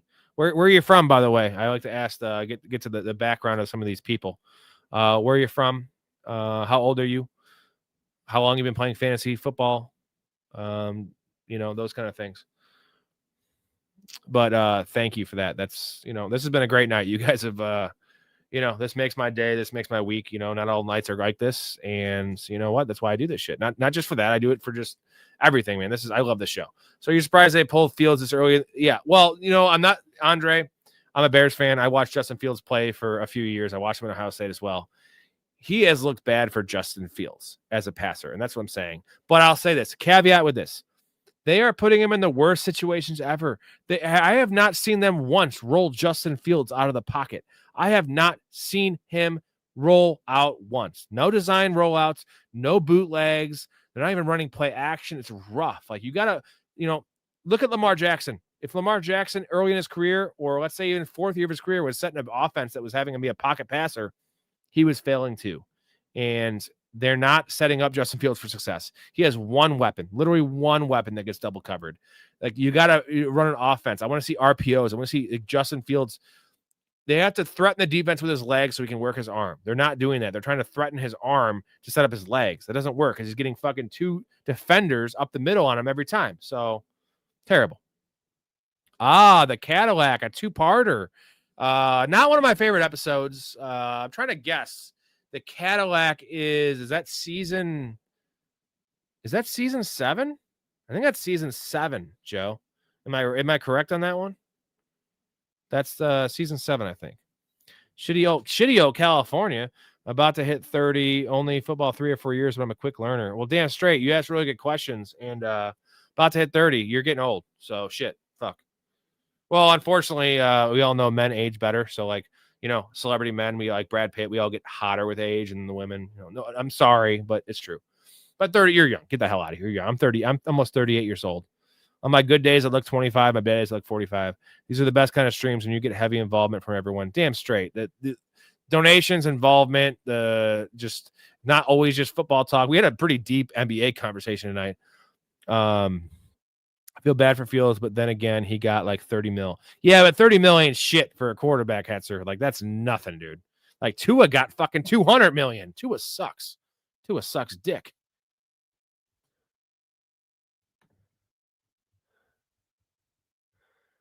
Yeah, it's later on. Yeah, dude, there's no bad Seinfeld episodes. Really, the season 1 is really bad. Season 2 is not great. Season 3 is when it starts. Season 4 through season 9 is the best television. That's a quote story. The best television ever put out there. In terms of comedy, I'm obviously Breaking Bad would be up there. A big fan of Lost, one of my favorite shows. I've watched Lost 3 times all the way through. The Bulls look promising game 1, Rob. Gideon. Yeah, dude, they did look good. I haven't bet on anything. I've only bet on my props. Perfect game last week. I'm still sticking borderline top 5. Is that crazy or no? Borderline top 5, I think. See you later, James. I like him, man. He's young as hell. I like what they're doing there with him for sure. Yeah, Joe, we got a couple deep dives Seinfeld shows in the pod. You can go and look. They're in playlists if you want to go check it out. Me and Story. I had the puffy shirt. I bought a puffy shirt for Halloween, so I wore it on there. Pretty in-depth shit. We're both fucking Seinfeld heads, so. Well, Jay Bob, I know you put him at 1 personally, but I still think that's a little aggressive, brother. I've always liked Billy Donovan, even in his Florida days, Andre. Unfortunately, the Bulls are in like basketball hell to where they, they're not rebuilding and they're not trying to win. Like, they're trying to win, but they don't have the roster to win. So, apparently, I don't know why no free agents ever come to Chicago. It's like the last destination for free agents. So we just win 39 games a year, which is just NBA hell. Look at what the Thunder did. They lost, 60 games a year for 8 years in a row. And now they have this awesome roster and all these draft picks still. And we don't do any of that. We get the 7th pick every year and we fucking waste it on Patrick Williams. And, yeah, it's not great. It's not great. Mattis is good. Yeah. I think Hurts is like top 6 or 7. Vikes defense shit the bed with 3 4th down and gave him to him. The Vikes defense sucks. Krause, yeah, you know what? Jerry Krause. Is Jerry Krause dead, Joe? I think he's dead. Little short, weird guy. He must have had a stroke.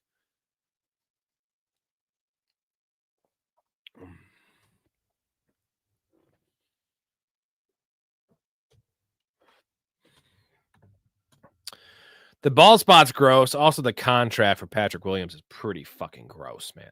I don't know what that is, what that was, why they did that. Disgusting. They gave him an ulcer.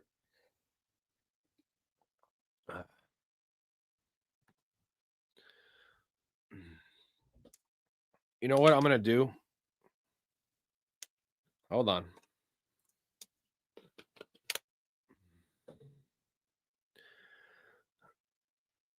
Hometown kid. Where's he from, Andre? J-Bob, I hope you bet this. For all you guys being so generous, I'm doing one more. I got a couple minutes left. This is just Coors Light. So I'll give you a little backstory. That is awesome for me. Is my brother-in-law, so my wife's sister's husband, right? Works for a beer distributor. And he gives me all like the expired beer, like that's out of code, like a day or two, whatever. So every time I hang out with him, he brings me like 6 cases or like 6 or 7 12 packs or whatever. So it's Yingling, it's Coors Light, it's Miller Lite, it's whatever. So I fucking right now. And the funny thing is whenever Jewel has those clip deals, I buy like fucking 530 racks of PBR or whatever. I just drink cheap beer right now, especially with my current circumstances. I love IPAs, but in the summer, especially, I can't drink IPAs. So I already had like 150 beers here that I bought from Jewel. And then he's given me like fucking 16 12 packs in the last, 6 weeks. So I just drink whatever. I don't care. As long as I have a fruit in it, lime or lemon. Anyway, let's see. Lost 200 betting against our Bulls game 1 Pistons. Well, yeah. What? Well, you bet the line? The Bulls won. Yeah, straight up. That was rough, man. I think the Pistons are a fade team this year. They overachieved last year, and why can't I think of his name? The guy that's the gambling thing that's getting suspended. What the fuck is his name? He had the fuck's his name? He played the Bucks. He played. God, the beers are getting to me. 3-point specialist. He was like the 6th man last year. He dominated. Losing him is Malik Beasley. There it is. Big loss. That's the key. And I love Cade Cunningham. Jalen Duren's. I had him in fantasy. I played fantasy forever. Jalen Duren was my dude. But they just don't have enough. They don't have enough. They don't have the shooting, and it's gonna be a rough year for them. Their over under was like 44. Here we go. One more.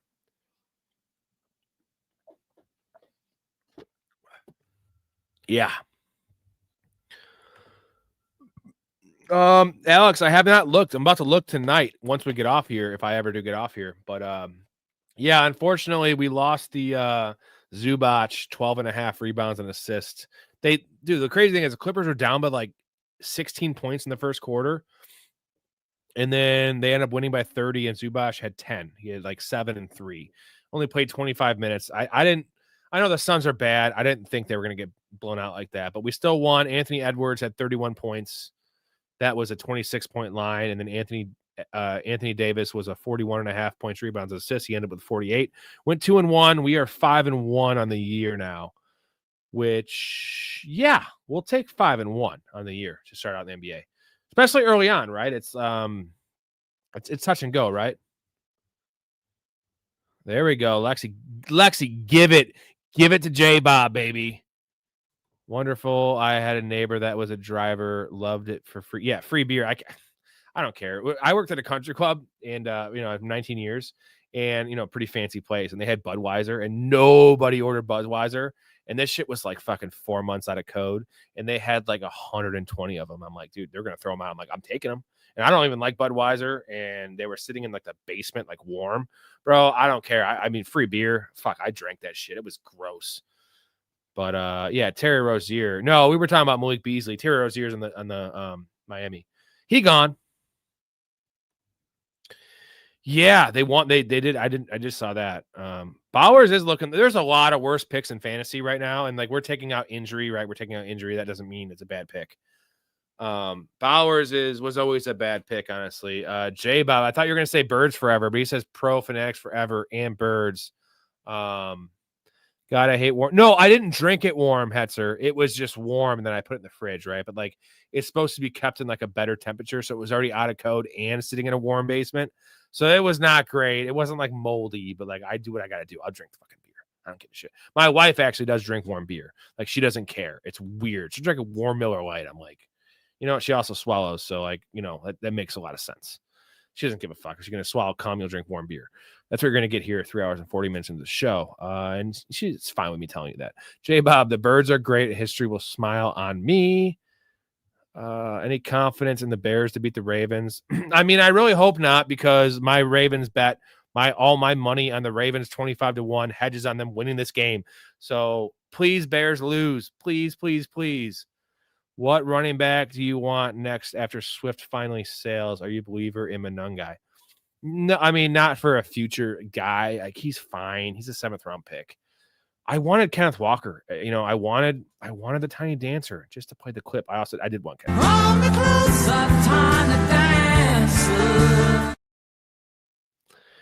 But they're not going to trade him, so we'll see. I think the Bears, 2 teams. That's actually ironically going against the 2 teams I love in the AFC, the Bills and the Ravens. I feel like the Panthers and the Bears are frauds. Now, the Panthers are much more frauds at 4-3 than the Bears are at 4-2, but they're 2 teams, different tier of teams. You're going to see it this week. That's what I'm saying. Good night, Alex. Thank you. Look at that. These guys, you guys are all so great. Just helping rep it, man. Dude, I'm not, first of all, J-Bob, I'm going to say this. I am not a Bears fan like you are an Eagles fan. I'm a money fan. I'm a gambling fan. The Bears have just been so meh. And I have too many fantasy leagues. That takes precedent over the Bears. I do root for the Bears. I know, I can tell you for certainty the Bears are not winning the Super Bowl this year. So I want Caleb to look good. I already believe in Ben Johnson as a head coach. I knew he's a great coordinator. He's a great head coach right now. I want promise from Caleb. I want them to win 9 games, whatever. It doesn't matter. It's not about the record. It's about the process right now for the Bears. And yes, if I could win $3,000 and the Ravens only putting $200 on them, right? $200. It's like, yeah, $5,000, whatever it is for me. If the Ravens win the Super Bowl, this is the first step. So I know the Bears, this is a big game because after this, the Ravens schedule is even easier. So I'll say this, Lexi. It's about who if it's in Detroit, very tough matchup for the Eagles. If it's in Philly, I think Philly would beat I would feel much better about Philly in Philly, right? That's a really tough matchup for Jared Goff. Now, I think the Eagles have a better chance of beating Detroit in Detroit than Detroit does of beating the Eagles in Philly. But you have other teams too. You have the Bucks, you have the Rams, you have the Seahawks. A lot of good. Yeah, Lamar's gonna put the cape on, baby. Well, I know, J-Bob. I'm just, again, why do you think I have this channel? It's not about just like sports fans. Like, again, I'm not saying I'm not a Bears fan. Like, I am loyal to my teams. I'm also loyal to having, I have $8,500 in fantasy this year. I have for the last 10 years, had that much money each year riding on. That's just fantasy. I'm probably betting $15,000 in the NFL each year. Like, you know what I mean? Like, that's, if my team wins, it doesn't matter. Me rooting or me betting against them, betting on them, it doesn't really matter. I'm going to root for them, but like, I want to actually make, you know, I like predicting things, and like, it is what it is. You know, I'd love to see a Super Bowl. I've never seen one. I was not born in 85. I was born in 88. Did not see the 85 Super Bowl. So I've not seen a Super Bowl. I've seen them go to the Super Bowl and return the opening kickoff for a touchdown with Devin Hester, and then get a pick off of Peyton Manning and still lose by 2 touchdowns. I saw that. Gross. Hetzer, if the Lions defense can play as good as it did last time consistently, then yeah, they're going all the way. And Hetzer, they did that with backup defensive backs. Their whole secondary was backups. So, but I don't play for money, so I guess that's why I don't get it. You don't play fantasy for money, J-Bob? Do you like the Jennings matchup this week? I like the matchup. He looks better, but J-Bob, you gotta start playing for money, baby. Yeah, man. 2 years ago, I lost money for the first time since 2010, where I actually went negative. I had 24 leagues. I made the playoffs in 16 leagues, and I won 0. My playoff record was like 20%. It was like Lamar Jackson in the playoffs. No, I didn't have the best teams. I only had a couple buys. But like, that's just madness, dude. Like, so yeah, I've lost money 1 year. I've had a couple years where I tripled up. A couple years I doubled up, and usually I get like 150% of my return. So I put in 7 G's, it's like 10 G's back. because I diversify and I do really well in my home leagues because like the other leagues I do on Fantrax are like high stakes leagues with some pretty savvy players. So and there's no trades in those leagues, so that's kind of a disadvantage. Andre, I wish I drafted more Kraft, man. When I first found your channel in the summer, you kept saying Warren and Kraft are the true value. Well, yeah. So I was a Kraft guy. Story was a Warren guy. So I have 11 shares of Kraft and I have 5 shares of Warren, and then I have 7 shares of the fuck. Yeah, I had a lot of beer. Trey McBride. So that's my tight ends. And I have 2 shares of Dalton Kincaid. So those are all my tight ends. I've all killed. So like my tight ends are great. So those are the 2 guys really to target. So yeah, man. Well, the thing is, I worked in the golf industry forever, Lexi, and so how much fantasy I play, which the first month and a half of my job, it's Illinois, so it's kind of seasonal, was tough because all the drafts, and then the first month of the season I was working. And then I had, after week 4 was no work. So that's how I could do this. 2006 is my graduating class. Yes, if that's what you're asking. I'm only dropping less than 500 in fantasy each year. I mean, again, that's still more than most people. I'm a degenerate. Like this is why I have this channel. This is why I don't have any show notes in front of me. That's why Story doesn't have show notes. We just can roll with this because I live it. Like I'm a big football fan. I put the claim in for Caleb and dropping Rodgers. I'll find out in like an hour. Damn straight. That's late for waivers, bro. What do you mean? What do you mean? The Legion of whom is the greatest defense has ever seen? No, 85 Bears is he's not Legion of Boom. 85 Bears is the best. I can't play fantasy unless it's for money.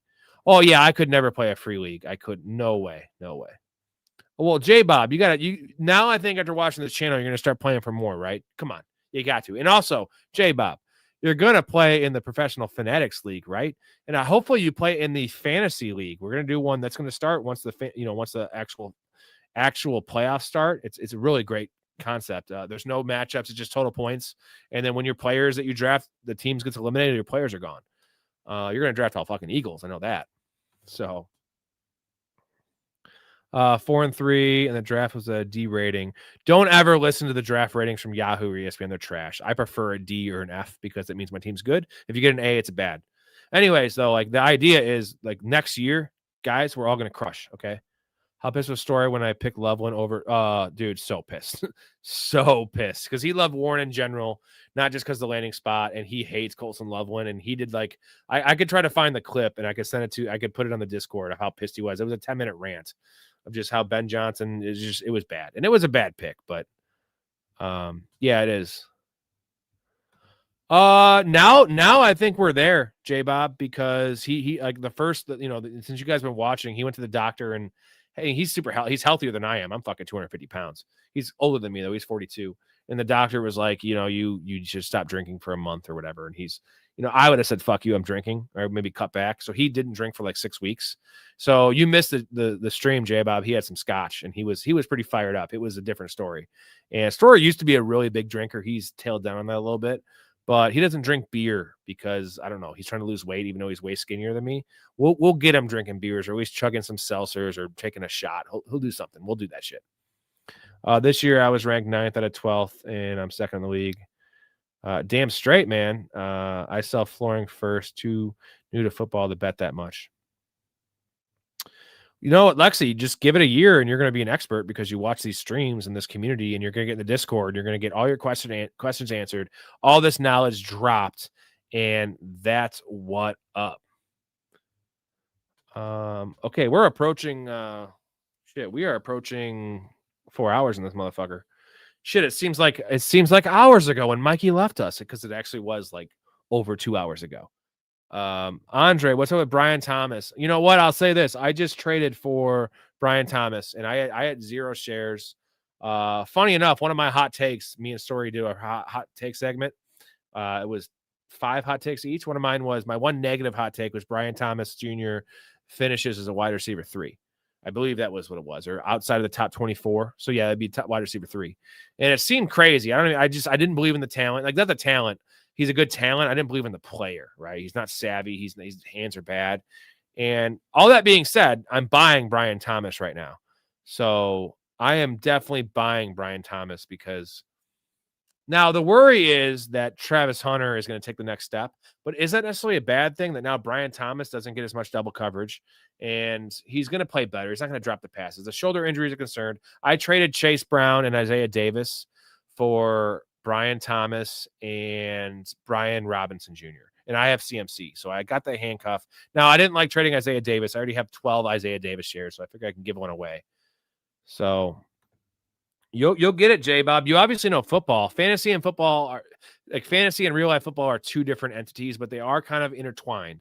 So you got to find the way to make your knowledge for one work for the other and vice versa. And that's the key. Oh, yeah, T. Higgins. You know what? Don't feel so bad, Lexi. Brian Thomas was a first-round pick in some of the leagues I did in 12-team full PPR Fantrax leagues. I saw him go as high as 9th overall, which had a Puka, had a St. Brown. Like, so don't feel as bad you got him in the second round. But I saw the appeal. It was the targets. The difference is we didn't see it with Trevor Lawrence last year. We saw it with Mac Jones. And now it's looking like it makes sense because Mac Jones looks like he's better than Trevor Lawrence. Do a stream in a Hurts jersey? I don't have a Hurts jersey, but I could do a Hurts shirt. That's right. I'm learning new things every week. Shit is fun. Not really about the money or winning aspect for me, but managing and building a team just makes my autistic brain go burr. Yeah, I go back to the Step Brothers, right? Where it's like, I manage a baseball team, and she's like, "Oh, little league? No, fantasy." That's how I feel. Like I tell people about this shit. They're like, "Oh, you're managing a team?" I don't know about shares on players. What league? 6 out of 12 overall pick. I fucking hate my pick. 6 was not great. I drafted Harvey in the 4th round thinking that he was going to be the dude. I mean, hey, you know what, Mark? I have 1 RJ Harvey share, maybe 0. But all the experts, how many, Mark, how many of these fucking analysts were talking up Harvey and Henderson? Like, you didn't hear that in our show because I was like, no. I talked up Javonte Williams is who I talked up. And Cam Scatterbo, which were like not as starters. I drafted like Javonte Williams as my starter in 2 leagues because I went wide receiver and quarterback heavy. So, no, J.K. Dobbins, though, is a pro, and he's a good pass blocker, and he's trusted. That's the difference. All right, if you have not subscribed to the channel, we have got 10 subs in this video, a lot of donations. I got to shout out Lexi, J-Bob, Mark in particular. You guys, dude. Thank you guys, man. What a great night. Almost 4 hours in this shit. I chugged, I don't know. What did I chug? 6? Is it 6 beers? You guys know? Who counted? 6 beers, 7 beers? What was it? It was a lot. 39 likes in the video, too. That's pretty solid. How many was it? Do we know? J-Bob, do you have a count? I'm sure I can go back and watch. I think it was 6.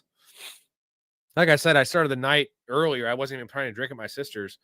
And it was 3 Bourbon County Stouts, which is fucking strong shit. And I was empty stomach too. So we got Go Birds. You know what, J-Bob, for how awesome you've been, you know what, I might actually start being an Eagles fan because even though a lot of the Eagles fans I know aren't the best people, no offense to you, I'm not saying it's you, and it's mostly people from Philly, even though I love Philly. I don't mind the Eagles. So I have a Laporta and Gatton.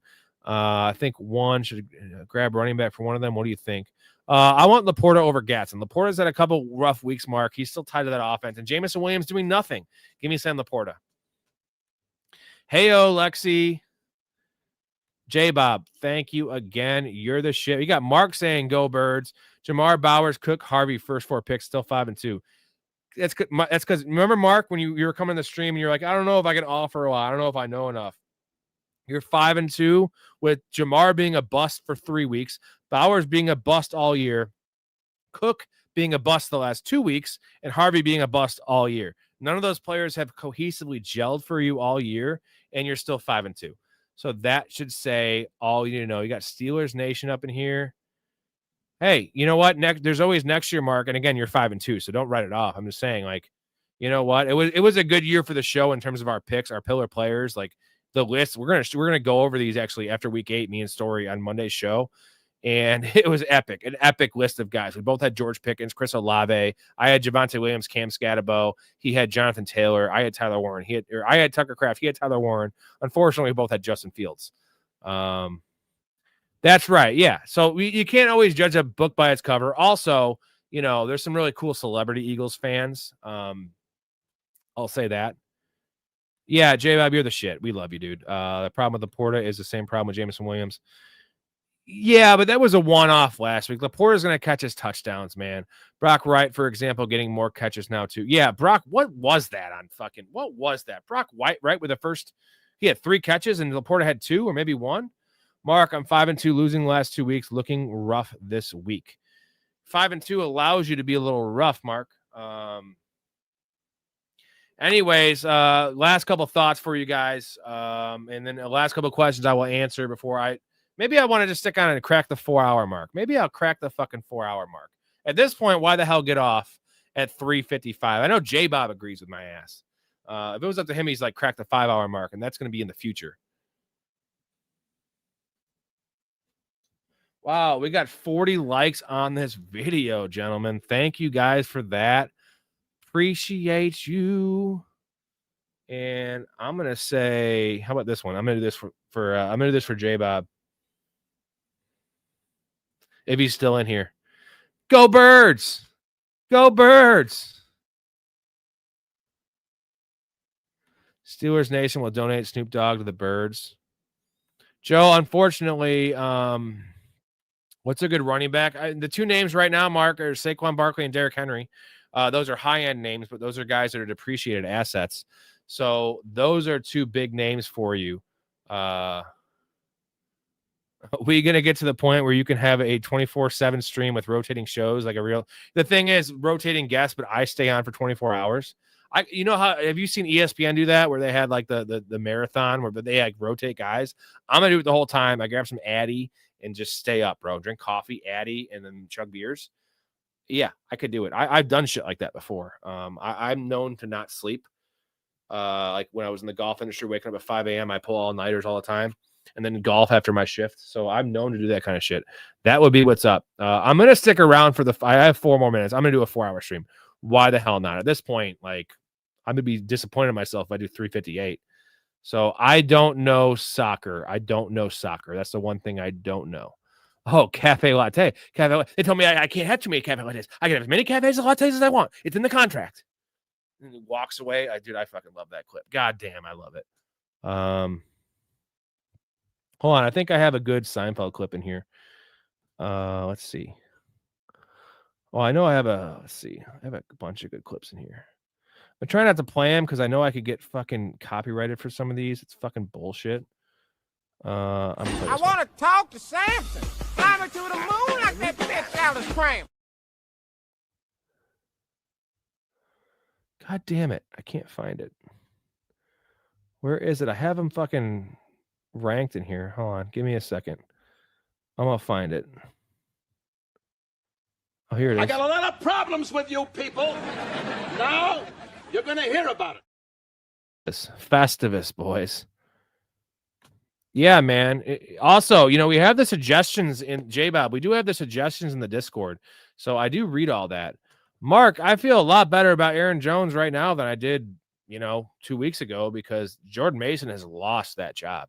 So no. I think Jordan Mason's more dead weight than Aaron Jones. And PPR, give me Aaron Jones all day. I think we saw that the Jordan Mason experience, and he did not pass block particularly well. He did not look explosive. He can't catch the ball. So I was wrong. I really do like Jordan Mason. I did like Jordan Mason, but I'm wrong there. It's Aaron Jones season. I'd be buying Aaron Jones. No, J-Bob, I don't really know UFC, but I will say tomorrow I'm getting a new dog, so I'm going to be doing the gambling show. I'm going to do the gambling show at like 11:30 p.m. Central. I'll post in the Discord. I don't know the guest yet. It'll be somebody fun. Guaranteed you that. Story is the college football guy. He really is the college football guy. I know enough. I only get into college football once college football is over or when the playoffs start. And then I start for the next 2 months, I start scouting players, right, for the NFL. I can't commit an entire Saturday and an entire Sunday to football. I just can't. And like my wife, she watches football all day with me. Mark, dude, you are the fucking man, dude. Thank you guys. This was a fucking hell of this is a 4-hour fucking stream. Might be one of my favorite ones I've ever done, all things considered, because as much as I drink, I feel like I maintain pretty fucking well. So yeah, dude, it was great. Yeah, sell Mason, Lexi, good call. Sell Mason right now. The thing is, you're not going to get shit for him. He's a handcuff at this point. It sucks. I'm sure Story hates LSU. He will do that. Matthew, last couple questions here. Purdy out. Who should I put in off the waiver wire? Mariota, Rattler, Ward, or Dalton? Let's assume it's 4 for a passing touchdown. Oh, it's tough, man. I'm actually, don't quote me on this one. I'm pretty high on Cam Ward this week. I think that you saw what Justin Herbert did last week. I know it's Justin Herbert, 420 yards passing. The Colts are going to score. Cam Ward, I know he's missing. I'm going to tell you Cam Ward. I think Rattler is a safe play. Mariota is also a safe play. I don't want anything to do with Andy Dalton against the Bills. So Andy Dalton's out of there for me. I think Mariota's out of there for me against the Chiefs. So it's Rattler or Ward. Give me Cam Ward for the upside, man. He's going to bust out. Give me that. One more. I could do one more. I could do one more. Oh, you guys are gonna kill me. You're not gonna see a stream tomorrow. I'm gonna be fucking dead. I got you. I'm gonna do it. You guys earned that shit. If Brees isn't traded, I might have to drop him after the deadline. No, he's fine. He's fine there because the thing is, Braylon Allen's out for the year. So, yeah. All right.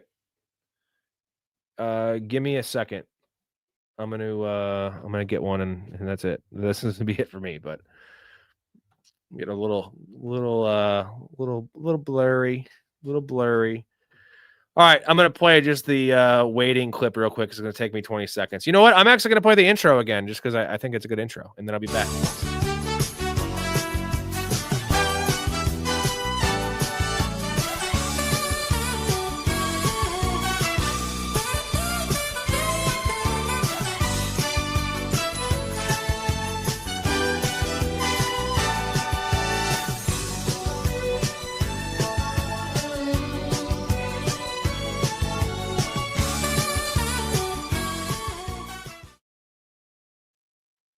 All right. Incoming elevator music. Wilson, now that Tyrod is in. Well, Wilson's out, though. Here we go. Last one, and then like 4 more minutes. We'll do 4 hours and 5 minutes. Take the hat off, show my thinning hair, and then...